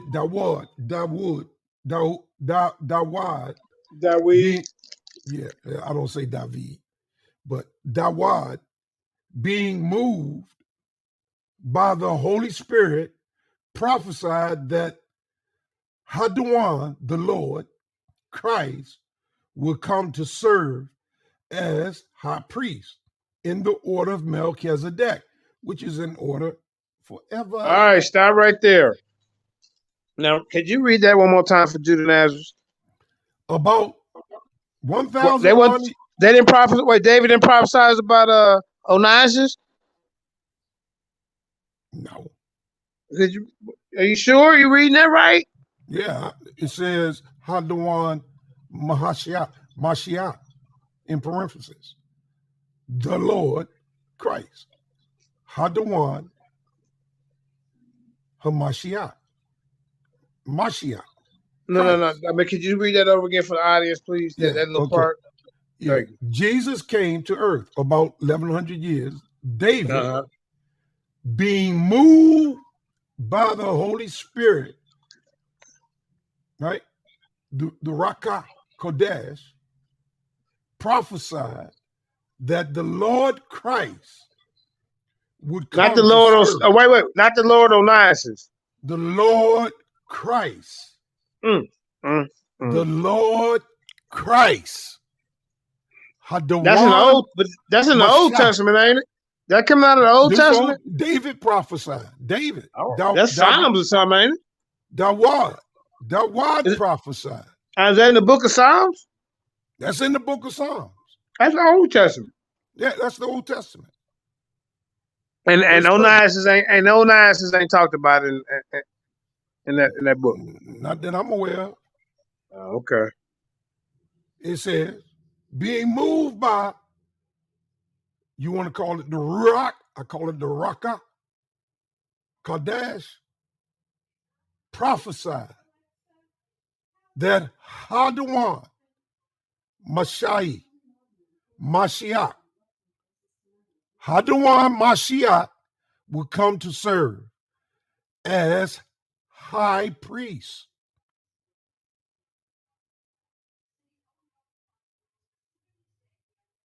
Scroll back down to the first portion you see in red. Come down just a little bit.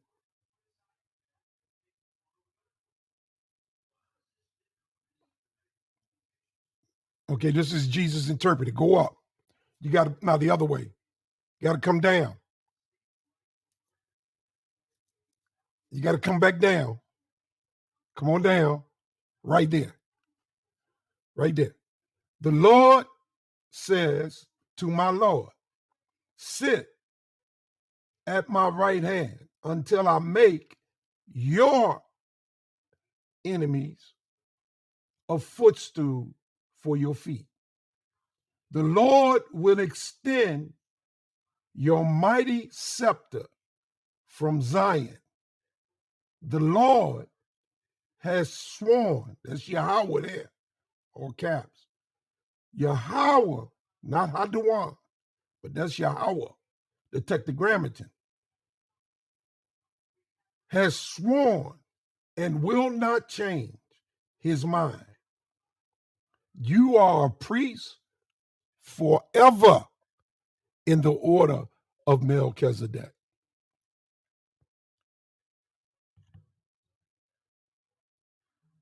I guess that's an I. I don't know where it goes. Jesus interpreted the Lord when David mentioned Jesus. I say Jesus interpreted the Lord whom David mentioned. The Lord whom David mentioned is Jesus. That's what it's saying in the book of Psalms as Christ. He's Christ. When David is talking about the Lord. Now, I know it doesn't matter, but you do see it's in lowercase. That's Hadawan. That's speaking of Christ. And up top, where it says capital L-O-D, L-O-R-D, that's the tetragrammaton. They're speaking of Yahweh. While the Pharisees were gathered together, Jesus asked them, what do you think about the Christ? Whose son is he? The son of David? They replied. And he said to them, how is it then that David, speaking by the Spirit, called him Lord, Hadawan? For he says, the Lord said unto my Lord, sit at my right hand until I put your enemy under your feet. And then David called him Lord, meaning Hadawan or Dawan. How can he be his son? I'm going to read that again, that last part. The Lord said to my Lord, sit at my right hand until I put your enemy under your feet. If then David called him Lord, how can he be his son? Okay, scroll on up to the top of the black where it says David prophesied.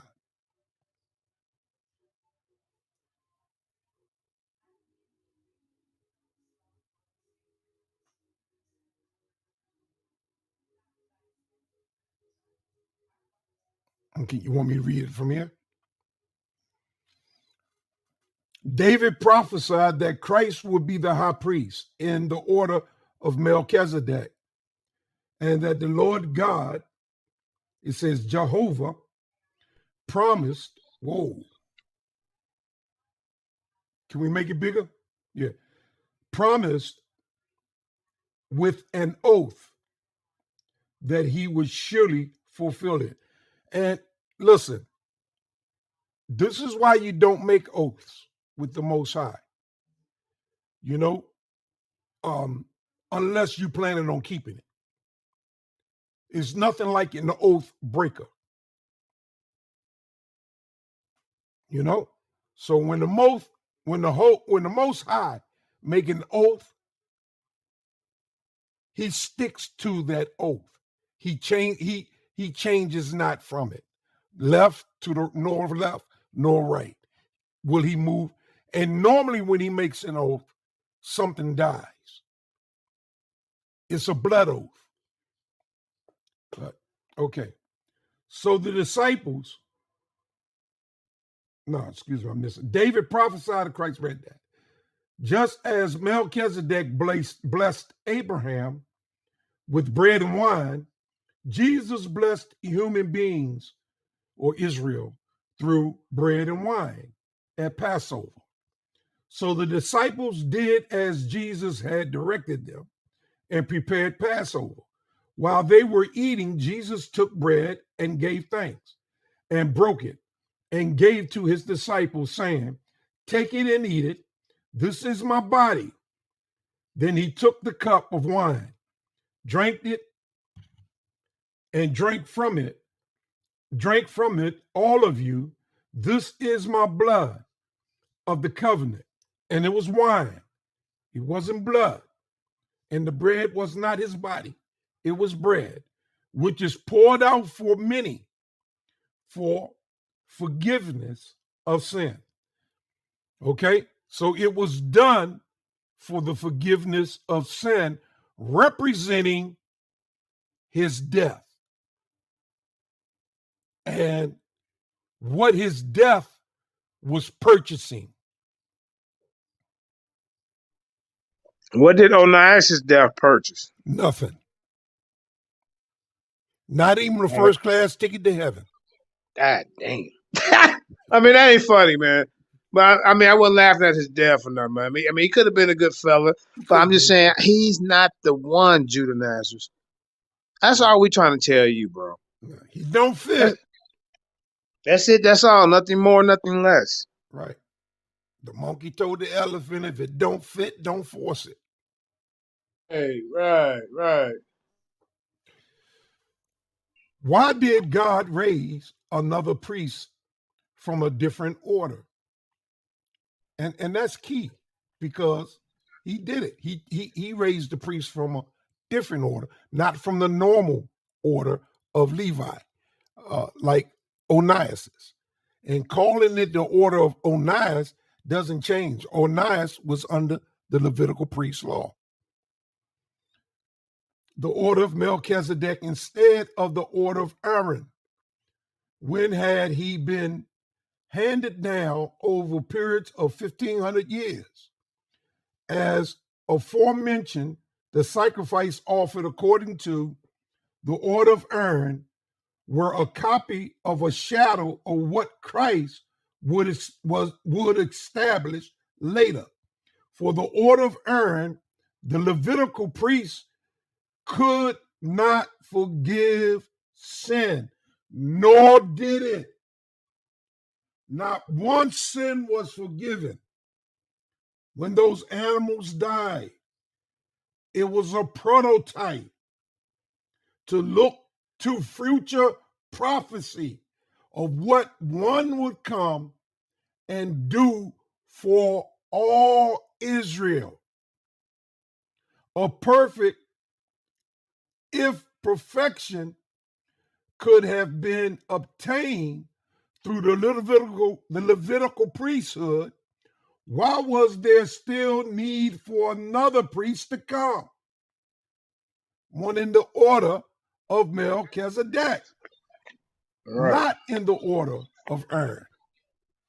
Because the order of Aaron could not forgive sin.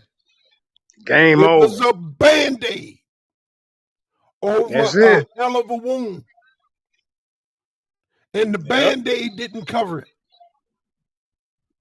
It's like putting a Band-Aid over a roof leak. Yeah. It does not work, man. You know? And Judas should see that they was killing each other off like the mob, bro. Yeah. Trying to get position, and paying.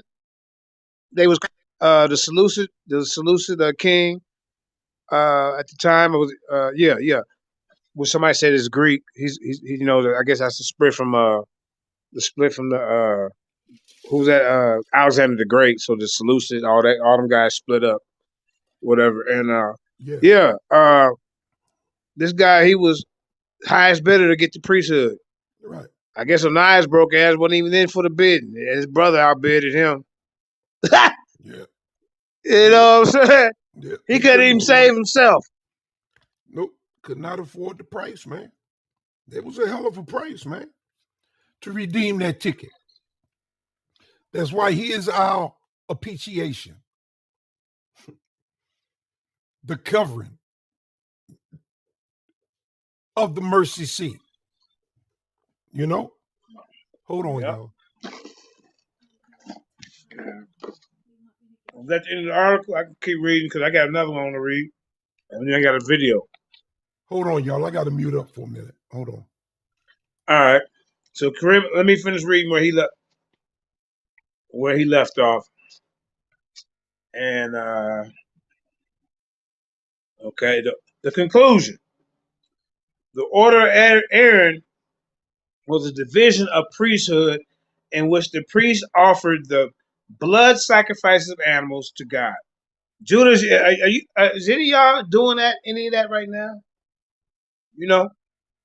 While the order of Melchizedek is a division of priesthood in which sacrifice of bread and wine is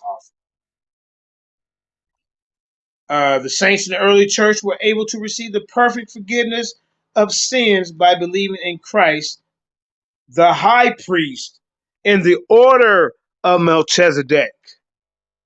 Judas tried to say we made this order up. And by keeping the feast of the new covenant. However, after Christ ascended into heaven and all the apostles died, Satan infiltrated the church and abolished all the feast of the new covenant. The Passover of the new covenant was abolished in 325 AD. Pastor Bennett, I hope you listen to that. I told you that in our debate. The abolition of the Passover was an act of abolishing the sacrifice itself, which Christ would offer according to the order of Melchizedek to give his people the blessings of eternal life. And that's with life with bread and wine. Therefore, since the sacrifice offered according to the order of Melchizedek was abolished, no one has been able to receive the blessing of eternal life. Now the world's coming to an end. In end times, who can be saved unless the high priest is in the order of Melchizedek appears? So in these days, the high priest in the order of Melchizedek has to come with the bread and wine of the Passover, which is a sign of Melchizedek. And that's I think that's the end of that article. Let's see. Okay, wait.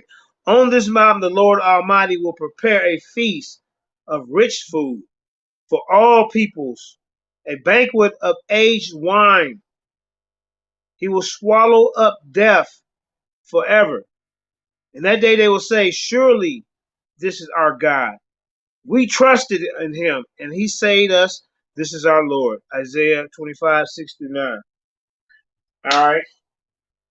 So I got another article I want to read real quick, Kareem. I can blow through it. And then I want to show that then I'm going to show a video pertaining to how the Bible's African origins and how groups like Dagger Squad, Amon Ra Squad, Pseudo Killers, Unbiased, TV, all these guys, a lot of guys that come over to sign on the TV, including himself, they're all going to try to discredit, Israelites being in that land or that over there in the continent of Africa. So I wanted to read. I had some Bible scriptures, but Kareem, just give me the next. What you got next in order? You got the other article. Is there another article? You see it?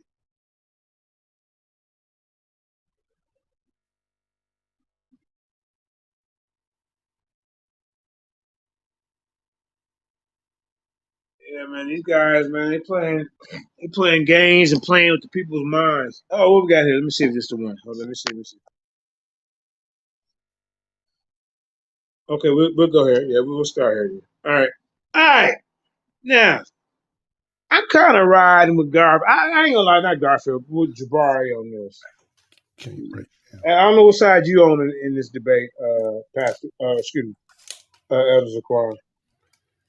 Hey Jay, Do you think that I don't? Go ahead and read for a little while. I'm gonna eat right quick, okay? Yeah. Okay, go ahead and get sit full, back brother. and listen and eat. All right, go ahead. All right. Now, this is Blacks in Biblical Antiquity. You can find this at the American Biblical Society resources. Let's see. Yeah, that's where you can find it.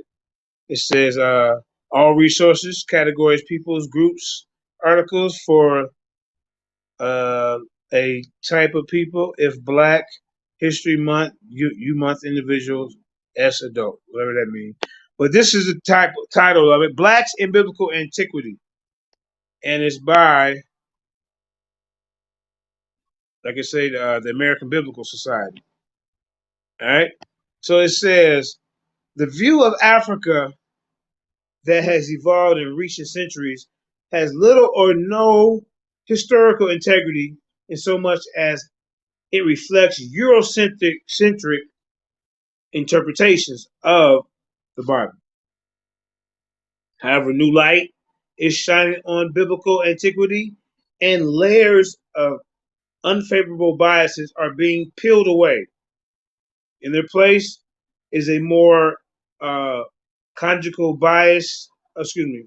What did I say? I can't see that. Basis for inconclusiveness and reconciliation, in conjunction with an emergence of critical studies on on the Black presence in the Bible, and the recovering of ancient African heritage in the scriptures.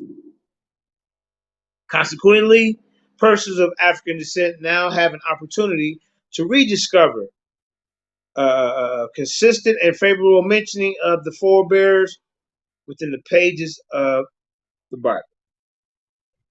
The presence of blacks in the Old Testament, Hebrew, the presence of blacks in the Old Testament Hebrew Bible is rather substantial.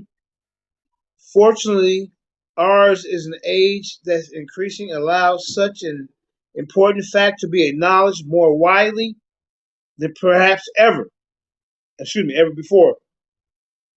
This topic has been studied by Dr. Gene Rice, professor of Old Testament, and he has supplied a respective listing of key Old Testament passages that mention, indeed, often celebrate the Black Bible biblical presence. Can we scroll up, please, Sister Karima? All right. And we're going to start with Nimrod. Nimrod, son of Cush. See, this is what Jabbar could bring to the table. You see? Nimrod, the son of Cush, the first on earth to become a mighty warrior. Nimrod is also created the founding and ruling the principal cities of Mesopotamia. That's in Genesis 10:8-12. And this is what like Jesus Mission was trying to tell Zion Lex. You can't say that civilization and life started in Mesopotamia, but that's between them. All right. Hagar, the Egyptian maid of Sarah. You see? That's in Genesis 16:21, 8-21. If Abraham had it his way, Hagar would have been the bearer of the covenant people. Genesis 17:18. Asena, daughter of Polyphera, priest on the Heliopolis, wife of Joseph, the mother of Ephraim and Manasseh. It's in Genesis 41 through 40. I think it says 41, Genesis 45, Genesis 51 and 52. Excuse me, in Genesis, and then it's got 46 and 20. Whom Jacob claimed and adopted, Genesis 48. Moses, the Cushite wife, Numbers 12 and 1. See, this is how I beat up Tazariak, because Tazariak was saying that the Bible is an anti-Hamite book. This was his premise. And I'm like, bro, are you reading any of this? Are you listening? Is your eyes playing tricks on you? This is a mixing going on to me, brother. What are you talking about? Ham and Shem mixing up. Look. Moses' Cushite wife, she was probably Zipporah of the Kenite clan of Midianites. That's in Exodus 2:21-23. If Moses' Cushite wife is indeed Zipporah, then the father, Jericho, also called Rubel, would also have been an African, since Jethro was the priest of Midian. Was a priest of Midian. That's in Exodus 2:16, and then Exodus 3:1, and then Exodus 18:1. And the mountain of God, when Moses was called, was located in Midian. All right. You got Exodus 3:1, and that's Exodus 18:5. And Jethro presided at a meal where Aaron and the elders of Israel were guests. Exodus 18-12. The Kenites may have been the original worshippers of God by the name of the Lord, that is Yahweh, YHWH. Jethro also instructed Moses in the governments of the newly liberated Israelites. That's in Exodus 8:13-27 to Zariah. Wait a minute. Jethro was African to Zariah, right? As you would say. He'd be a Hamite, right? Right? Cesaria? What he got? Why would a Hamite, if God was against Hamites, why would he have any hands in the governing of the newly liberated Israelites? Cesaria? Okay. Then we have Phinehas. Hope I'm pronouncing that right. The grandson of Aaron and a high priest. Hey, Judah, how come you got all these other high priests? What's so special about the one you picked? Okay. Phinehas, the grandson of Aaron and high priest. That's Exodus 6:25. The name Phinehas is Egyptian and literally means the Nubian. I think Garfield and them are going to be in some trouble.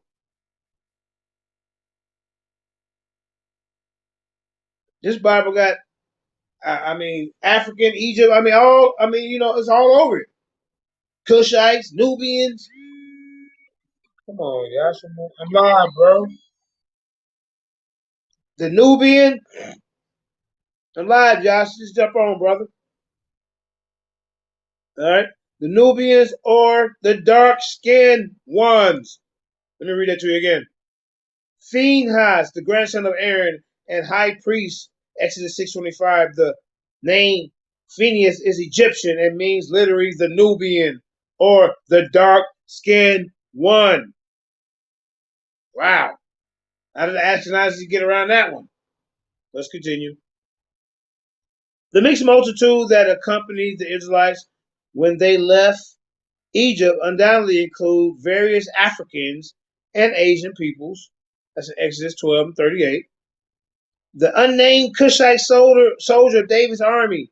He bore the news of Absalom's death to David. You know, Absalom, I think that was the son with the long hair. You know, and in contrast, I think he got caught in the tree, killed him somehow. Yeah, that's how he got caught up. But anyway, in contrast to Ahimaaz had the courage to tell David the truth about Absalom. 2 Samuel 18:21, and that's in 31 and in 32.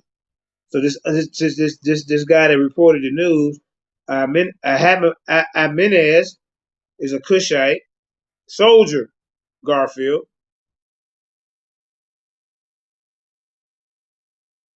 And on Jabari's behalf, the nation of Israel didn't start until after we came out of Egypt. And this is reported that this is when saying that Moses wrote down the first 5 books after he come out of Egypt. So how can you not say that this don't come out of Egypt? How can you not say it in the book? It says Moses learned all the ways of the Egyptians. Y'all just let Jabari just trick y'all into a debate, and now he's gonna spank you up. Because y'all want to beat him and beat him so bad that you would take this goddamn title.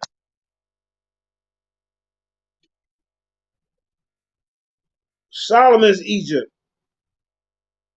Egyptian wife. She was an Egyptian princess.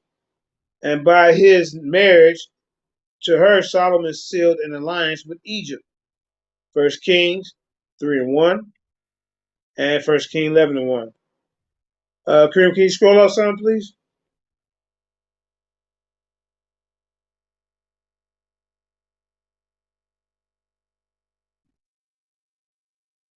Okay. Let's see. Okay, all right. The Queen of Sheba. She ruled the kingdom and that included territory in both Arabia and Africa. She was she when she visited Solomon, she was accorded the dignity and status of head of state. 1 Kings 10:1 through 13. How about Zariah the Ethiopian? He commanded a military garrison. Everything might not came from Kemet, but if you think about it, if we saying that Moses wrote the first 5 books, he was dealing with Egypt. He was born there. He's in their priesthood. He grew up in the kingdom. He grew up as a king, the prince, or in Pharaoh's house. So why wouldn't some of the concepts that he learned in Egypt be incorporated in the Bible? Now, the only thing about this is the word may be stolen. Now, that could be a opening for Garfield to try to slip out of it, because you can't really prove who stole what. So the title might come into play. But if we just disregard the title as far as what we want to learn the information and not play with their little crazy ass title, then we can see that this Bible is African. This Bible has a lot to do with that continent over there. Ham and Shem are on that continent over there. Ham and Shem have mixed together. As you can see, all these different wives. You see it. Cushites, Nubians, Ethiopian women,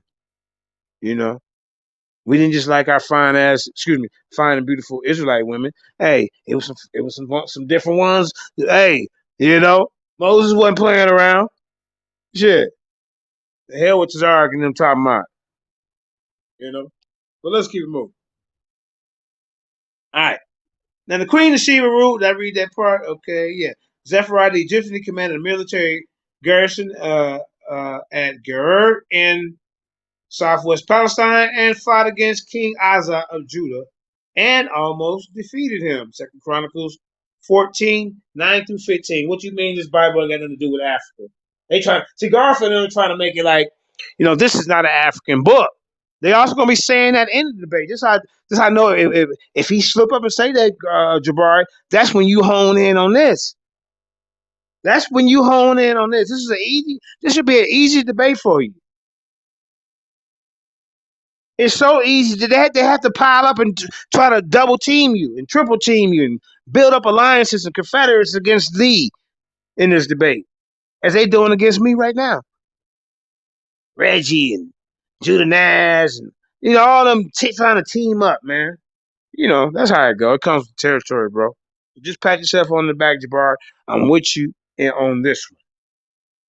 Now, when it comes time for us to finish our unfinished business, then you're going to have a life lesson to learn from JJ 7000. But right here on this, you are actually absolutely right. And we're going to show a video of some of the elders who agree with you. And you standing on their shoulders, you standing on Dr. Joseph Ben Yakin's shoulders. You know what I'm saying? You standing on them guys' shoulders, man. And they want you out the way so they can come in and teach this new age atheism type of movement. We don't need God, and all we need is science and mathematics, all that type of stuff. They play that around, and trying to throw religion out the way when religion is the very fiber and essence of without religion, there would be no science. There would be none of the philosophy, none of that. You can trust and believe that. But let's get back to it. All right. Okay. I'm saying so, Jabari, if he ever say, oh, yeah, this started in the Middle East, the Bible's not connected to Africa, this is where you continue to bust his head. You go through this. You go through the list. This Bible is mixed in with people from Africa. How can this not be Africa be a part of this? What's wrong with you? So we're going to go to Zephaniah the Ethiopian, the commander of the military garrison in Gur and southwest Palestine. He fought against King Asa of Judea and almost defeated him in 2 Chronicles 14:9 through 15. And Egyptian influence ceased in Palestine. The Cushite soldiers stationed at Gerar settled down and became farmers. Some 2 centuries after the time of Zerah, the Simeonites took over Gerar, where they found rich, good pasture, and the land was very broad, quiet, and peaceful for the former inhabitants. There belonged to Ham, 2 Chronicles 4:40. Cush, a Benjamite, heading to Psalm 7. He is identified as Saul in the Talmud. So, wow. So now Saul, who is Paul, wait. Cush, Benjamin. He is identified as Saul. So maybe they're talking about the Saul that became, okay, I'm kind of confused on this one. They can't be talking about the Saul of the New Testament who came Paul. They're talking about the Saul, and then David came after him. Right? I got to look that up to be sure, but I think they're not talking about the Saul in the New Testament that was killing Israel. They're not talking about it. But they say Cush, a Benjamite. He is identified as Saul in the Talmud. All right. Now, I miss Africa all through this. The Ethiopian ambassador, Tazariak, who came to Jerusalem to establish diplomatic relations to Judah. Isaiah 18, Isaiah 18, 1 and 2. They represented the Ethiopian Pharaoh Shabaka, 716 to 702 of the 25th dynasty of Egypt. See? That's the 716 years before Christ. The Ethiopian ambassadors who came to Jerusalem to establish diplomatic relations with Judah. Isaiah 18, 1 and 2. They represented the Ethiopian pharaoh Shabaka in 716 to 702 of the 25th dynasty of Egypt. Right? Let's keep it moving. Here go another one. The Ethiopian Taharka, spelled Taharka in the Bible. When Hezekiah revolted against Assyrians in 705 BC, he did so with the support of Shabaka and Shabitu. I can't pronounce his name. Shabitu, 702 and 690, rulers of the 25th dynasty of Egypt. How can that? Hey, Garfield, how can this Bible not be about or originated in Egypt when our guy who say they the beginning of taking down who got the oral history and wrote it down for us come out of Egypt? Tell them the story of the people who come out of Egypt and tell them what's gonna happen out of that. You gonna look? You already lost this debate. Garfield, I mean, what's his name? Jabari was slick in picking this one out. How can you beat it? If you ever try to go into in this debate, Garfield, and say, oh, the Bible is nowhere, no connection to Africa, all you got to do is hit through all here. Let's keep going. The Ethiopian ambassador who came to Jerusalem to establish diplomatic relations. Okay, I read that one. Okay, let's go to the prophet Zephaniah. Zephaniah's father, it was Cushi.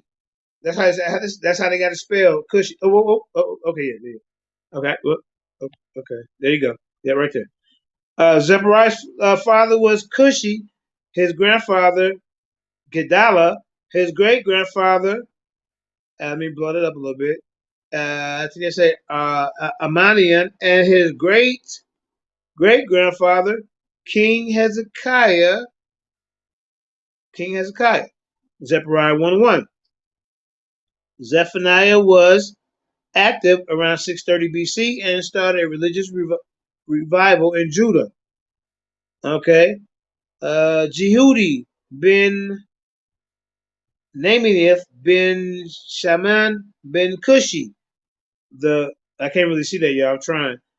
The core text in Jeremiah 36 indicates that Jehudi was a trusted member of the cabinet of King Jeroboam of Judah. Jehoiakim of Judah. That's in Jeremiah 36 through 14, and then 21 and 23. You can find it in Jeremiah 21 and then in chapter 23 as well. Now it says that Jehudi was a trusted member of the cabinet, and I guess they related him to Cushi. See, and then another one is let me see if I can see that Ebed Melech. That means royal servant, the Ethiopian. He was an officer in King Zedekiah, who was a great. Okay, yeah. He was at great risk to himself, saved Jeremiah's life in Jeremiah 38, 7 through 13, and was blessed by Jeremiah. Jeremiah 39, 15 through 18. So as we can see, everybody, ladies and gentlemen, boys and girls out there listening, don't be deceived or fooled by these guys like the likes of Garfield and the Unc Westers of the world. The Magi's and the Wu-Jais and all these comedic thundercats. Because to me, they're doing by scholarship and they have some kind of agenda to keep you from the truth. See, at the Lions Den Academy of Education and Information, we're not here to deceive you. Now, the African presence in the Bible is not limited to the Old Testament. All right?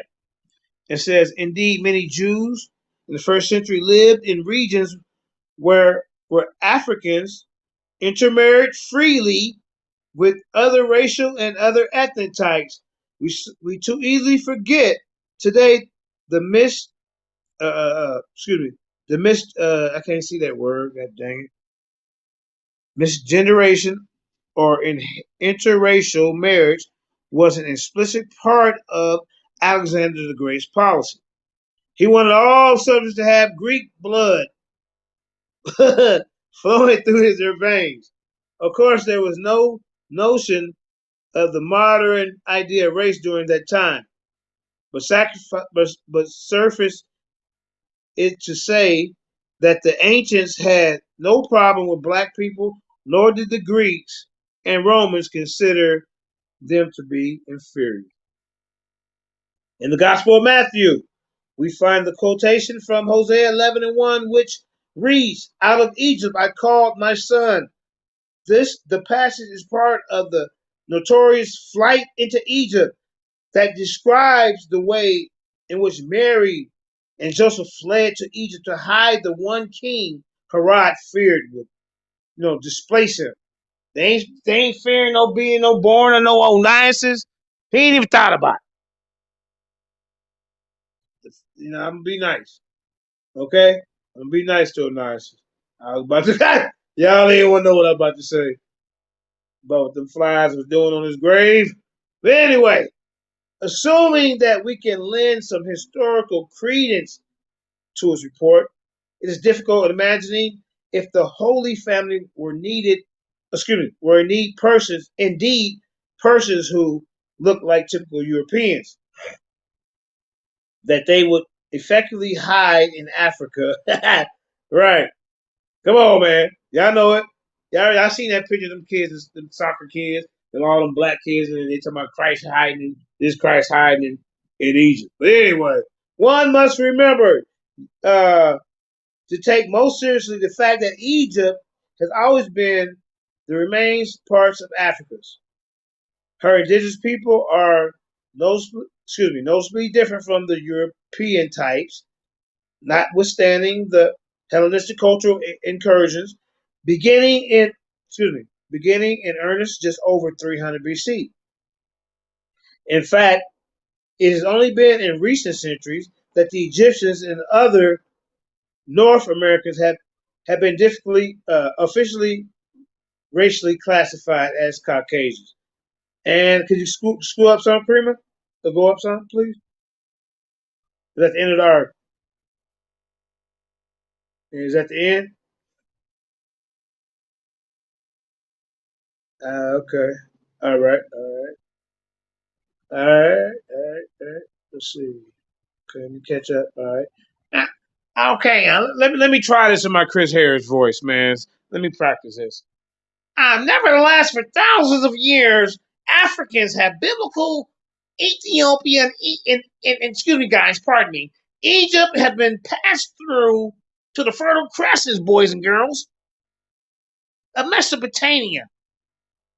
Thus, this emerged and is fitting description of persons from his disciples. For the most part, by modern standards.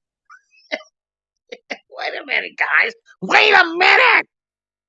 For the most part, by modern standards of ethnicity, could be considered Afro-Asiatics, guys. This is to say that the disciples, and doubtless most of the fellow Jews, could you? Oh, okay. Sorry about that, guys. Pardon me. Jews have encountered in his public ministry were persons of color, darkies like yourself, because I'm light-skinned, with glasses. They can certainly not be Europeans. Boy, I don't see how you can do that. Damn. Y'all just like to accept me for who I am, like Mary J said. Nothing at all. I can't do it. Now, let's get back to the JJ 7000 isms, right? The point is made, so you got to put some action into these words when you're reading. The point is made because it has become virtually accidentally for people today to envision that somehow the ancient people of the New Testament were all Europeans. Yeah. See, this is what they want you to believe over there on Daggett Squad, Amon Ra Squad, pseudo killers. Yeah, everything that's in the New Testament all was by Europeans. It was all white people, man. Why do you guys even fool with the books? Even Reggie. I used to do Reggie voice. I can't do it because the Chris Harris voice is kind of and so it kind of mixed up the two. They both have like whiny little girl voices if you just listen to them, But yeah, this is what they want to do.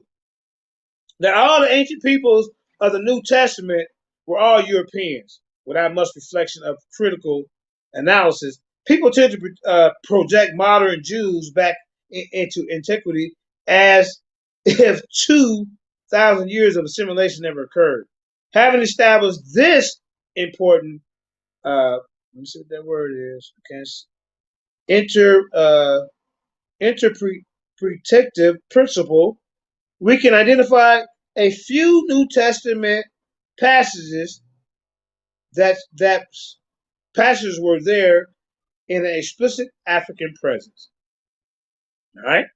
Matthew 1 through 14, the genealogy of Christ, in which 4 Afro-Asiatic women were included: Rahab, Tamar, Ruth, and Bathsheba. Matthew 2, 13 through 18. This is how you can get them, Jabari. Hope you're listening. Out of Egypt have I called my son. That's in Hosea 11:1. Matthew 12:42, the queen of the south, meaning the queen of Sheba. Parallel references in Luke 11:31. Compare 1 Kings 10, 1 through 10, and 2 Chronicles 9, 1 through 9. You got Matthew 27:22. Simon of Cyrene, compelled to carry the cross. Parallel accounts in Mark 15:21 and Luke 23, verse 26. And in Mark 1 through 3, note the mentioning of the wilderness or desert as a reminder of the geographical context for the gospel and most of the biblical narratives. Okay? We got Luke. Luke instructs us through his more inclusive editing of Jesus, sayings found in Matthew 8 and 11. Here, Luke adds north and south, thereby underscoring the Lukean universalism of both the gospel and the plan of salvation. All right, so we read enough of that because we run out of time. At least we want to get into this video.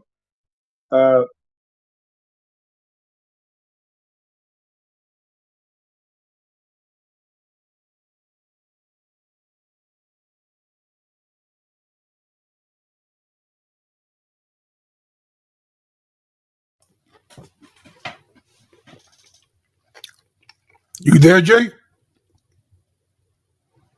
What's up, Shaka? JJ, you there?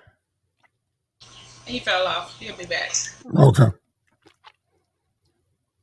While Jay's not in, I'm trying to figure out what I need to repent for, Tyrone. Mississippi, what do I need to repent for? What have I done since I've been on air? Tell me what I need to repent for. All right, since you are taking it upon your shoulders to say I need to repent. Why? Explain that to me. Go ahead. Wait a minute. I just fell out. What did I miss? No, he's writing in the chat that I need to repent. Who? Mississippi. Mississippi? Yeah. You talking about Mississippi? Yeah. Come on, man. Man, you just got to blow that off. Yeah, Who else just joined the panel? They got B on there. Who's that? Oh, that's Babylon Dan. Who is this? Babylon Dan. Babylon Don. Nice to meet you, Dan. Babylon Dan. Have Babylon you? done. Yeah, Yeah. just like in the Bible, bro. Babylon is done. It's fallen. It's fallen. I Like got you. that. Okay. It's done. Yeah, I agree with you. You got something you want to add to the bill? Are you just hanging Yeah, out? What's bro. going Yeah, brothers. I actually, you know what I'm saying? I actually agree with y'all for this time on almost everything. But I want to know, like, as a Hebrew Israelite, since y'all brothers in the point stuff out that's different, I wonder if y'all would ever go over Isaiah 19, chapter Yeah, 19. I got it right here. What about it? Because I feel like, well, I want to give my perspective first, unless you want me to. Now, just tell me what scriptures you talking about. What verses? Oh, just the whole chapter, really, but especially Isaiah 19 through 24, especially those though. 19 through 24. 24. But on? All right, Apostle, go ahead and read that so we can see what's going on. All right. yeah, Why well, did that scripture stick out to you so much, Babylon Don? good My question, brother. JJ. Thank you, bro. I just want to say that's what I wanted to say was that the reason why it stick out to me is because Egypt gets so much hate from the Israelites. Africa gets so much hate. And I heard you read today that I sent my son out of Egypt, you know, and that's the Elohim of Egypt. They overlook these things that all of the people that was in the Bible, a lot of them, including the tribes of Israel, were in Egypt, you know. And so in this scripture is going to show that, you know, who Egypt is to the Most High, who Right. Israel we is to supposed the. to glorify in a piece of land. Hold up, No. Apostle. Let the guest finish real quick. Yeah, No, sorry. I'm I ain't not. never I seen swear that. I'm not trying to glorify nothing. I just want to show the truth of the Bible. Oh, okay. The truth in the Bible is what I'm talking about. And the truth is that every time it mentions Egypt, I'm gonna go ahead and say what I want to say. Every time it mentions Egypt, is not talking about the same Egyptians. Like Egypt was ruled by other people. So when they say Egypt, it could be point. I know that's why I'm telling. Okay, so it's other.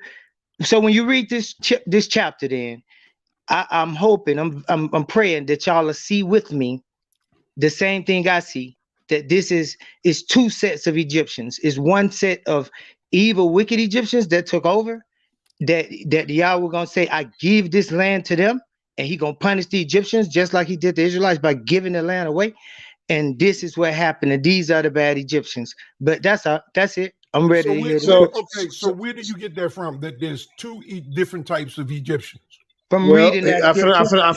finna answer that for you, Apostle, because there was From ones reading that who worked scripture. with us in the land, and then there was one that came in who knew not of these Israelites, and then that's when they started attacking us. So those two groups of Egyptians. Right. The Hyksos came in. That's exactly they didn't know JJ. Joseph.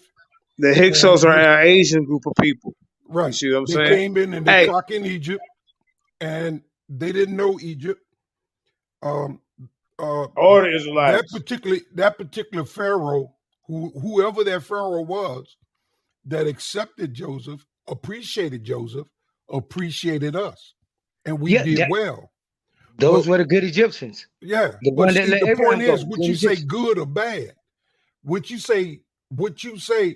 I mean, even Christ said, "Why you call me good?" I mean, there's no none man good. good, but we There's speak none English, good but God. So when you making determinations about people. We are just hold speaking on for English. a second. Let me respond to you. Okay. When you're making determinations about a group of people, saying that this people is good, this people is not good, we're not judged as people. We're judged as individuals. Each man has to stand before God for themselves. They're not going to stand as a group. They're not going to stand as a people. God can care less. Each person will stand before God for his own sin. That includes Israel. Every man will stand before the great God for the things that is done in this earth. I don't care where you come from. I don't care what people you are, who you might think you are. And there is none good. No, not one. Except for the Most High. You agree with that or you don't? I agree 100% on the scripture that Yahshua the Messiah told. So why are we talking? I don't care what people it is on the earth. I don't worship land. I don't worship countries. I don't worship territories. I don't care nothing about that. I don't care about Egyptians. I don't care about Mayans.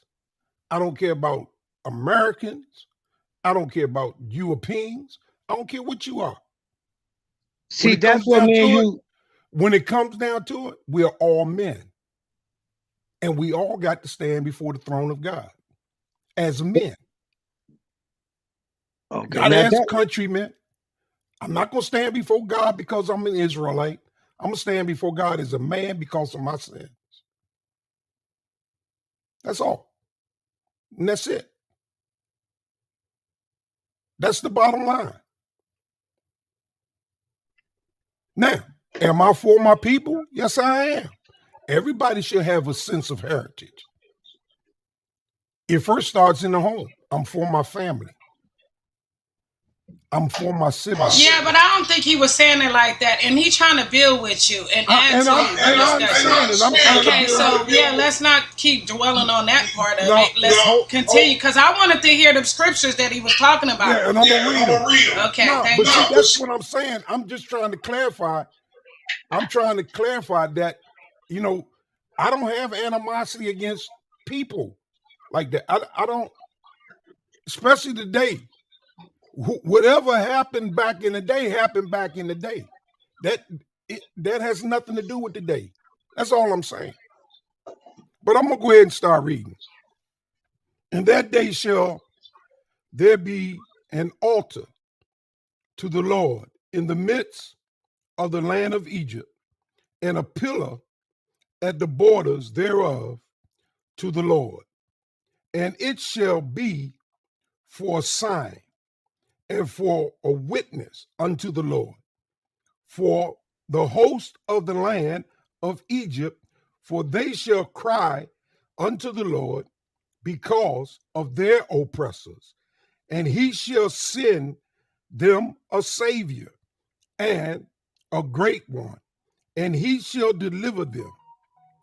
And the Lord shall be known to Egypt, and the Egyptians shall know the Lord in that day, and shall do sacrifice of oblations.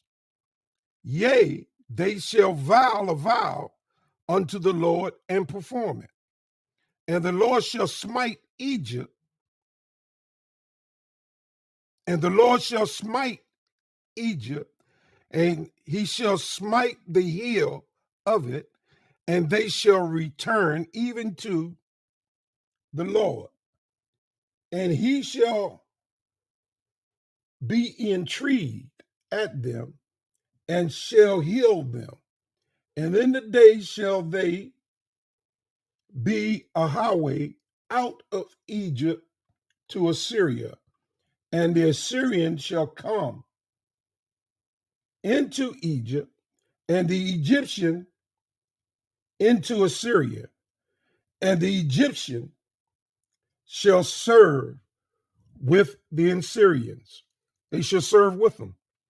And that day shall Israel be the third with Egypt and with Assyria, even blessings in the midst of the land, whom the Lord of hosts shall bless, saying, blessed be Egypt, my people, Assyria, the work of my hand, and Israel, my inheritance.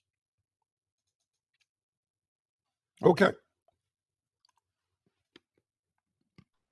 I mean, I don't know how. I mean, how do Garfield get around that? He can't. Is he saying that the Bible has nothing to do with Africa, or is he saying that So now, what he wants to see some things taken from Egypt that was kind of some of the principles that came out of Egypt incorporated to the Bible. They can show that too, bro. Yeah. You're going to have an uphill fight, bro, from both angles. Because they want to discredit all the elders and all the, all the black scholars, and unless it's pointing towards somebody who they, want a position to be up front. See, they think if Garfield win this debate with Jabari, the old guard would be out the way and some new teachers. That's what they're trying to do. Krim, can you go ahead and play that video? It's like 45 minutes. That first one you're just gonna put up. This is it's a pretty good video. He talks about the origins of the Bible in Africa as well. So y'all be the judge, if you watch this. Yeah, let's get it.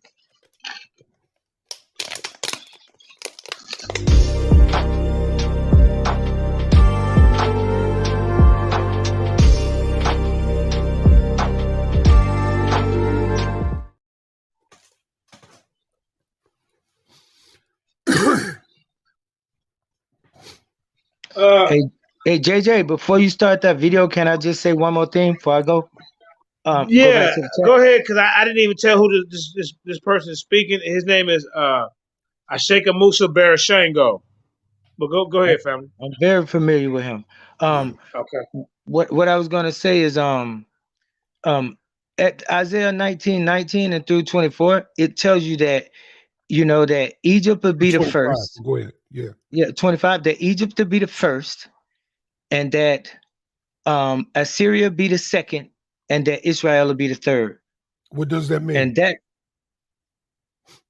those are the children that the Yahweh saying are his. Those are his sons. That's what the scriptures say right there. It ain't what I say. It's what the those scriptures are his say. sons. Is that what Yeah, you it see? say those are his people. Yeah, that's what I see. Okay. I'm saying you read it to me and then you tell me if it's not. I love to hear you tell me what it is, because I'm asking. I'm coming humble. I ain't trying to say what it is. I'm saying It what I says see. what it says, but you got to take everything in context of what it says. But the key is inheritance. Can we read it? Yeah, I just read it, but okay, I can start back. I'm not going to read it all again, but I'll read that. Can y'all? We kind of limited on time, but I want to get through this, man. Because I tell you what. We'll come back to that. You can we come didn't back really to talk this. about it at the We beginning. can have a discussion. Remember now, the scripture says, "Let everything be established in the witness of 2 or 3." Yes. So before I form an opinion on this, I have to have at least another witness as to what's being said, because we don't read a verse and then establish doctrine over a scripture. That would be wrong. So it has to be repeated. There has to be line upon line, precept upon precept, what God is saying. Okay, so if he said it, he will establish it, if that's what he's saying. But when I look at those 3 positions, I think the third position is the position that I would rather be in. That's for me. Yeah, and I agree. I wouldn't try to change that. I'm an Israelite myself. I'm of the tribe of Judah. However, all right, welcome home. The Lion's Den is always a home for everybody, but especially the Israelites. There will be strangers. Hey, hold up, Apostle. We got a new guy that came into the Lion's Den for the first time. I want to welcome the brother Jay. That's all I know him by. That's all I see. Oh, excuse me, Babylon Dunn. Brother, have you seen Apostle on any of these other platforms? Have you ever seen him before? Yes, I have. I've seen him on Sunday for a few years, I think now. A couple of years, I think. Oh, okay. I come over there every once in a while. You ever see me over there? Absolutely, all the time, JJ. Man, I'm telling you, man, Sunday know me. He might be mad with y'all for even having me on y'all show. I don't know. He's already mad. More Sunday subscribers, come on over to the real home of the truth. That is the Lion's Den. But I do running.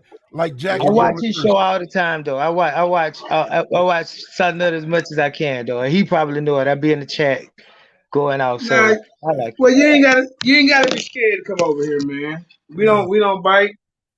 We just, Now, this is my first And time we seeing sure your enough show gonna though. we will huh? never tell you where to go or where not to go. Right. This is Know my what you say, first time Yeah, fam? seeing. subscribe to the other channel. And I'm glad you over here. And yeah, and those that's watching and you from Shawnette or in any other platform, you are more than welcome to come over here. Don't let somebody tell you about somebody and see them from the light that they trying to paint them over there on their platform. Yeah, talk to them yourself. All right, and see, this is what I'm talking about, Kareem. This is our smaller channel right here. This one's Lions Den 2.0. We'll be back on our other channel Tuesday. We're over here just trying to build this one up for a couple of days. Then we're gonna continue to build both. One of them be like our regular channel. So, brother, I can send you the link to our other channel, or Karima can put it in this chat. Can you do that for us, Karima, so they don't get confused? Because this is a smaller channel, but we're trying to build it up. So, you can't put all your eggs in one basket. All right, now so you just hang on to the panel, brother, because you might like what you're about to hear right here. See, are Okay. you one of those? Are you one of those Israelites who say that, like Captain Zaryak, them guys, F Africa, we F Africa, and Hispanics and Guatemalans is more important to them. Absolutely not. I Oh, don't associate myself with that at all. I all respect the right, whole scripture, the whole 613 commandments, the law, the Torah. all right. Well, I just wanted to know what I was working with over here. I'm flexible. I can work with a bunch of people. Jay, let All me right. say this. Jay the Snake Yeah. is asking you to let him back in. Jay Well, the who? Snake. Jay the Snake. He's saying you got him blocked. Let him back in the chat, please. I don't know. I don't even block nobody. Karima or some of the other moderators. I don't do that. No, he's saying, "Oh shit, JJ, he ain't got. He's back." He says he's back in the chat. Peace, JJ. Oh, that's what he said. Okay. Yeah, he was like, I "Oh know shit, he was on my JJ." channel He telling said me he that let JJ him back in the. No, this is a Oh. different channel, Jay. This is a Okay. different Yeah, channel. well, all right, brother, You're you back. I not didn't know you. blocked on this channel. Just probably the other one, but I didn't block you or whatever. Yeah, see, that's what I'm telling you, Karima. See, people think that's what I'm saying. This was the Lions Den 2.0, and we're gonna have to put the name when we go off here on here. It is. It's on Oh, it's on there. here, Karima. Yeah. It's 2.0. Okay, cool. But the reason why I want people to know that, because if you ain't subscribed, you might thinking you're still on the other channel, but this is the new channel. So subscribe to this one as well. You see, because that's what's going down. Okay, that's what's going Yeah. down. Yeah. All right, look, Apostle. Yes, like I say, this one over here, once we But build it that's up. my whole purpose. I didn't want them to think anything different until they get on here and you tell it to them, because we trying to keep the video to where people will notice it. So that's why I ain't put no changes. Really. Right. I've been looking. I just went Okay, over there to look. okay, I get what you're saying, Kareem, on that part. I get what you're saying, because they still got to type in Lions Den to find this. Okay, I get that part. Yeah. But once we get I've this been rocking and trying to- rolling, and once we go back to the other channel Tuesday, we're gonna continue to come over here as well. Okay. Because you cannot I've put been all our trying- eggs in one basket, man. Because people this shit out. Right. Trust I've been trying to drop something in the chat to keep from disturbing what's going on over here, but I can't find it to put it in the chat. Yeah, and then like say, yeah, just put it in a comment section that you on the private, and I'll put it in there for you. Okay. Okay. Yeah. So and then the moderators that's from other channels over here, and they ain't got their wrench, Creamer, hook them back up. Possibly, if you say something in the chat, you get your wrench back from over on this channel. Okay. And also, yeah. So as soon as I find it, I'll do that. Cool. All right. Now this is from the brother. Now he has a very hard name, but if you just kind of break it down in syllables, it's Ashaka Musa Barashenko. And he gonna be talking about some of the other people who are on the same page, like Joel A. Rogers, Dr. Chancellor Williams, Earl Sweeney, Dr. Ben, Renuku Rashidi. I like to say his name, Renuku Rashidi, Ivan Van Sertimer, Clyde Winters. All of our greats, man. You know. Then we got these coon type of guys. These, you know, the Garfield types and the Unc Westeses and the Daggett Squad. All these old weirdos, man. They're just going with these Eurocentric scholars and trying to tear these brothers down. And look, even Professor James Smalls is telling these guys, and they're just overlooking it because they want them guys out the way so they can be pseudo kings. You see? So let's go ahead and listen to this brother. You know, I'm gonna say his name one more time. I hope I ain't messing up. Ashaka Musa Bera Shango. Let's go, Chris. Please, thank you.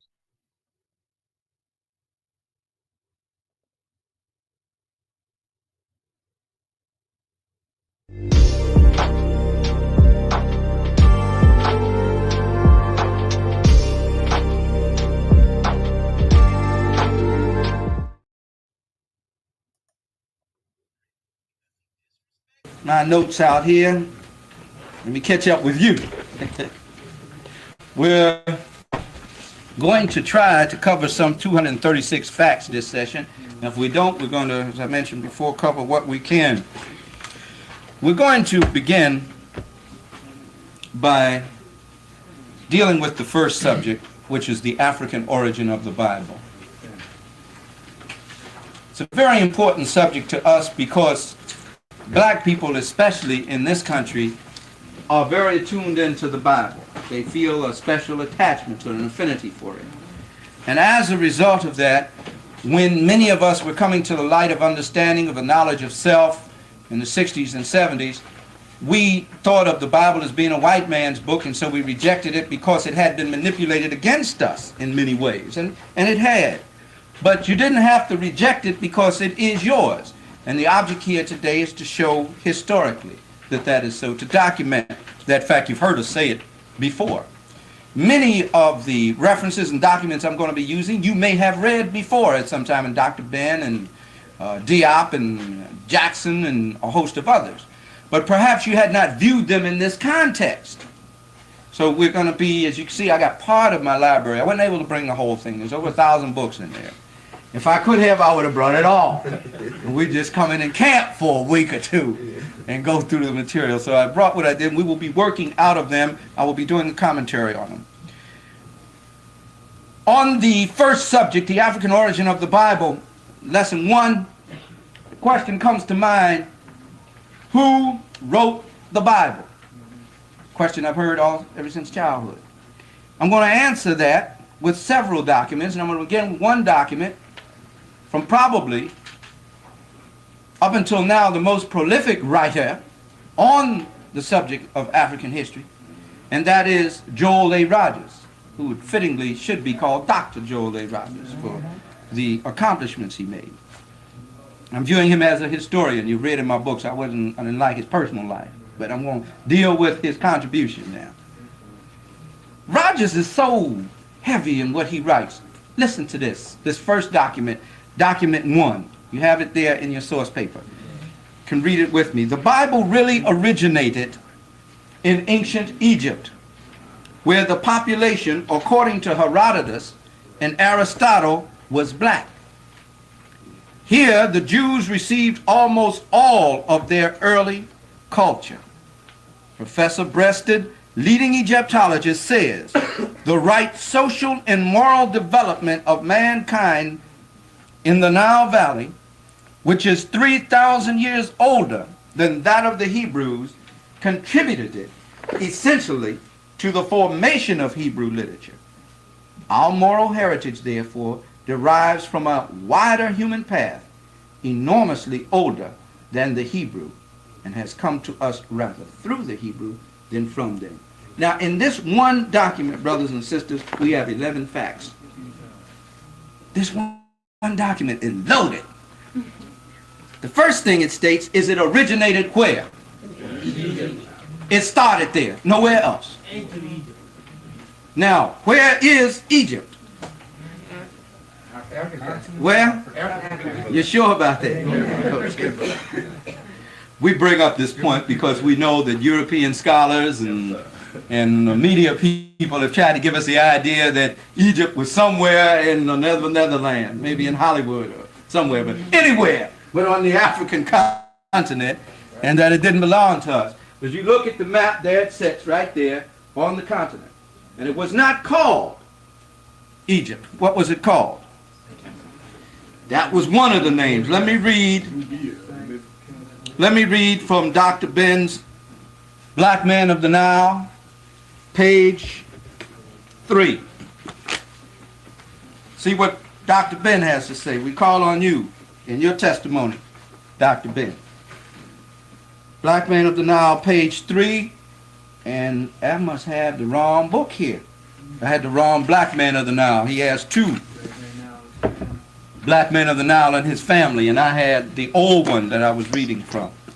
Shalom, can you put the link in the chat for Yasha Ben Israel, please? Okay, I'll just have to tell you off the top of my head. It is in Black Man of the Nile, the old edition, not the new edition, page 3, that Dr. Ben speaks of the fact that it was called Kemet, Sais, Kemet, Sais, and the name that he favors to Mary. You must understand that we're talking about a civilization, an empire which existed for over 18,000 years. Names change among black people monthly. The language changes. So you can think of over a period of 18,000 years how many different things we call the place where we stayed. The name that has come to stand out most for us was strongly suggested to us by the Dean of Scholars, Dr. Chancellor Williams, in The Destruction of Black Civilization, page 68. Let me read that for you a minute. Dr. Williams says to us that the Greeks unwittingly applied the second name of the city of Memphis, of Menes, that was its first pharaoh, of the pharaoh of what they called the first dynasty. There were pharaohs older than that, of course. Memphis, as the Greeks called it, and the name that was given to that city was Aegyptos. And they applied the name of the city, Aegyptos, and let me spell that out for you here. A-I-G-Y-P-T-O-S. They applied that name to the whole country. It was the name of a city. And in the Egyptian language, this Greek word, Aegyptos, was I-Ku-Ta, city of Ta, a city of the god Ta. We're going to talk about this concept as we go on, that we're accused of being polytheists. We will talk about the concept of the one God and how it was expressed in so many diverse ways by the African as we move on. But Hukupta, the mansion of the god Ta, or city of the god Ta. And at times it was called the city descended from heaven. So the Greeks called it Egypt. There was no Egypt before the black king from whose name it was directly derived. That's Menes. Before that, the country was called Kim. And this is the way Dr. Williams spells it. Or Kimi. Or C-H-E-M-I. This indicated the black inhabitants of the country because the land that produced that wealth of produce that enabled ancient Egypt to be the breadbasket of the then known world. Everybody had to look to Egypt to eat. They had to look to you to eat. It came out of that black soil along the Nile. And that is where you get the word what from. Thank you. Everything that you look at traces back to the what? The original black man in some form or fashion. Chemistry. Now the name that we have come to favor in this time by the majority of the scholars in the field of Africanology is the name Kemet. And they have the Kemeton Institute in Chicago, Illinois, which does nothing but study, or DuSable City, which their emphasis, their main area of emphasis is in that which deals with Egypt, because that's a whole body of knowledge in itself. The very word brings to mind a body of studies which Europeans call Egyptology, which could go on ad infinitum. So let's get out of that and go to the next point now. It originated, therefore, in Kim or Kemet, land of the blacks, or people produced of the black soil. Anybody on the panel that want to means. stop the video, say something. Just jump in and He say says something. the population, according to Herodotus and Aristotle. Now, since we brought these names up, I think we better deal with them. Who was Herodotus? He was a Greek historian, misnomered by some as the father of history. Now, naturally, people were recording history long before this, because Herodotus appears on the scene between 484 and 425 before the Christian era. We don't say BC, we say BCE, before the Christian era. Now, Europeans record it as BC, before Christ. We put before. We created BCE. We as black people created BCE. Guys like Sheikh Anta Ivor Van Sertima, Dr. Ben.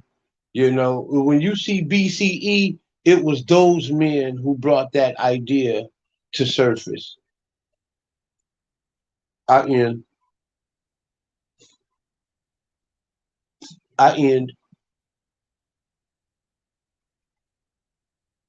I land my plane.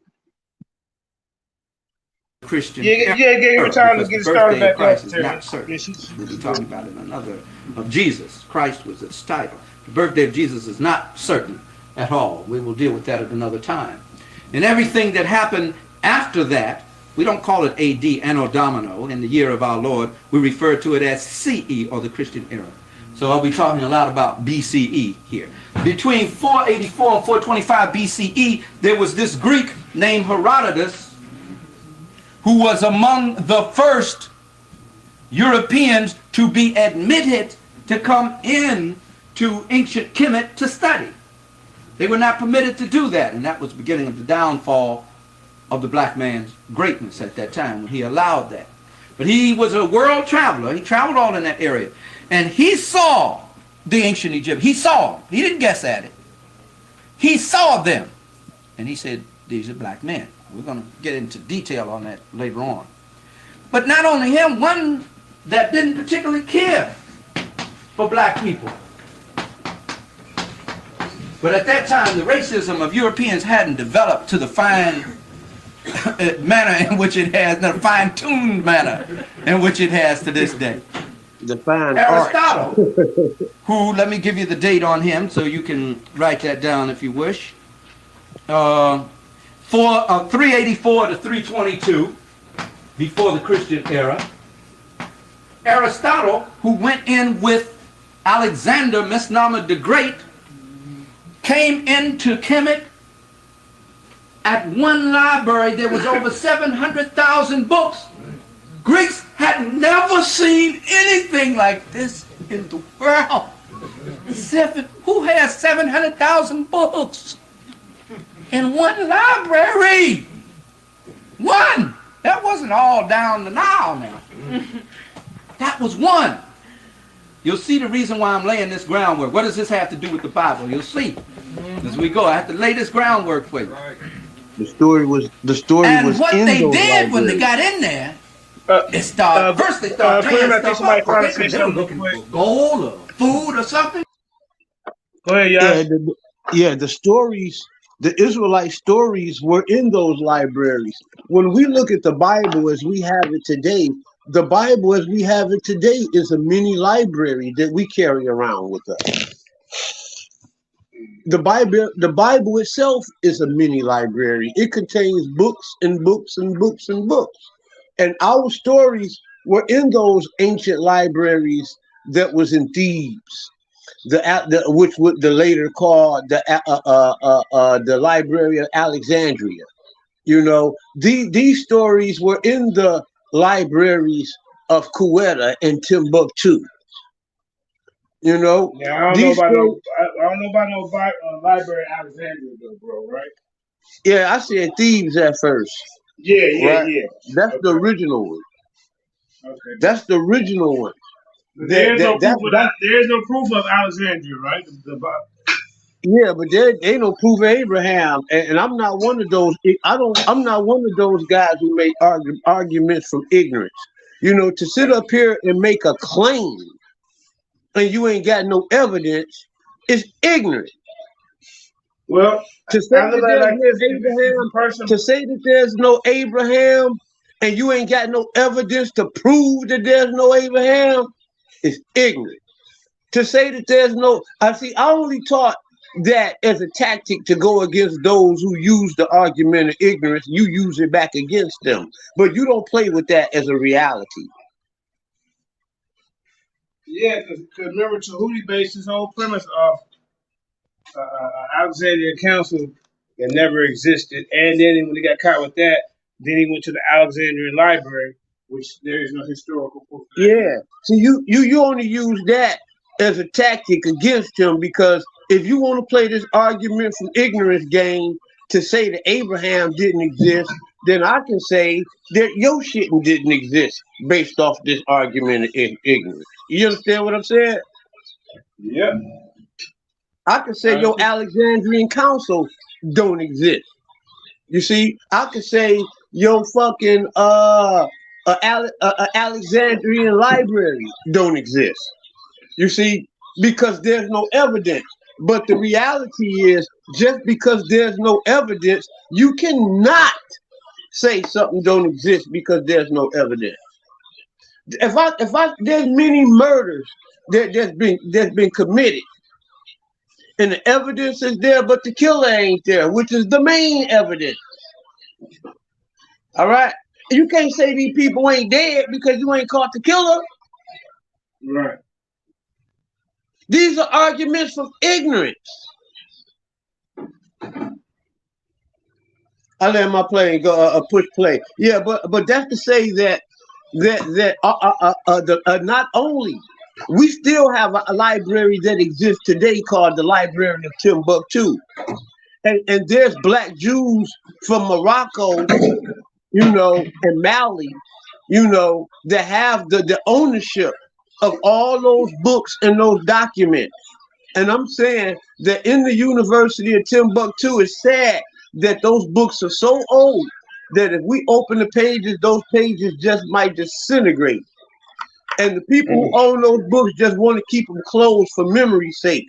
But those biblical stories are in those books because the University of Timbuktu was mostly dominated by Muslims. You see, and guys like El Jahiz, guys like Ibn Khaldun. You know what I'm saying? These guys were writers. They were Moorish writers, and they told the whole story about the children of Israel in Africa way before Marco Polo did. Marco Polo talked about all of the black people that are in Africa and the children of Israel in Africa. But I'm going to get back to the point that the University of Timbuktu is a granddaughter or a great granddaughter of the Alexandrian, or the library that was at Thebes. That was the original library. I let my play. I totally agree with you, brother, and I'm glad you capped it off with that, with the library at Thebes, and that it's information in Egypt right now.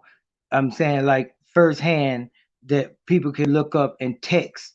That's like like parts of the Book of Psalms, the Tehillim,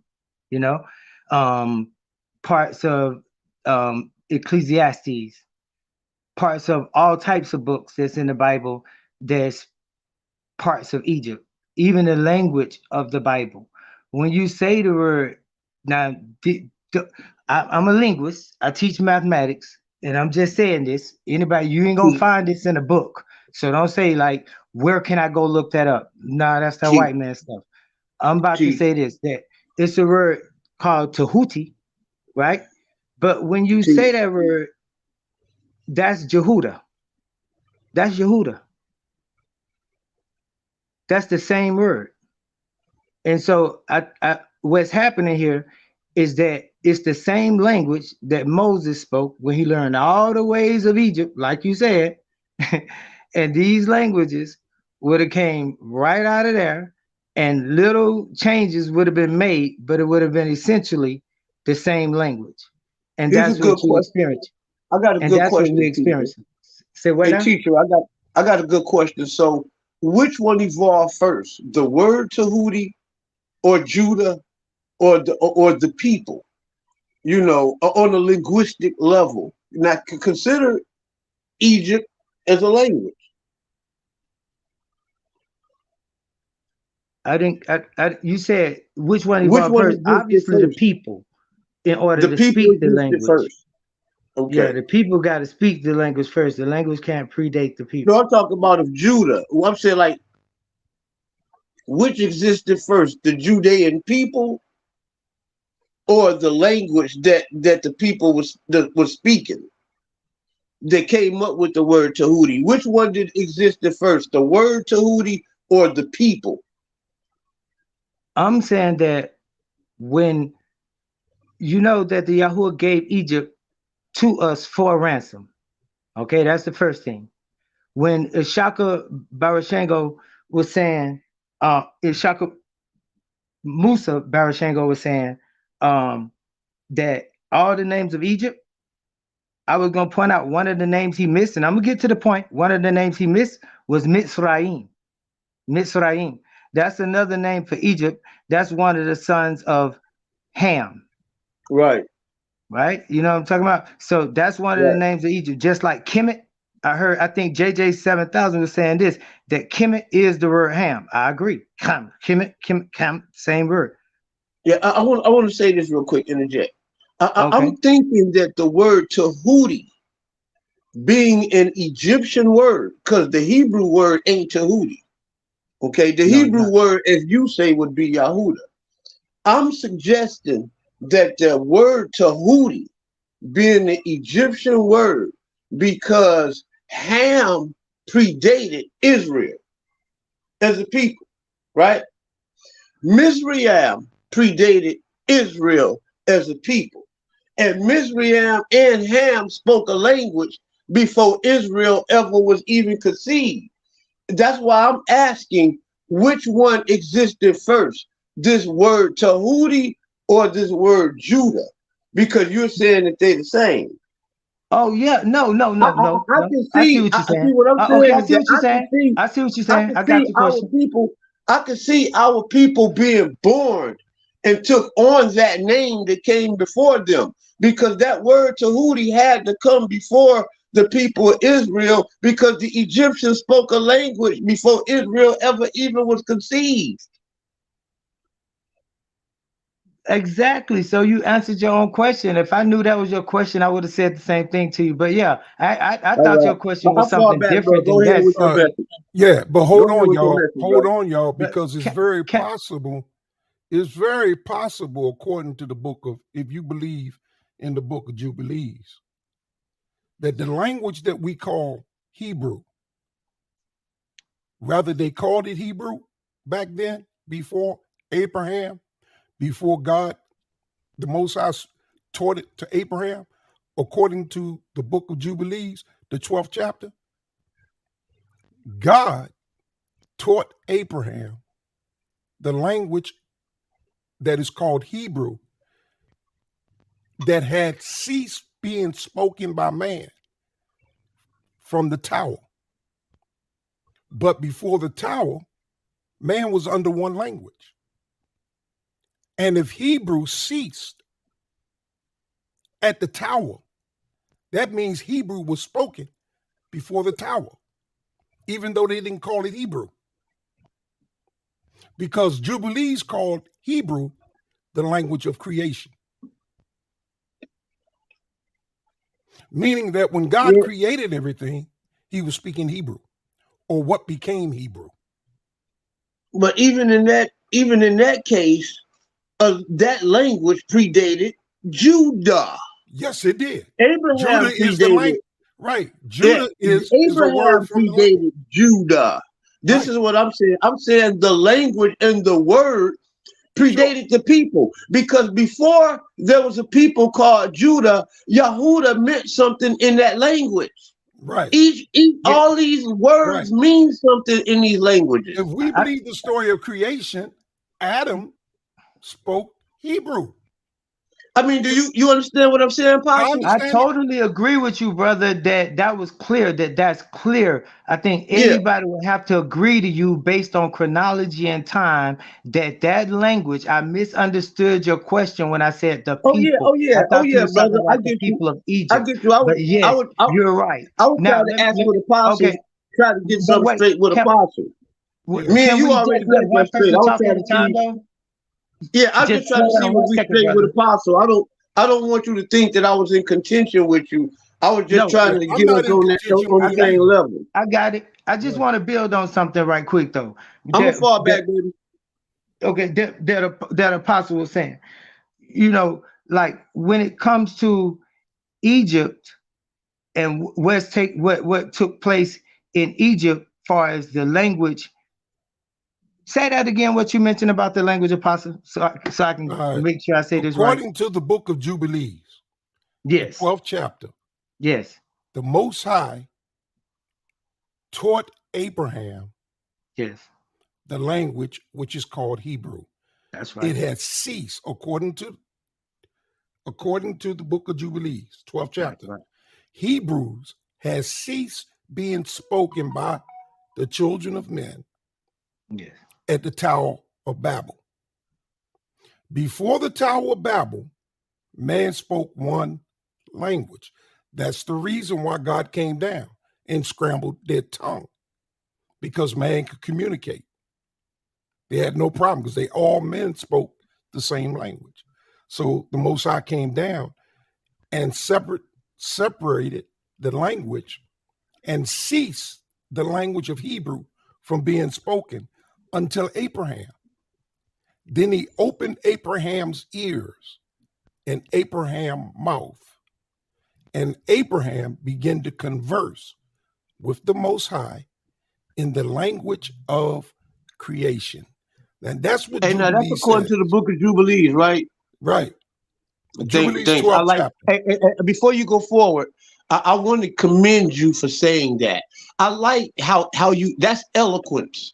How you can say not according to history, not according to reality, but according to the text in Jubilees. In Jubilees, right. Yeah. That's the only way I can speak on it. And before you go forward, as an elder, what do you think about Ishaka Musa Berashingo? Is he dead on the money or not? Hold on, brother. I was just gonna respond to the very question that the brother just read about. I asked him to read it. I'm gonna fall back for real. I'm gonna let y'all get it, man. Yeah, because it was it's hard enough to try to explain that. Then I just had the brother read it again. I forgot again. So what takes place with that is when it says he spoke the language of creation, no doubt. I'm with you, no doubt. No doubt.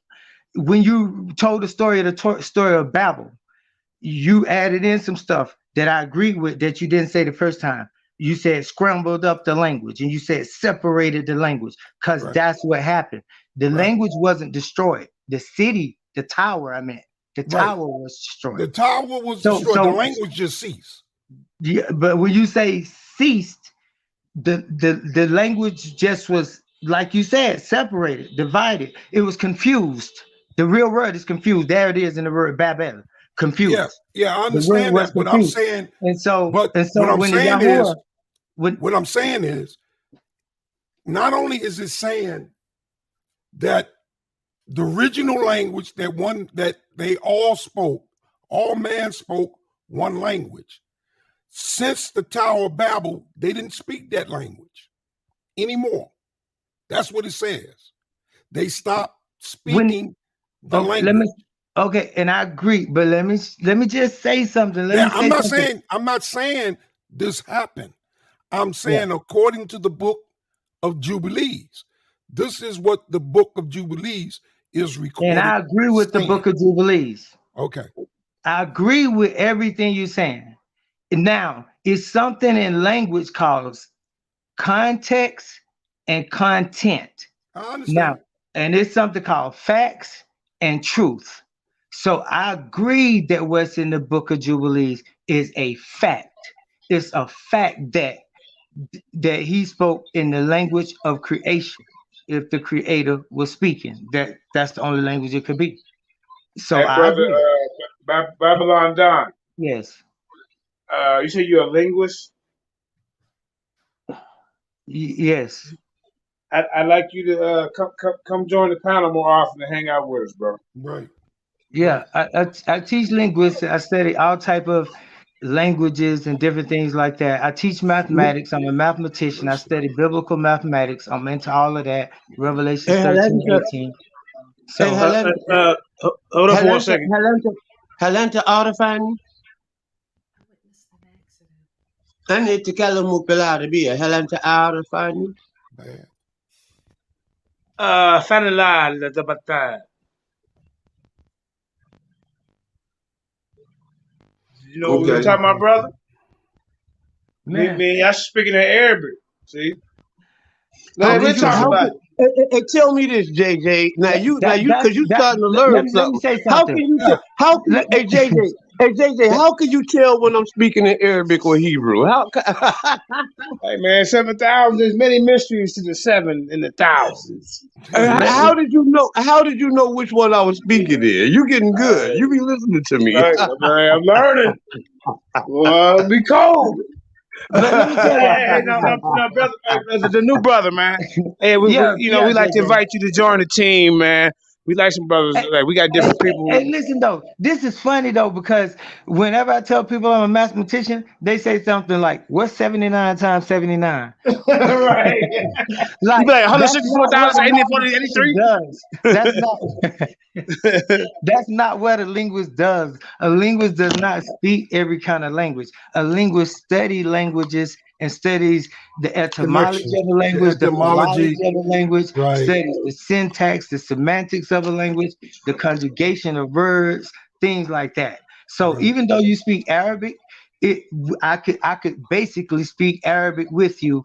Only thing I got to do is hear the base letters of the word, and Yeah, I'm a linguist. You're right. A linguist is one who studies language, but he should know what he's talking about. Yeah. You know, he should know the language that he studies. It's no more than a person like say for instance myself. In English, I would be considered an English linguistics. My highest education is English 120 with honors. You know what I'm saying? Because I studied English. Everybody speaks English, but everybody don't study English. You understand what I'm saying? There's people who speak English every day that'll fail a fucking English test, bro. That's a fact. That's true. That is true. Yeah. Yeah. And that's a good what point. that's what a linguist does. So you're right. So yeah. So I'm That's what saying I you mean. wasting your talent over there in some of this audience, and ain't nobody getting you, bro. Yeah. As a matter of fact, over here. hey, this You see, is I better key. just speak Let me over there. tell you. You definitely Let won't me have a tell you chance this. over there. But you. Let me say this. Sonetta, I don't know if he can speak. I think he speaks a little Spanish. He's from Dominion, but he speaks English. He grew up speaking English. But Sonetta doesn't even know English. He speak English, but he don't know English. And Two anybody different that's a things. linguistic That's right. know what I'm talking about. You can speak a language, and it can be your only language, and not understand the language. And still be ignorant of that language. And still be ignorant, don't know nothing about prepositions, vowels, or any of that nature. And if you listen to him, Pastor, you already made him run, though, man. You leave if you holding it listen alone, to but you him, already you made can him. tell he doesn't know. He repeats what he hears. He repeats what he hears. He does no study, independent study. It's not his thing. He doesn't have the temperament for it or the patience. He does not have the patience to sit down and listen to an intelligent conversation. He can't follow it. That's why he needs things. He needs you to keep him perked up. to pique his entrance, because he can't pick up a book. He can't pick up a book and read it and imply interest without it being there for him. Wisdom. That's wisdom talking, y'all. Let's get back to that's old wisdom talking, y'all. Y'all better listen. That's old wisdom. That's the realest shit I ever heard right there. Yeah, I said, but okay, so it's not a bash party because that mess up. Yeah, but you never really cut the elder wisdom then. Yeah, let's get back to the video though. Let's get back to the old elder though. He got some more good shit on the table, y'all. All right.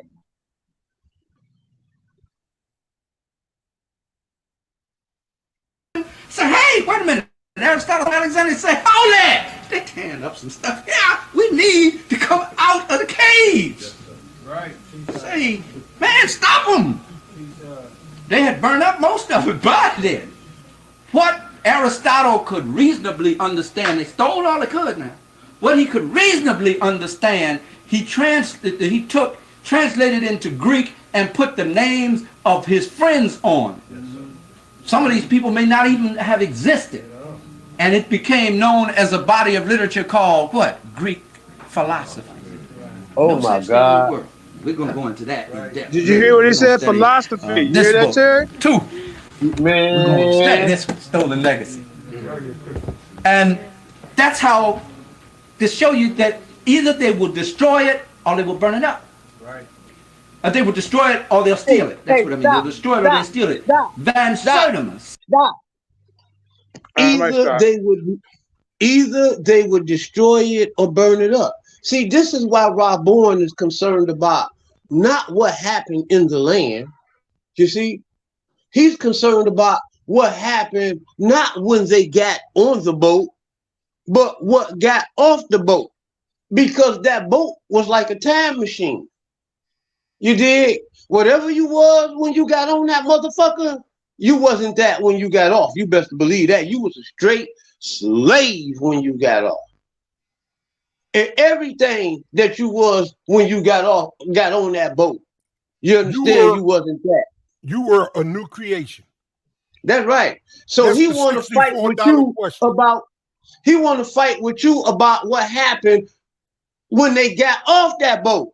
Right. Not knowing talking about the beatings and the mental turmoil that them brothers and sisters went through on that ship.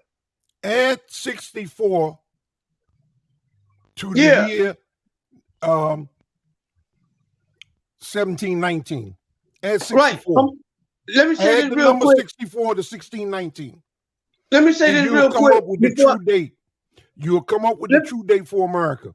Because let me say this real quick. Okay, I'm just going to finish. The $64 question is hidden within the time it took them to create an American Negro. 83 years? 64 years.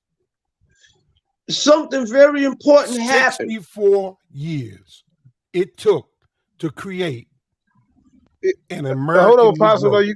Okay, yeah, but hold on. Something very important happened in 1492 that the Ashaka Musa was talking about. Remember how he talked about how they would get it and burn stuff up? Right. They would burn. You heard about the Library of Alexandria being burned down.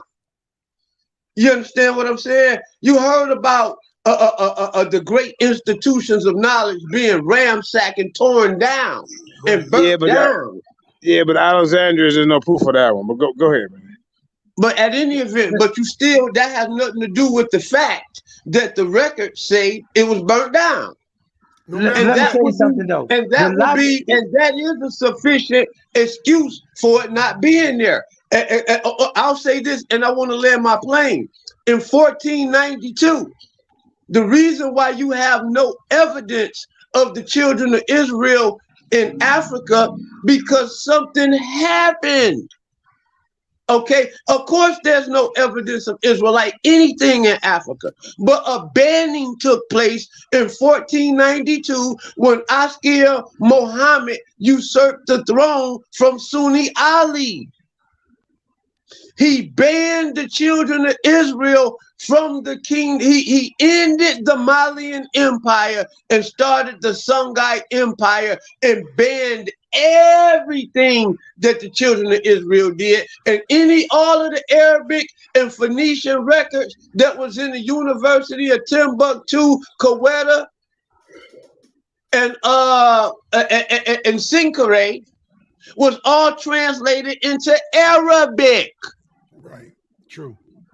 But that don't take away their identity as being Israelites, just because. Right. But what I'm saying So is, Rob Bourne, you hold up. still What I'm lose saying is because if they got that on there as convert. Oh, let me say this real quick. If they got on there as converted Israelites to Muslims, that still don't take away that they're Israelites. But go ahead, y'all. Right. And because there's no evidence of Israelite anything, something happened. And we do have records, documents telling us what happened. Now, you can sit up there and say that, oh, there's no evidence. We can play the argument from ignorance. Well, there was no Alexandrian library. There's no Israelite anything. So it didn't happen. But God damn it, the record said something happened. And the evidence in the records was destroyed in war. Dominance and conquering. I land my plane, but that's what the elder is talking about. I land my plane, y'all. Let's get back to the video. Let's get it. Hit that like, share, subscribe. Lions Den 2.0.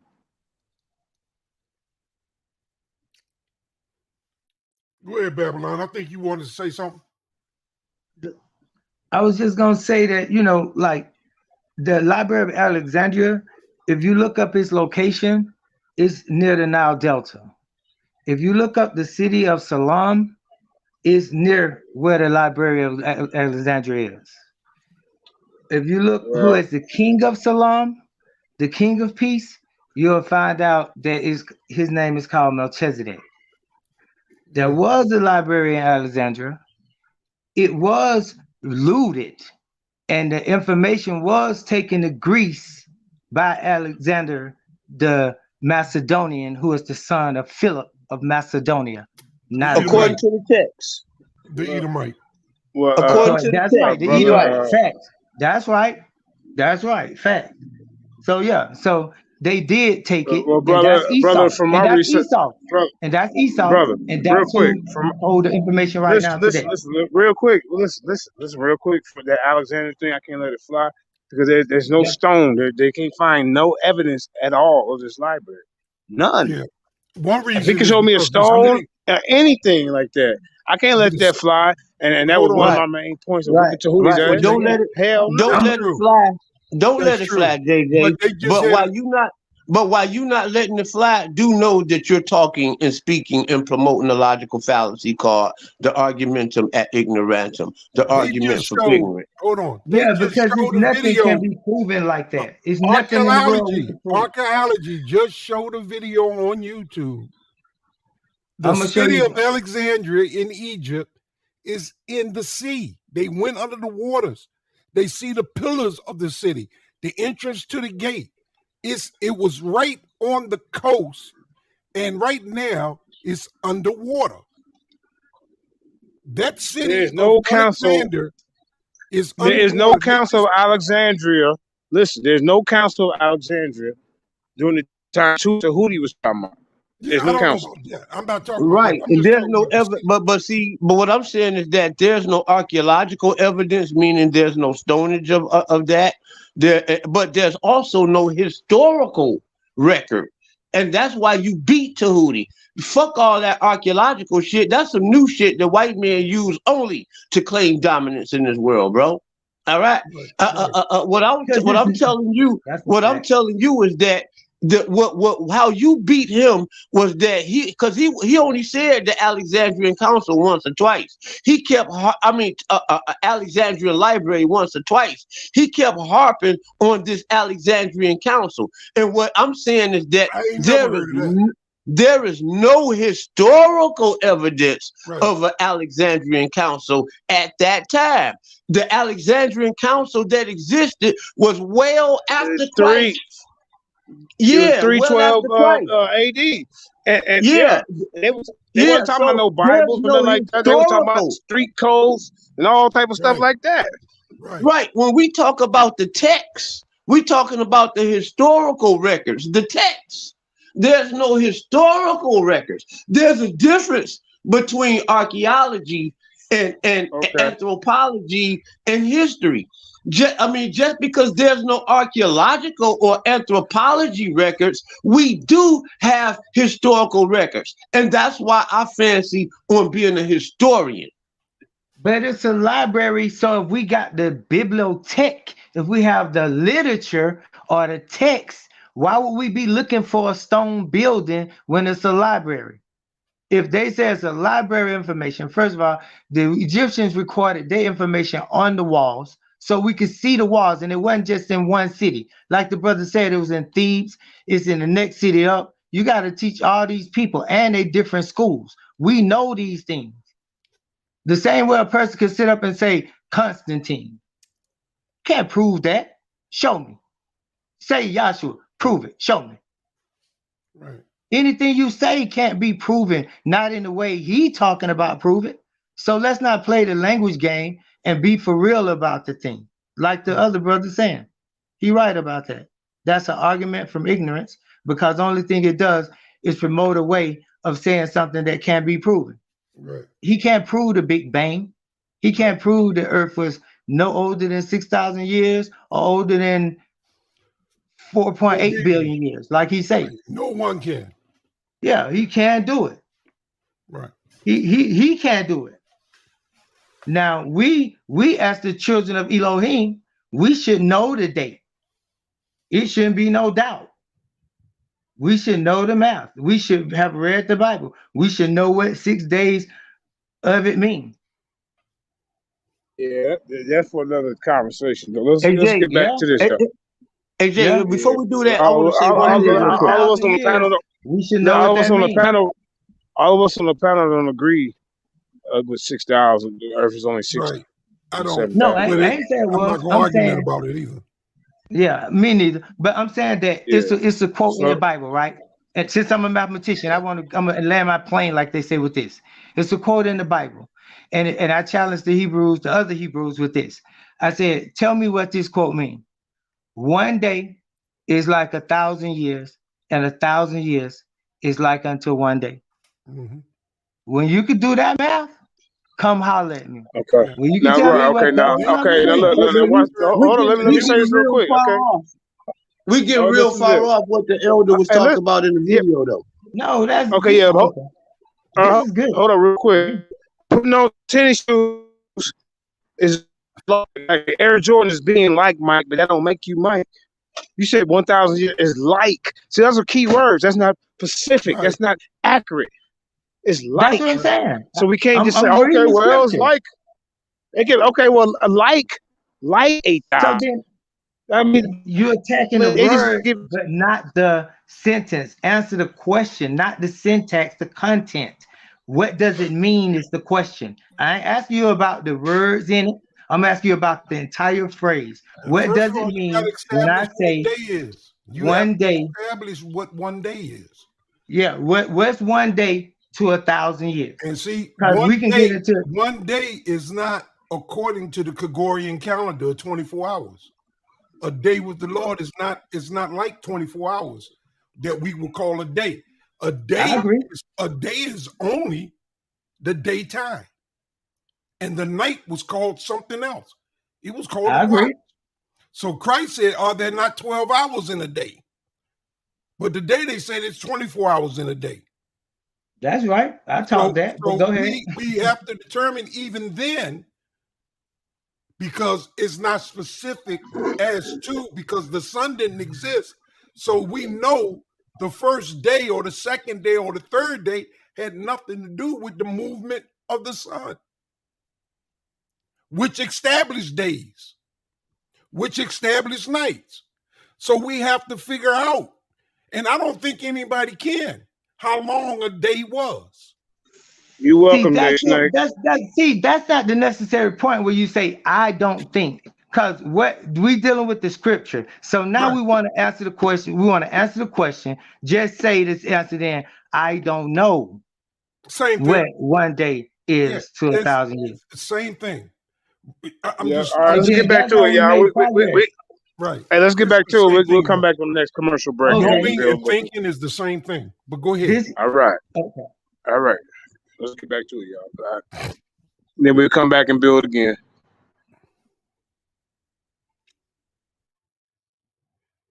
Says, Dr. Van Sertima says, after destroying as much of African material as they could and stealing and plagiarizing the rest, they said, y'all ain't never wrote nothing. You never did anything. You never built nothing. So we had scripts we know we could write when nobody else could. In one of my books I mentioned in African People and European Holidays of Mental Genocide, book 2, that there wasn't 5 kings who could read and write in Europe when the Moors, it's another period we're going to, had universities all over Spain, France, Italy. So brothers and sisters, we're bringing this back to its perspective. Now, it's another document I want to interject here. One of my favorite little pieces, African History, by Earl Sweeting and Les Edmond, well illustrated. And on page 11 there, and I'm going to pass it around, please pass it back. When we speak of the literature of a nation, we mean such literature as may be stored in a library and possessed by individuals. The Egyptians were the first people, the what? First people of the ancient world who had a literature of this kind, who wrote books and read books, who read Latin, who possessed books and loved them. We didn't just have them, we loved them. And their literature, which grew and flourished and decayed with the language in which it was written, was of the most varied character, scientific, secular, and religious. Some of these writings are older than the pyramids. Some are as recent as the time when Egypt had fallen from her highest state and became a Roman province. Between these two extremes lie more than, he says, 5,000 years, but between these two extremes lie more than 18,000 years. The picture here shows a concept of what the library was like. I'm going to start it over here and pass it around. They used what was called a scroll. And we're going to talk about that in the next document, how paper was made by the African. But just, I got to stick to the points here, and then we'll sum them up as we go along. The main point of this document that stands out is that this literature, that writing, and all that began first in Africa, in Kemet, in Egypt. And two scholars, I just mentioned two, we're going to mention a lot of what they call the classical scholars, the Greco-Roman scholars, all of which had contact with the Egyptians and described what they saw. Not what they would like for it to be, but what they actually saw. And Aristotle and Herodotus, we're starting off with, said this land of where we first came in contact with these books and this learning in universities was controlled and inhabited by its indigeni, which were what? Can you prove that? We will before we finish today. We'll begin. You have to be able to do more than say it. You must be able to prove it. Some of these things, at the risk of sounding redundant, Dr. Williams said, don't worry about being redundant, brother, because we heard about George Washington so often that was redundant that we have come to believe it. And now, how do you think you're going to state one time facts about black people and our minds have been averse to that and we're going to get it that one time? Say, go ahead, go over it until it becomes a part of us. So when you leave here today, intend for your mind to be smoking with this. And I love it. It consumes me. It's just such a wonderful treasure. But we were talking about Dr. Van Sertima when we were coming in. He said he got to one point where he said, look, I just can't go no further. I got to stop. It's amazing. We've only, in all that we have now, we've only just begun to study. It goes on to say that the right social and moral outlook on life, that is how you behave towards other people, because that was recorded. Do you know the oldest social axiom in the world is written on the tombs and pyramids all along the Nile, from the upper to the lower? Or let me change that, from the lower to the upper, because the map here is upside down. It's supposed to be the other stop way. right there real quick. But Europeans to put themselves on the top. Can you stop right there? All right. So these guys should know that the map is upside down, because there's no way that the Nile is going to run upward, right? We know that the river's going to run down, right? So they got us looking at the map upside down. So why y'all telling me you from West Africa, which you're really not? Man, come on, man. No, hey, bro, man, come on, bro. That's a good point. You've been calling me the whole time, man. Subscribe to Lewis in his books, please. But what I'm saying is, so you're really not from West Africa, right? That's a good point, yeah. Because you're not I saying agree. it right. I But see what really, you're saying. E marker, it wouldn't even, they say the E marker started in the east, but really it was started in the west. And then the E marker from the west went to the east. You understand what I'm saying? If it's upside down, and if it's right side up, how they got to look in America, right? The E marker starts in the east. But if it was flipped to the other side, the E marker would start over in the west, and then we would migrate to the east. I agree with you. If you saying that we would have spoke it, I can't hear now because somebody called me, so I'm going to jump on and jump back off. It threw me off. Hold up. Dang. I agree with the brother though. Reverse the map in geography so that what looks is south was actually north. And that's why they are mystified and say the Nile runs backwards. It does not. The Nile is running correctly. They put the map wrong. That is what happened. Well, we're using it like this today because I don't want to confuse you now. We're accustomed to seeing it this way. But this is the peak here. This belongs on the top. This axiom, the most basic of African law and morality, was chiseled into stone. You may erase what's written. You may destroy the scrolls. But only time and eternity can erode the stone. And it says, do unto others as you would have them do unto you. Jesus had to say that, or he would not have been qualified as a prophet. It was the oldest statement of moral interrelationship with one person to another in the world. Everything else, the Ten Commandments and everything, was based on that basic law that separates man from the beast. Do unto others as you would have them do unto you. So that right moral concept, this document says 3,000 years. But our studies have taken us back that the original dynasties that we're just learning about, just digging up about, are at least 18,000 years old. It probably goes back even further than that, but I'm scared to do that. Now just stop at 18,000. Just let it be right there. Sometimes hard for the mind to handle. But the greatest sin you could commit in ancient times was not to do unto your brother and your sister as you would have them do unto you. And in many ways, even in our corrupt state, black people keep thinking that other people are going to treat them right because they know that's the basis of life. Not understanding that it wasn't written and carved on other people's temples, it was carved on theirs. It wasn't inculcated into them at birth, nor was it taught to them from the cradle or in the womb until they grew up. They didn't have that understanding. So we keep thinking that they're going to treat us like we're supposed to be treated. It's just because they didn't have that basic law. They talk about it, but they were not able to internalize it.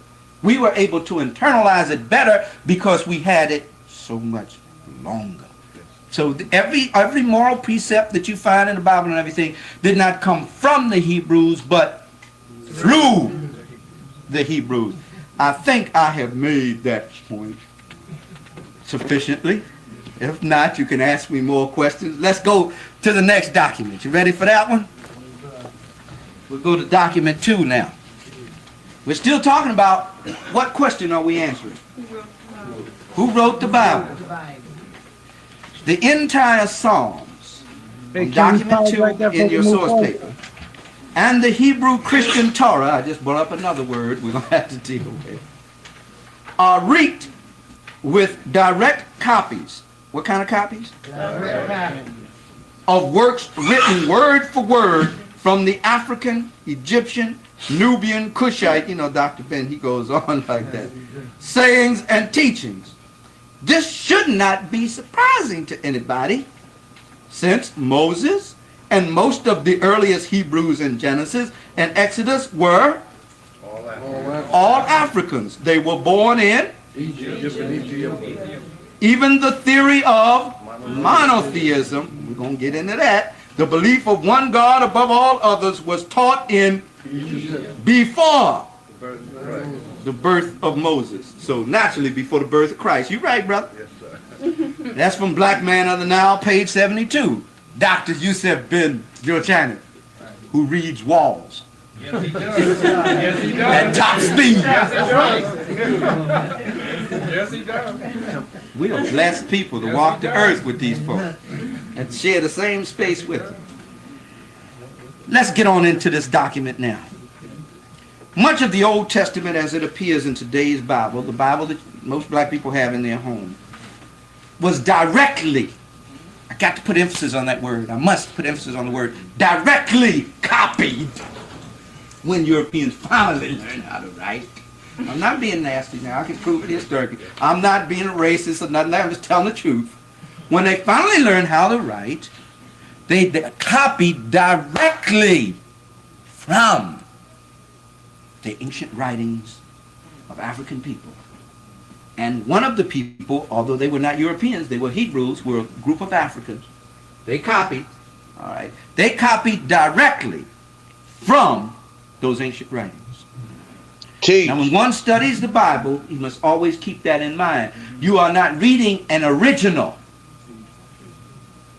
but you're reading a revision or copy of something more ancient. The basic principles may be there, but when you copy anything, what happens? Something often gets lost in the translation.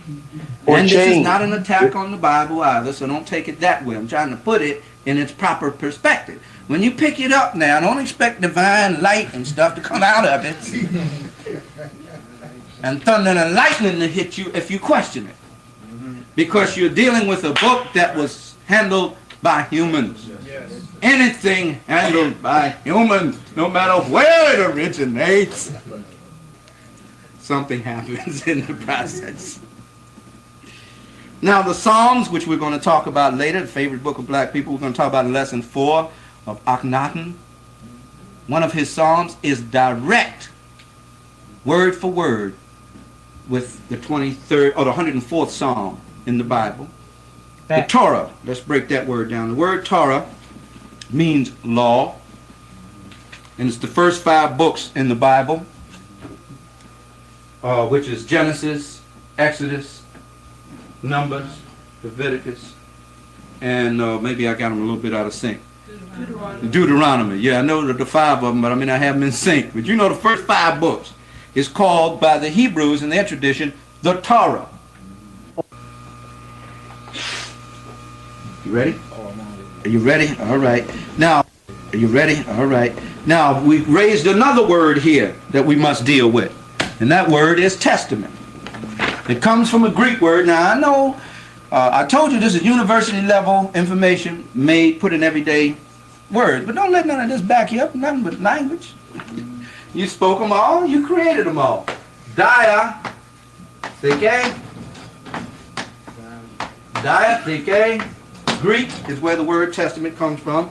And some may think that the moment that the first book of the Bible, which is believed to be Genesis, was written, they said, okay, let's make this part of the Old Testament. They did not, because they didn't even use the word testament back in those days.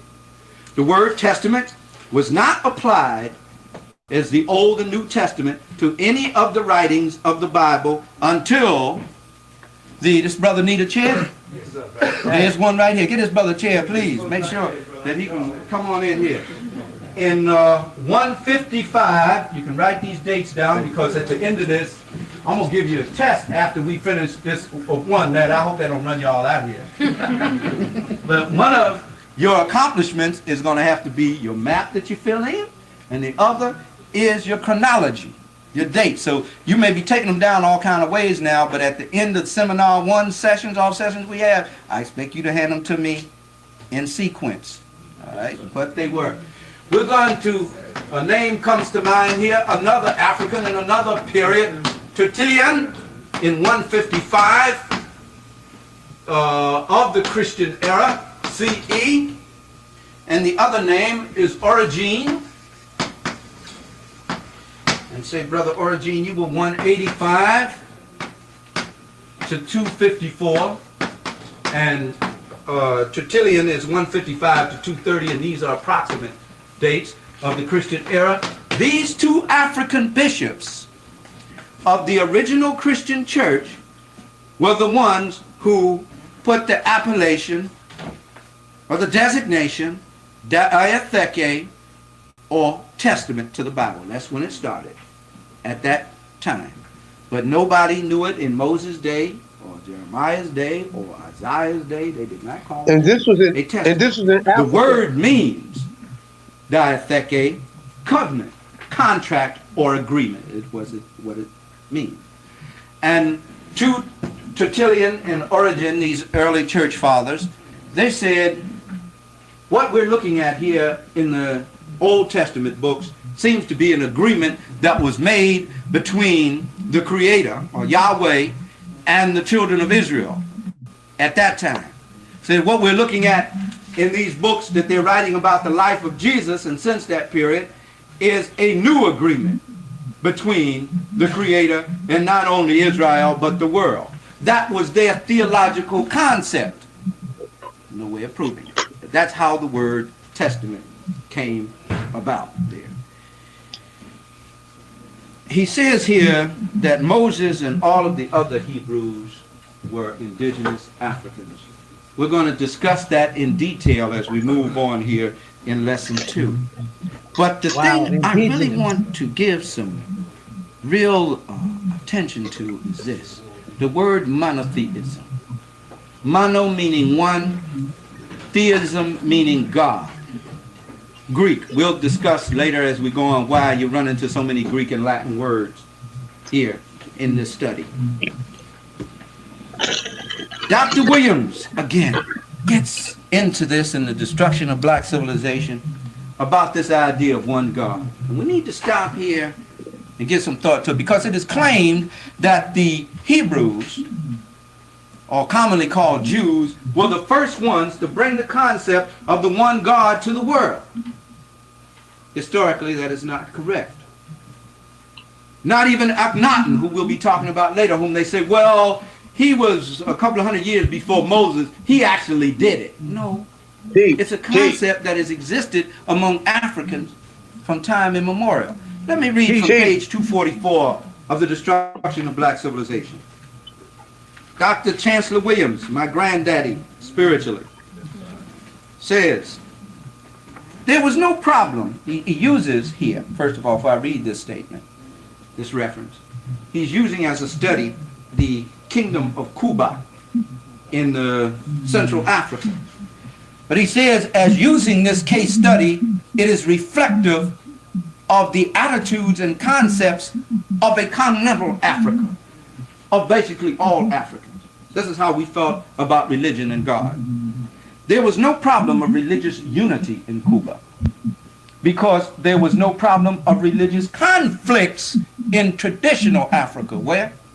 Teach. It's only when other people came out from outside of Africa with concepts which we had taught them and said you either accept this part of the concept and reject the other, or we're going to enslave you or kill you. And the Bible For tells someone that to come story. into the continent and say accept Islam or die was not the African original concept of Islam that was created by Africans. The Prophet Muhammad lived in a land of people who were descended from the Africans. I'm not going to go into that now. That's another study. Can you stop the video 1 second, please?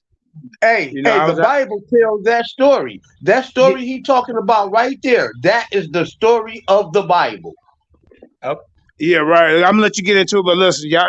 See, I jumped off, and there was some important points that y'all supposed to stop the video and talked about. I said, I manned them. We did right. Did y'all talk about? Yeah, I don't know if I'm pronouncing it right. You gotta let me get into it. Let me say this. I don't know if y'all caught it. Let me say Tertullian. How you pronounce it? From 155 to 230 AD. How you pronounce it? Tertullian and Origin. These African bishops. You know how they always try to say that these founding fathers are European. You know, they always want to show these pictures of these founders. They don't even know that the ones that they be mentioning is some African brothers. Yeah. So Garfield, I don't see how you say the Bible has nothing to do with Africa, brother. And then one more point. I got a question for you when you finish. Go ahead, man, because I didn't forgot it now. Go ahead. I had to see. Okay, where was the Bible? Where was the Bible canonized at? Now they taught us one thing, but I've learned different. Where was the Bible canonized at? Well, see, that's a problem. There's been 3 different canonizations. Yeah, Three.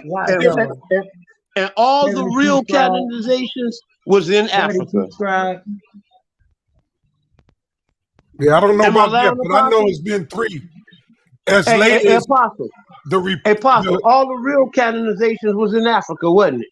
Well, I don't know about that. Only thing I know is that the Reformation, Protestants had a different canonization than the Catholics. The Catholics had a different canonization than the Jews. And I don't agree with canonization at all. In fact, it sounds like Jews canon. were the first. Can somebody teach me how to pronounce this man's name? Tertullian? Am I saying it right? I didn't hear. I was at the bathroom. Man. Yeah.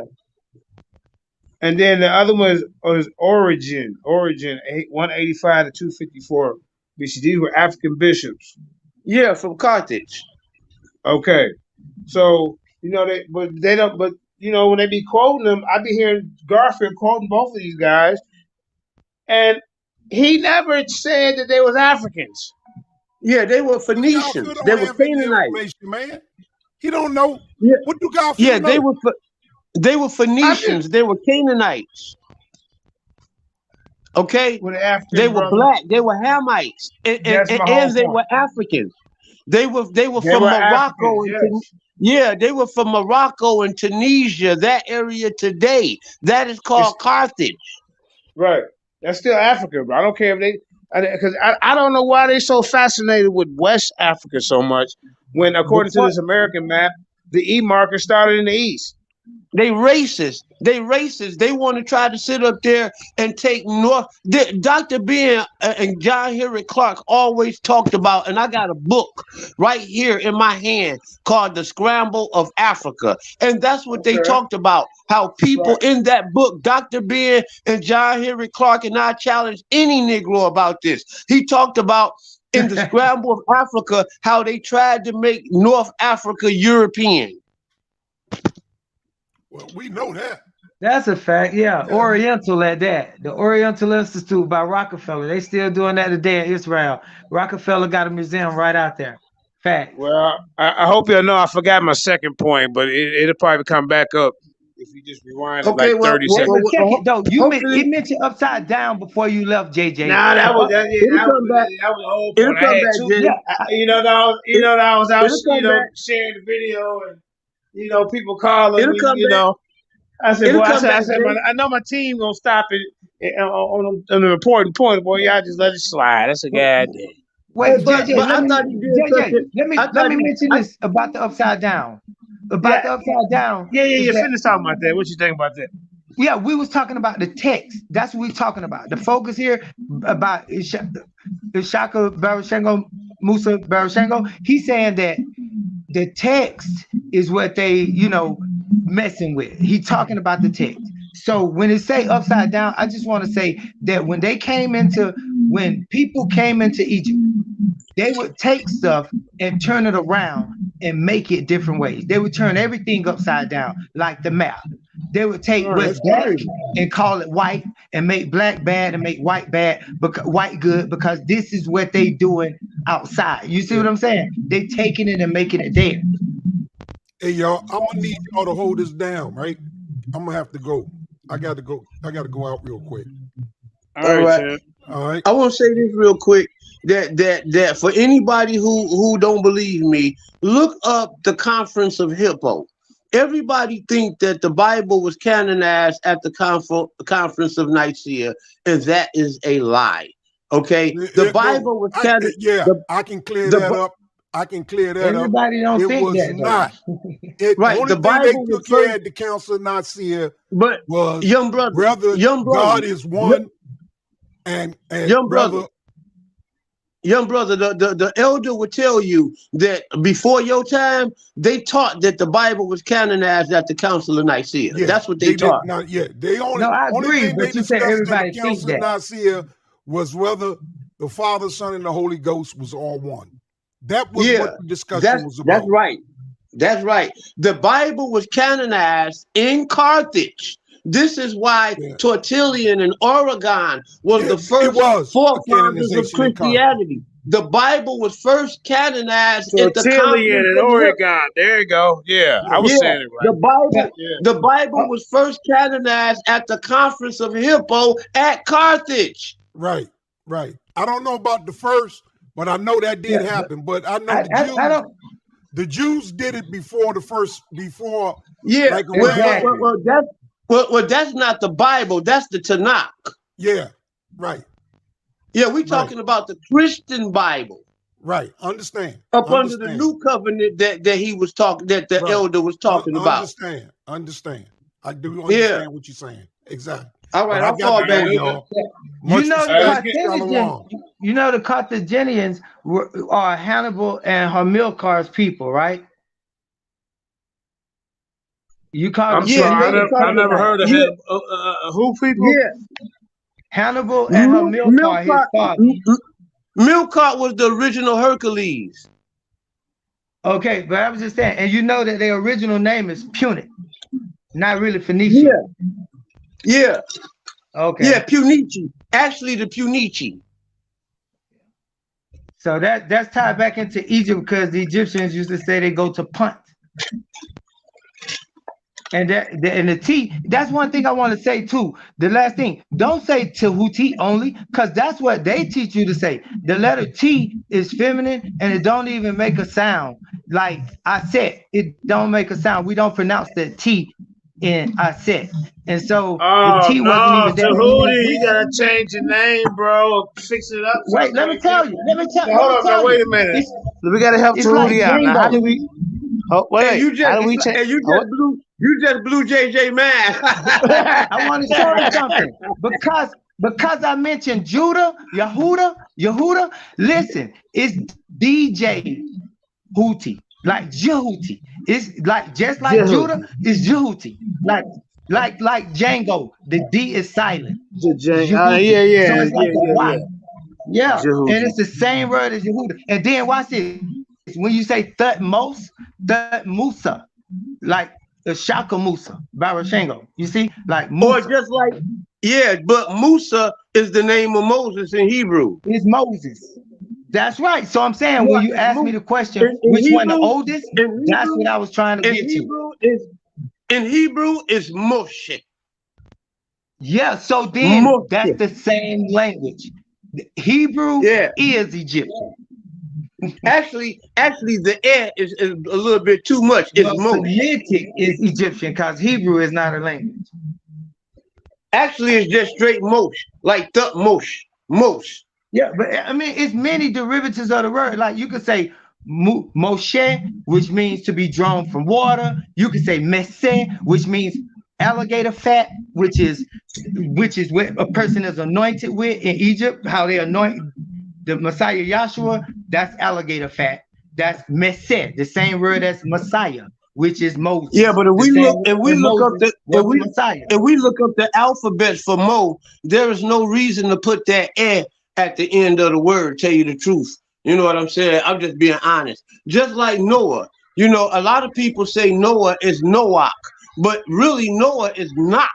Like when you read North Africa, when they talk about the Nok people, that word Nok, that's the original word for Noah. I came across that before. Yeah. Hey, you make a good point though. Yeah, that's true. Like a lot of words, they add an extra consonant. I mean, an extra vowel sound to the end, and that's something that the Greeks did by removing the T from the end of words, and you know that whole thing. All right, let's get back to the video. Okay. All right, bet.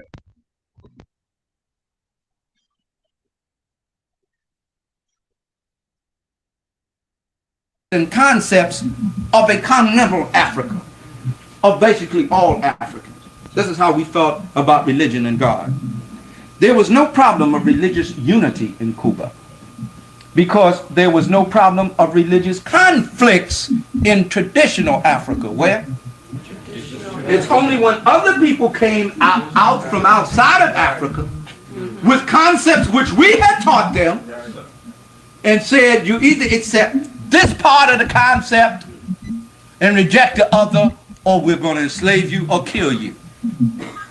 For someone to come into the continent and say accept Islam or die was not the African original concept of Islam that was created by Africans. The Prophet Muhammad lived in a land of people who were descended from the Africans, but I'm not going to go into that now. That's another study. And Bilal, but I'm just touching on that. For anybody to come in with Christianity, the religion we created, and say you either accept our understanding of this as limited as it is, or you are what did they call you? Are heathen and worthy of enslavement. Nah, there's no Christian charity there. It's an excuse. That's what it is. He said, but there was no religious conflicts in traditional Africa. We could identify with all religious thought because we were the creators of it. The blacks, having a common origin and a common center of civilization, had the same fundamental religious beliefs throughout the continent, just as all of their other basic institutions were similar. The inevitable variations were insignificant. They didn't care what you called it. The basic concept remained the same. Whatever you want to call it, we get caught up in the name of it. When compared with the universal similarities, it was just insignificant. The Cubans believed, as all Africans believed, in one almighty God, the creator of the universe. Oh, there was numerous right ways there. of expressing the Whoa, one God whoa. concept. How many Wait ways? a minute. Terry, did you hear what he just said?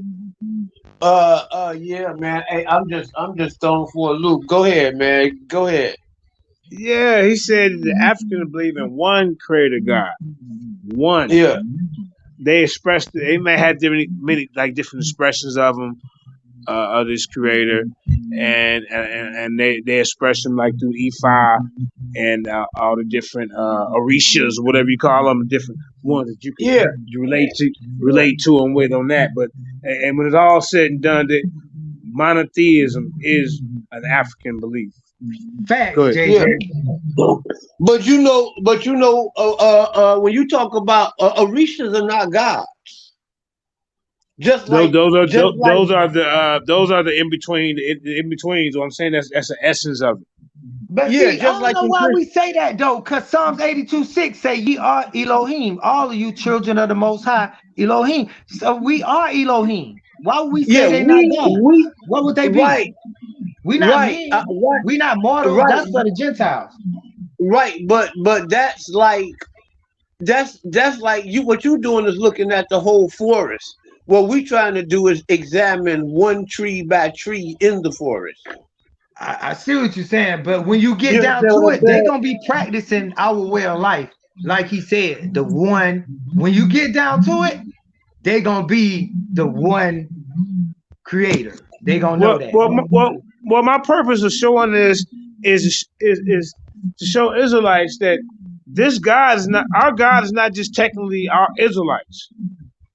Yeah, but and I wanted to say that in West Africa, in the Akan religions up under the West North African religion, Bantu groups, I'm saying of the religion that deal with Oladimir and the religions that deal with Inyame. You understand what I'm saying? Those were actually monotheistic religions, and they still are. Yeah. But what people like the so-called guys like HOK type style guys want to do is want to equate the West African religions with that of Kemet, and they want to say that the Orishas were gods as well. Okay, what I mean by God, I'm talking about the supreme. They all were supreme. There were one supreme. Yes, we're all Elohim. We as humans are Elohim. Psalm 82:6 are talking about human beings. Yes. And I would love to have a dialogue with anybody who would agree or even contest with that. Excuse me, Yas. I don't think. On another Yas, let me ask you a question real quick. Yes, I have never heard nobody in our community say that the intermediaries are supreme guys. Me neither. Like Uladu Marie, right. He don't even have no contact with them. They got to go through all these different individual, They pick an Orisha. Those are ancestral. Those are ancestral parents, not gods. We never. They're still not gods, as though what these Negroes are trying to make it like they were, like the Akan were. They trying to make it like they were polytheists, and they were not. Yahweh and Yahweh. Right. You right. Yeah, was the supreme God, and those Orishas. Well, just like in Hebrew, just like in Christianity, because I ain't gonna say Hebrewism, but just like in Christianity, you got God, and then you got the angels. Right. You know what I'm saying? The angels are not the supreme. Right. I see your point, brother. I think the only thing that was the confusing part, I just wanted to make sure that the Orishas and all of that wasn't being confused with what they saying, because you're absolutely right about them and what they saying about the Orishas, but that's not what's taught among the Orisha or the Oyo. That's not how it's taught. It's taught the one. But they'll tell you that they have all these supreme gods and all of that, but that's not true. Ishaka Barashango just told you that. Ishaka Musa Barashango just told you that. It's the one. That it's the one. So they lying. They always lie. Even though the elders be saying one thing, they'll say the other one. But you're right that they do that. They hate Hebrewism to West Africa because in Western Africa, because in that book he brought forth to the world, and I've heard many African linguists, not African speakers, but those who study the language, say that in Yahweh and Yahweh is the same thing, or Yahweh the same thing. They said the M is interchangeable with the W, and the N is silent. Wait, now say that again. In Yahweh, the N is silent, so now you got Yahweh. And the M is interchangeable with the W. So in Yahweh becomes Yahweh. And this is why Chris Harris hates that book. And who made that up? Who said that? Joseph Williams, a book called Hebrewism in Western Africa.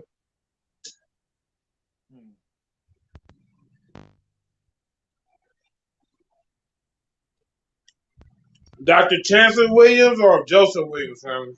Well, see, now we just got through talking about things. So what I'm saying, what's your standpoint on that? Are you agreeing with the translation, or are you disagreeing? I'm agreeing with Joseph Williams all the way 100. I rock with that book. Okay, I You would know, say I would see say I what would rock with that too then, because the they M try being to upside destroy. down is a They try fact. to destroy the teachings of Ashaka Musa Barashango, Joseph Yeah. Williams, Rudolph Windsor. Yeah, I'm with you. You Yeah. see, they trying to destroy them guys. And what's the elder name that came on there and told them that they can't read the Medunetta? Clyde, the one that beat up on Reggie. Tell you what was his name? Something Clyde Williams. Williams. I forgot. Something Williams. Clyde Williams. Huh? Yeah. No, Clyde Williams. not Clyde. Nah, Not Clyde. it ain't Williams. It ain't Williams. That's what's his name?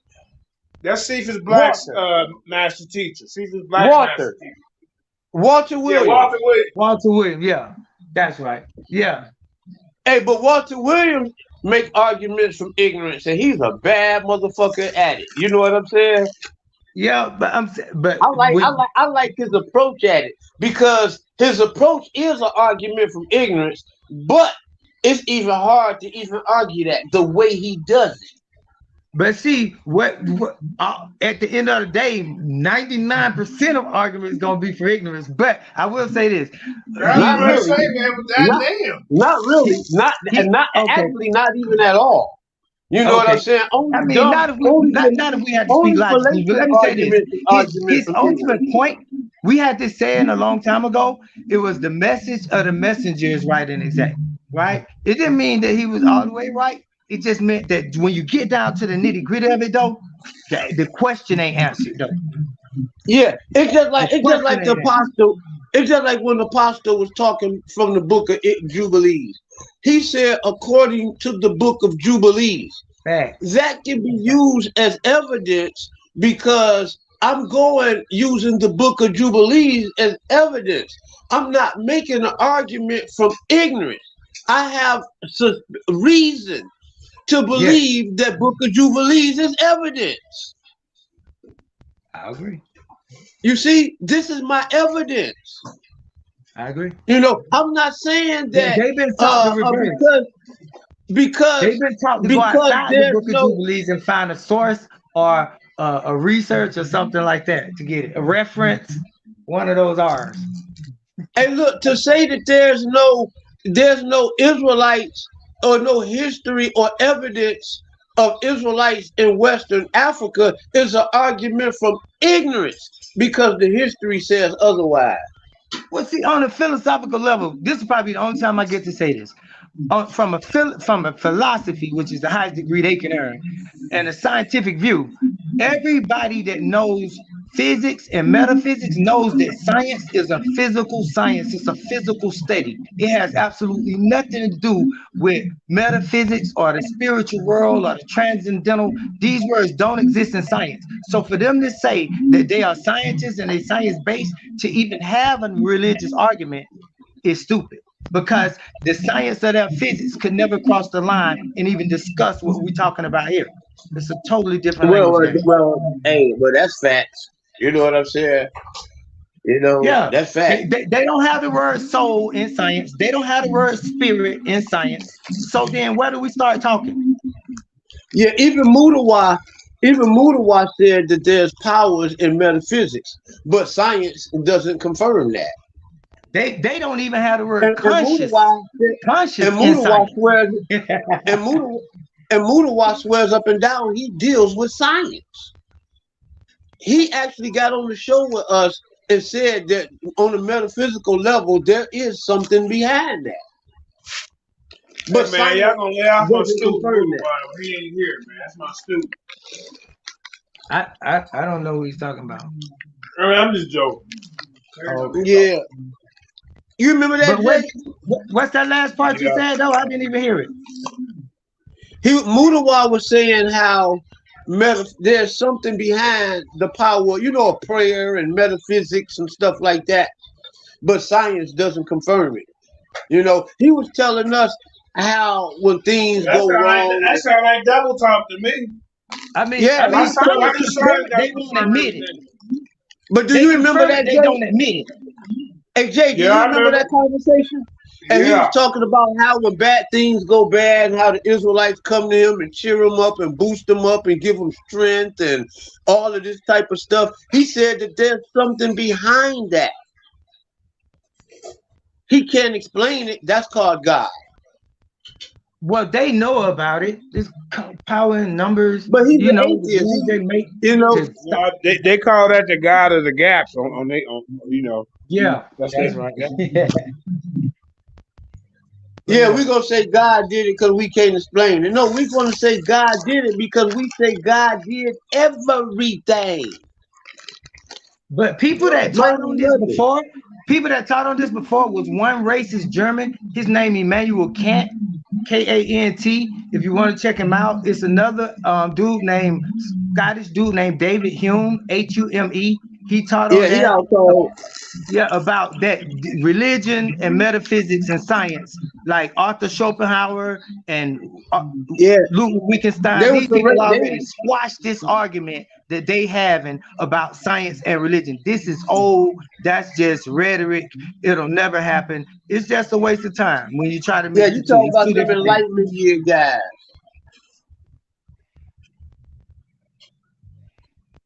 Guys from the Enlightenment era. All right, y'all, let's start back up. From the Vienna Circle. Yeah, the Enlightenment era. Yeah. The Gentile era.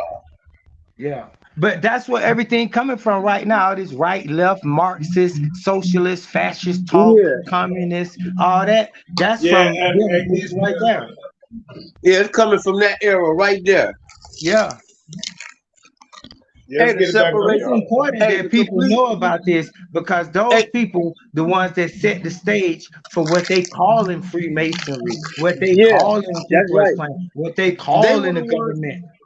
They were the ones who, right there, it was during the Gentile Enlightenment era that they began to start making a separation between God and science.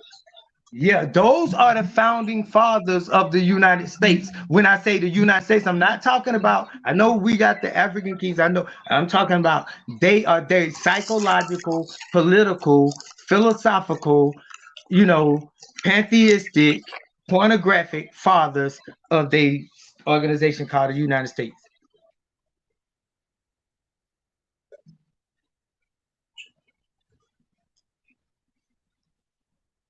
That's it. I land my plane right there. I just wanted to say that because I want to make sure people know it. Yeah, but there's certain things that be picky about what you say, man. So let's just kind of be conscious of that. Okay. All right, Chris, go ahead and start it back up. Yeah, they be picky about a lot of things. Not as many ways as you have people on the earth. Because people are going to express things how? According to their understanding, what they see, what they experience in their life. Now, people with wisdom understand that. Folks with insecurities don't understand it. So they figure, I got to make you believe my way or else. I've even had some folks say, I think I had in 1 week. I had one brother, I'm not even going to mention the faith, 5 different beliefs state to me because I would not accept their belief as they understood it, that I wasn't their brother. I said, now wait a minute. You can't put me out your family.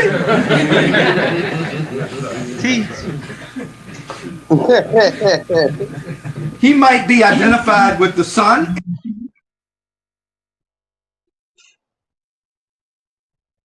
and called the sun god, or as a variation of this might be called the sky god. The numerous other gods, far from being in conflict with the great God, were a necessary part of his divine plans. Because he created the sun and the stars and the moon and all. His own deputies and emissaries who had direct charge of the various departments of life that concerned human needs. The earth, water, illness, health, fertility, planting, harvest, the forest, war, hunting, fishing, etc. There was only one creator. As a matter of fact, Africans did not build any temples to the one. That's what they called it, the one. The unmovable, they didn't build any temples. They built temples to the sun, the sky, everything. They did not worship the sun. Now, there are periods in our history where it degenerated into that. But originally, the concept was not to worship the sun, It was not to worship a fish or to worship the sky or the stars. They merely saw these things as agencies through which the one divine force in the universe for which they had no name. They just said the one. You gotta stop. Please. Thank you, Sister Queen. So we have people in our community. They say, "Oh, the sun. Worship the sun. This, you know what I'm saying? The sun is our God." You ever heard that? Yeah. Yeah. They try to make it like that's an African concept, like they worship the sun, and that's not even true. Jay, a lot of brothers I turned on to this man. I met this man before, right here in Detroit, man. Back in the 90s. When he was alive, right here at WC3. This is one of my elders. Okay. Right here. This is one of the men who taught me. He has a book that changed my life. That volume series about the genocide and the holidays changed my life. But before that one, somebody gave me that at first, and that was a little too much for me. I had to graduate to that. What opened me up to this brother was a book that I got at the Shrine of the Black Madonna about 30-something years ago. It was called in Detroit. The Shrine of the Black Madonna started here in Detroit, and I also met Ishaka Musa, Ejiramoja Ibibi, the leader and founder of it, God rest his soul, at the Shrine of the Black Madonna. You know what I'm saying? He this man right here had a book called God. And if you can get your hands on this book, anybody, get it, because after a while, you're not going to be able to get your hands on this material. He had a book called God, the Bible, and the Black Man's Destiny. That book and Ben Ami's book, God, the Bible, and the Truth, were two books that changed my life. I wrote it down.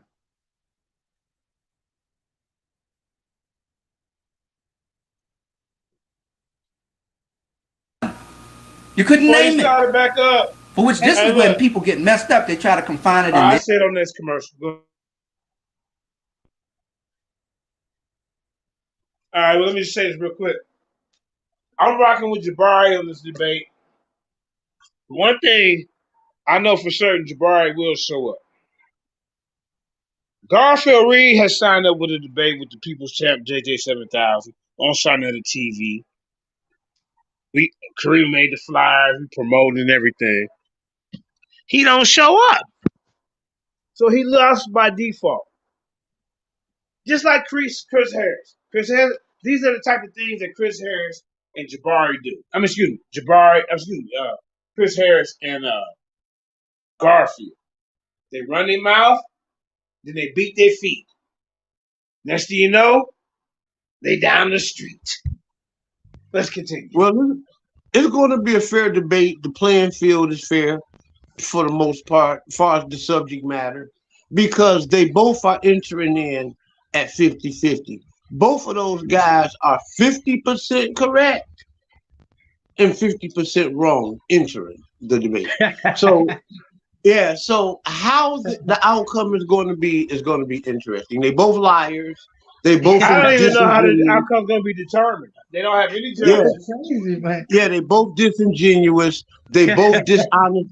They both dishonest scholars. They both are good liars. You know what I'm saying? And they both will stand on their lie and never ever concede, even when we prove you wrong right in front of your face. You know what I'm saying? So this is going to be an interesting debate. I would be surprised if this is a real debate. They're gonna fall out behind this. Yes. Well, I'm gonna tell you, I'm rooting for Jabari. I'm gonna keep it real. And ain't no favoritism. It's the information. Yeah. I mean, that's just the information. Garfield got a lot. He got a big uphill battle to climb. How you gonna say this book has Garfield got some? He got some badass researchers in his ear. And what I mean by bad. What I mean by bad is they I think diverse. They Jabari is a better different. scholar though, for real. Jabari is a better researcher. He's smarter. I think Jabari will win that hands down, for real. And he got better information, just like JJ saying. It's just he got easier information to prove. His stuff already proven. There ain't nothing to even battle about.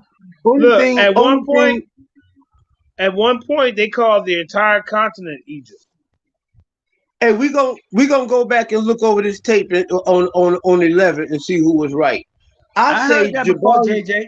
I say let me put my stance down on it. No, okay, yeah, you have to say that again. I want to put my stance down on it. Let's go back on 11 and see who was right about the assessment of this debate. I say that Jabari is a horrible researcher because he's very disingenuous. He lies about history. He talks about a lot of outdated ass research. You understand what I'm saying? Hold on this one, man. Okay, but on this one, I agree with him. He telling the truth. He right. I'll be done But in 2 still, seconds. we want Jabari to The win nigga over is straight Garfield. horrible. The only thing about him is that he's there on his lies and he's very articulate. You're right. Okay. Now, but listen, look at the Their information. church and their temple. They're going to take the Lord of the universe and put him right in there, one little space here. He's here. You want to meet him, you better come in here. He cannot be met any other with me while he's all in the trees, way up in the sky. That was the African understanding of things. So if he appeared to worship the fish, he reverenced the fish because that was a fishing village, and therefore the Creator supplied their needs through. So their concept of the Creator was his method of supplying hold up for a minute, needs. Rob Bourne, So hold up, they talked to him in terms of fish. I see Rob Bourne. Rob Bourne has made his way over here. Hey, be a man and jump on the panel and get this work, man. You know, you ain't got to be scared. We got Yasha Ben Israel in the house. I know you get a little frightened when you hear his name. You know, I want you and him to build on some of the stuff you talking about. Oh yeah, young we man. can build, brother. We can build like men, man. I'm not gonna bite you, man. We're not in the Right. debate. You know what I'm saying? We can talk like respectful men, bro. You know. Yeah. But in the debate, if you ever try to get me, I'm biting that ass, homie. Hey, he found. Hey, subscribe to this. This our second channel. Lions Den 2.0. We building our second channel, Rob Bourne. He said he found this channel when he typed in another name. He said blasphemy. Yeah, the algorithm name thing worked. We finally did it. But anyway, yeah, they've been algorithm the hell out of my name. I finally get to do it. God dang it. Yeah. Thanks, Rob, for confirming my scientific project. Yeah. But let's get back to it. But you're welcome to jump on, Rob, for real. And he's on the opposite side of this argument, just to let y'all know. Rob Bourne is. Let's keep him open.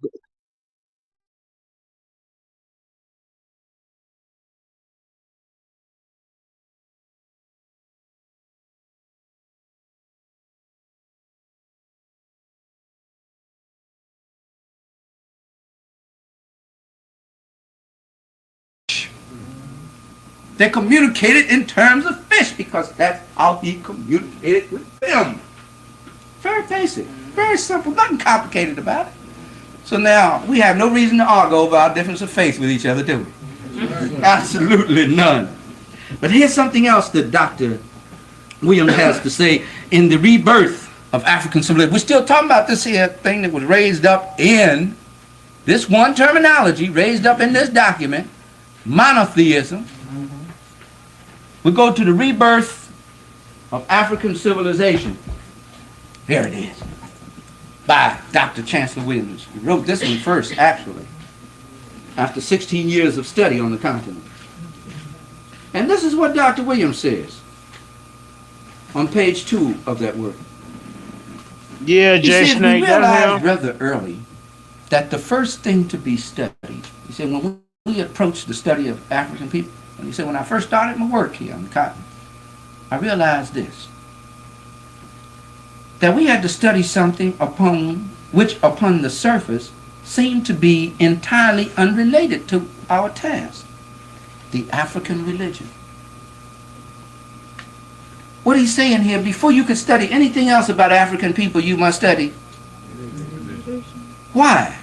For religion turned out to be something more than a subscribed to system of beliefs, but a philosophy and actual, what kind? Actual way of life. So you cannot study Africans until you first study that. Because that's what everything they do is based upon. Their way of life, their outlook and concept of life. That is African religion. The very word itself. We're going to do a definition of it as we go on and break that down. But let me get to some more on Dr. Williams, on monotheism. I'm just going to work with this a little more. We'll come back to the point. You all right? Take your time. Take your time. All right. Are we boring you? No, sir. Page 94 of Destruction of Black Civilization. We read. He speaks now of the role of religion again in the African way of life. And this time he speaks of it in the context of the mother of all cities. The mother of all cities, it was called, was one of the chief centers of religion in Africa, because the blacks were very religious people. It was the city of 100 gates, the oldest city so far known to the world. Not Rome, not Athens. No, Thebes in the land of the blacks, the oldest city. Known as down below, was it below the fourth cataract, water rapids there on the Nile.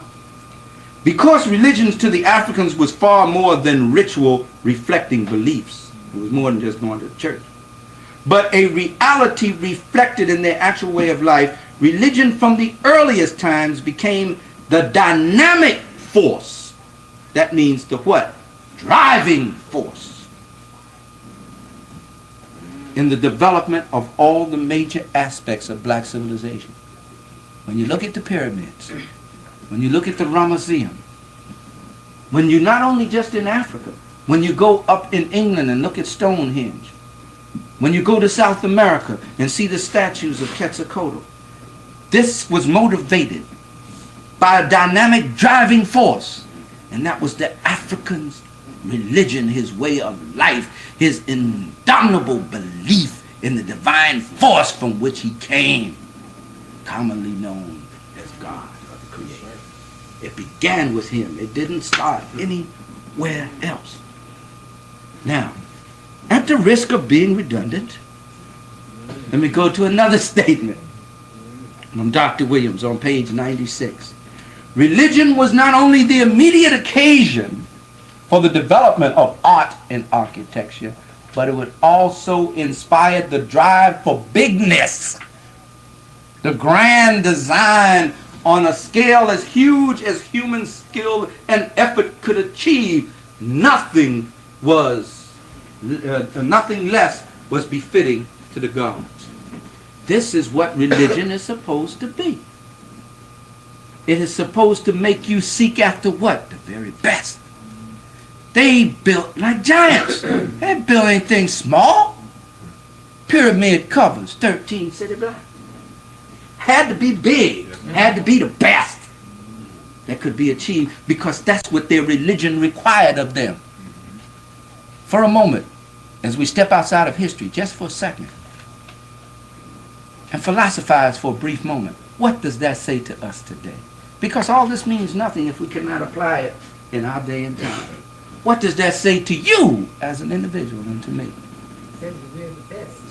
And if we're not, our religion and our God demands of us what? That we be that. That we give it our very best.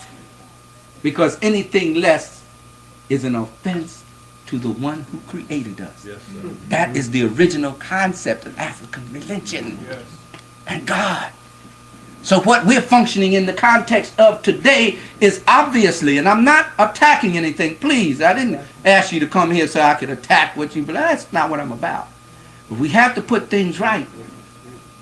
So obviously something is wrong Because no people have more churches and religious institutions in their communities than do black people. But then no people have more lowlife than filth going on in their community than do black people.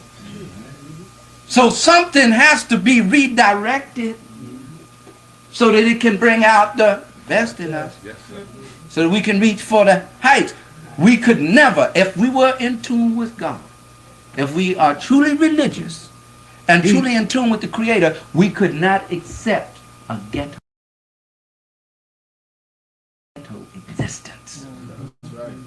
We couldn't. We could not accept slums.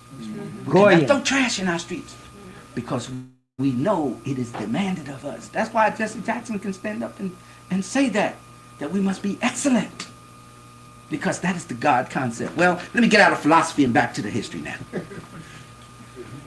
Page 97.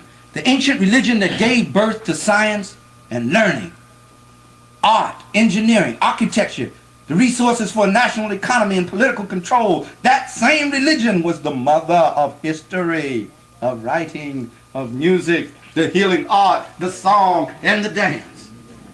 Every science goes back to that. As Roger says, no matter what some may think of religion, it was the source from which all that other learning emanated, came from that. So never excuse it. Now, in closing out on this point of monotheism and the original African religious concept, we have to come back to Dr. Williams again. I love you so much. And he talks about how white people took this concept and began to corrupt it and eventually turn it on us. What was good for us, they eventually turned on us. On page 120. And he's talking about here a period which took place in the 22nd dynasty. Don't worry about all the facts and details now on this. It's the idea and principle we're going after here. In the 22nd dynasty, which took place, if you want to write the date down, because I'm probably going to want that in, your chronology. 947 to 925. It's when the Asians had come in and we were fighting hard trying to regain that land. Dr. Williams says, besides this struggle we were having with the Asians, to make matters worse, from the viewpoint of the blacks, Shishak, this is an Asian, had another son made high priest of the African god Amun. That means he's taking over now. He's going to point who's going to be the high priest. The significance of this should be obvious.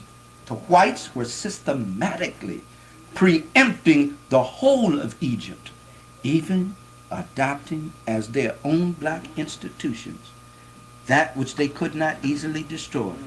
And they were wise enough to see that to control Africans, they would have to gain control of the African religions. So now, as the whites became priests and worshipers of the supreme god and lesser gods of the blacks in Egypt, the success of erasing every vestige of early African civilization was moving toward the absolute. You say, why doesn't the black man know about himself? Why has he forgotten his history? Because way back there in 947, between 947 and 925, before the Christian era, they began. Over what, 2,900 years ago, almost 3,000 years ago, they began the what? The process to erase from his mind and from history his true and original place. And the way to do that was now to manipulate and redefine his religion. Facts. The first step that had to be made. In short,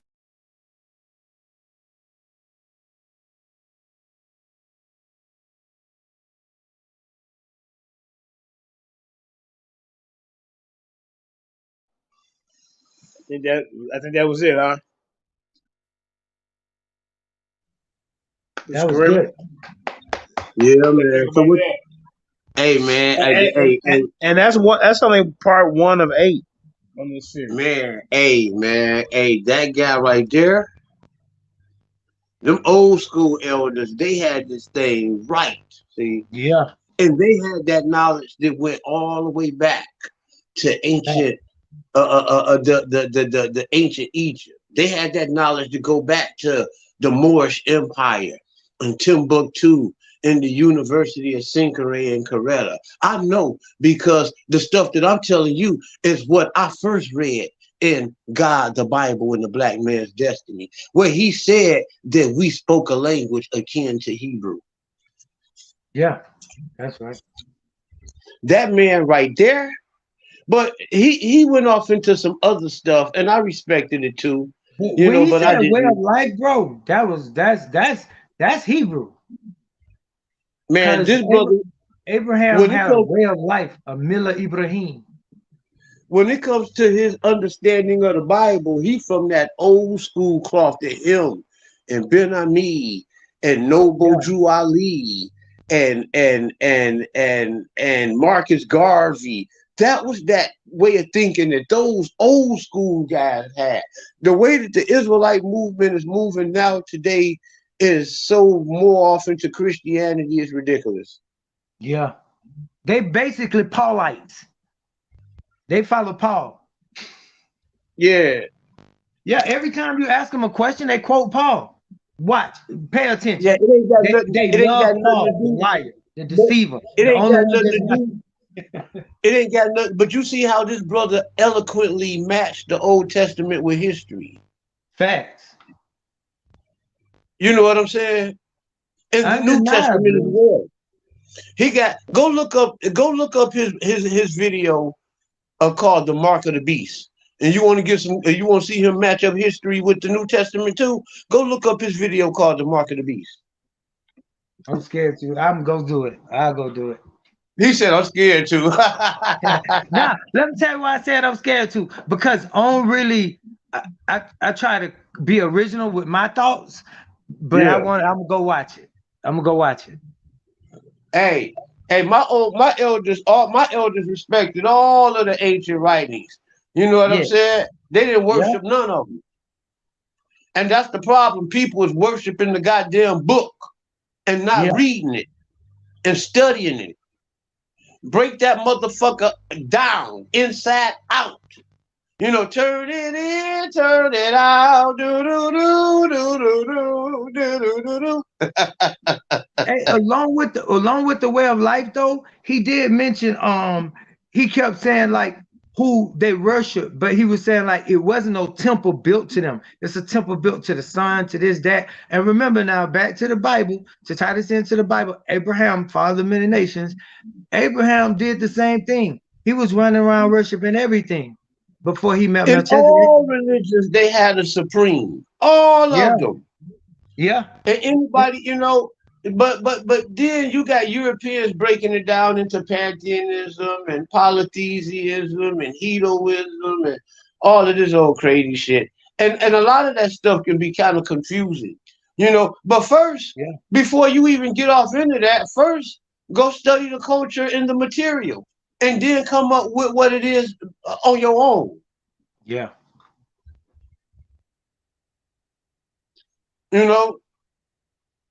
You know, people too busy, and I made a post today that too busy. People is too busy talking about the origin of a myth instead of trying to get the moral of the myth. That's a fact. The moral is the intrinsic value of the myth, not its origin.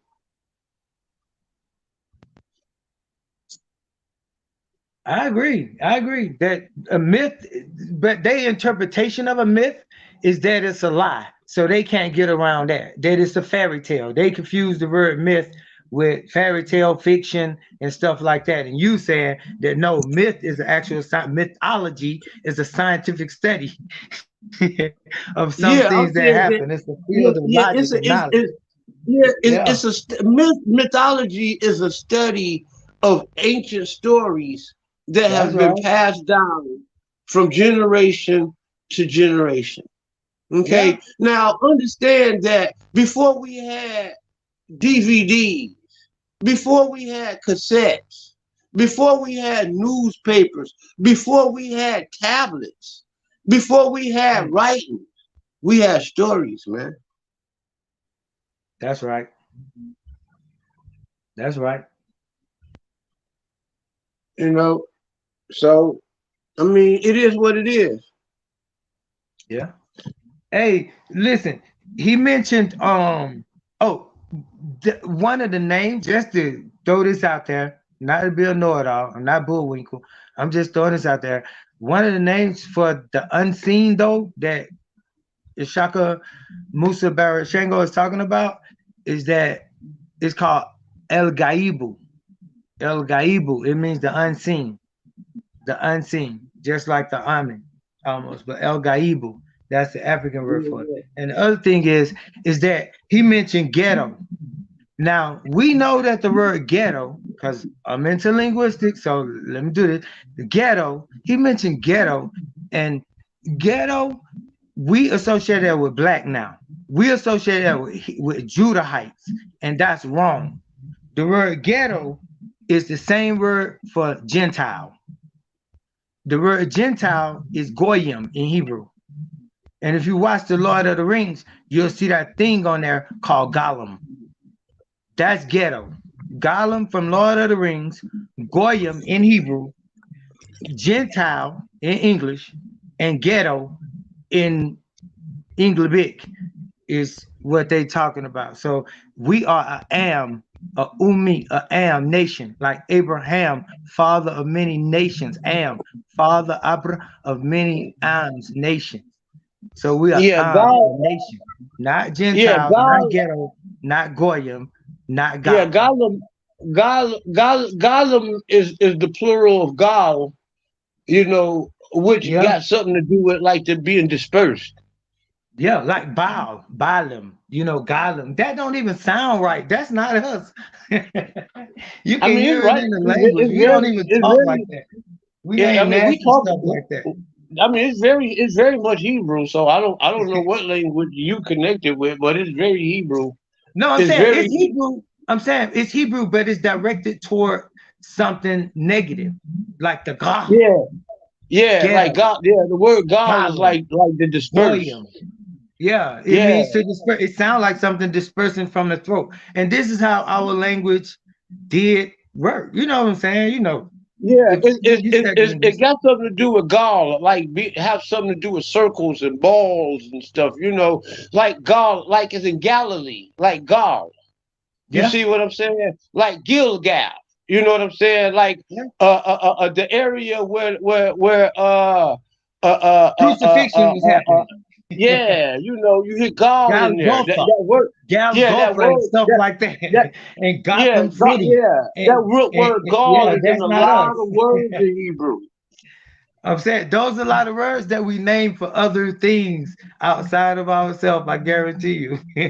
That's what I'm saying, like that. But yeah, I hear what you're saying. But it's the tones of it.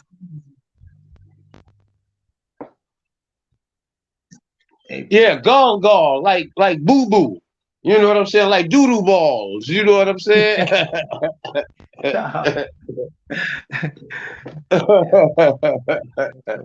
Gall, gall. Yeah. The Gollum. Hey, that's for real though. But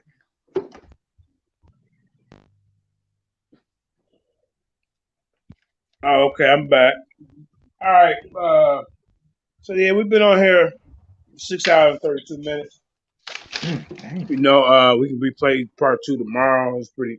I want him to get more into the African origins of the Bible. I think he's gonna get into that in part 2.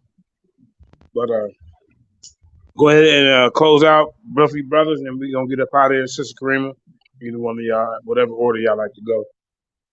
Hey, I'll go first. Sister Karima, since I just first heard your name, this is my first time ever coming to y'all show.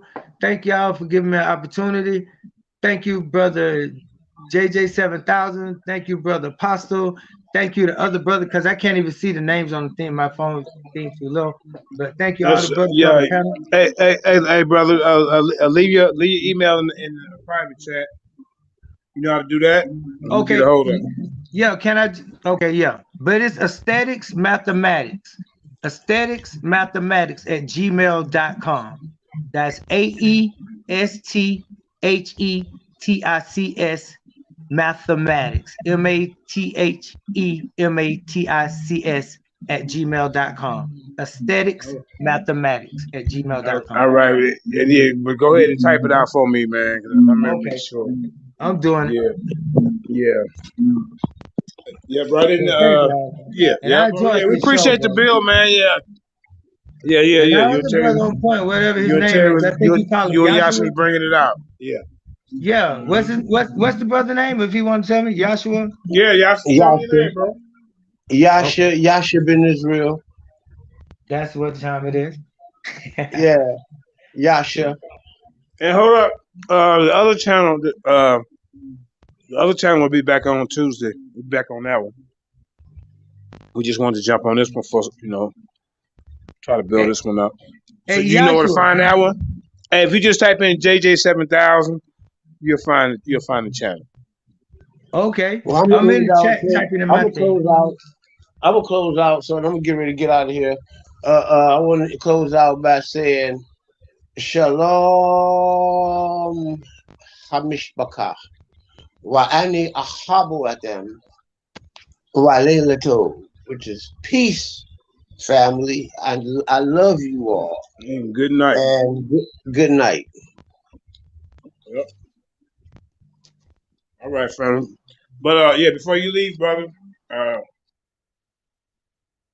Babylon done. Yeah, leave your I'm email, on here. the number. We get in contact with you, man. Okay. So you say you be in something in the audience? Be watching the debates? Yeah, I watch all y'all debates, bro. Almost everything you done been on, probably every time you ever debated somebody, I probably heard it. Okay, Just cool. cause I like listening to knowledge, and I like what be going on. Now, right. Not to put something down, cause I know, but I never get a chance to go on. You know what I'm saying? Like, I don't know whether it's because of what I do know is what I'm saying. Like, even when I went on Garfield's show, he just told me like straight up, like, no, I'm cutting the phone off. You talking crazy. Everything you saying is wrong. And then they, That's how they do over there, man. Yeah. Well, you found a new home right over here, brother. So. All right, thank you, bro. I'll show a visit. I'm typing in right now, though. If you look in the back, the private chat, I'm gonna put my number back there. Okay, I put mine in there too. Okay, yeah, hit me up. Yeah. But yeah. Hey, So this has been a long show. debate Friend, go, you got JJ, anything before else you to go? say? I'll go ahead, bro. When your next debate before you go? Man, I just did one 2 days ago. Me and Judas Nazareth. I heard it. I ain't like the way it went, and I ain't the one to talk about arguing. I'm for the whole argument. I'm for the loud yakking. I could deal with it. I can hear the knowledge through that. But it just seemed like what I see missing from the debate, we need a point system. It's like a person can make a point and be right on something, and the other person could be dead ass wrong, and they could keep arguing even though everybody know they dead ass wrong. We have to have a point. That's what I said to you, JJ. That's exactly how they be doing Thank you. you. Yeah. Whack. Yeah. Yeah. Okay, where you? I'll see your number in the private chat. Hold up. Wait right here. There it go, right there. Okay, let me see. Okay, bad. Yeah. Right. Okay. Yeah, I got you. Yeah, man. I definitely want to give you the number so you could call me, bro. And I like your setup, bro. Yeah. I think that, if you let knowledge drop on your channel, unlike other people, I think even though people shy away from it, eventually you'll win out. The truth win out. Oh, for sure. Yeah. All right. Well, with that being said, Sister Kareem, you got anything to say? If not, we're gonna close out with Neo Love. Sandpit Records. Go subscribe to his channel. All one word. Sandpit Records.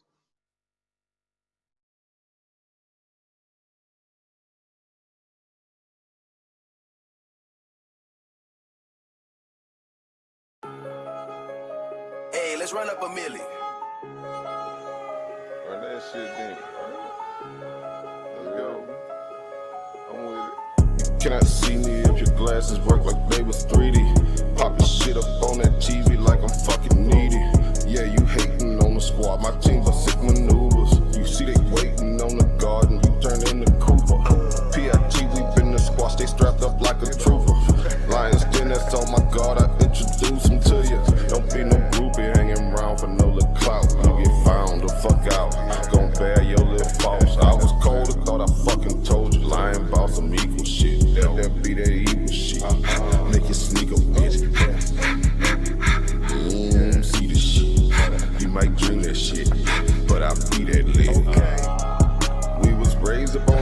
bullshit. Lemonade up in the pulpit. Misbehave, you get the bull with Papa. Raise some fucking bullpits. When we pop, we empty full clips. Nigga, you can't pull shit, you bullshit. I want the best out of your hate and then I go a sicker. I just stepped down on a snake and they crying me rivers. You ain't got no job, you ain't got no squad, it's just you and your bitch. That mean you full of shit. Nigga don't fuck with bitch. I think I seen him bust that left, flag that Civic down. He drive some shit like that, I bet he peace sitting down. Wifey out of bounds, Lavelle ain't really putting it down. I can't blame her on the cool, she wanted batted down. Let her out to get some stick, the boys back in town. You fucked up when you set me up in the bad sound. O&E, I play for keeps, you get your dad found. With his throat where it shouldn't be, I don't fuck around. Neo love up in this bitch, she say she mother love. Nigga read between the lines, I am your fucking plug. Fucking feed feel too grown, he can't come around. Last year he showed his ass, this year I lay my stunt down. You gotta unfriend that nigga, he was talking shit about me, mama.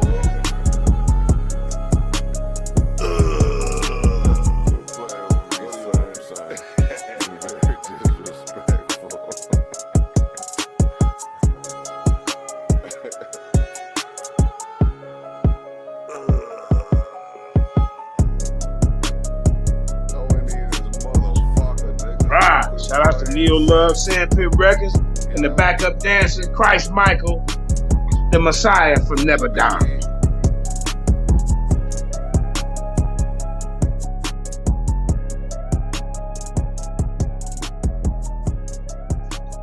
Yeah!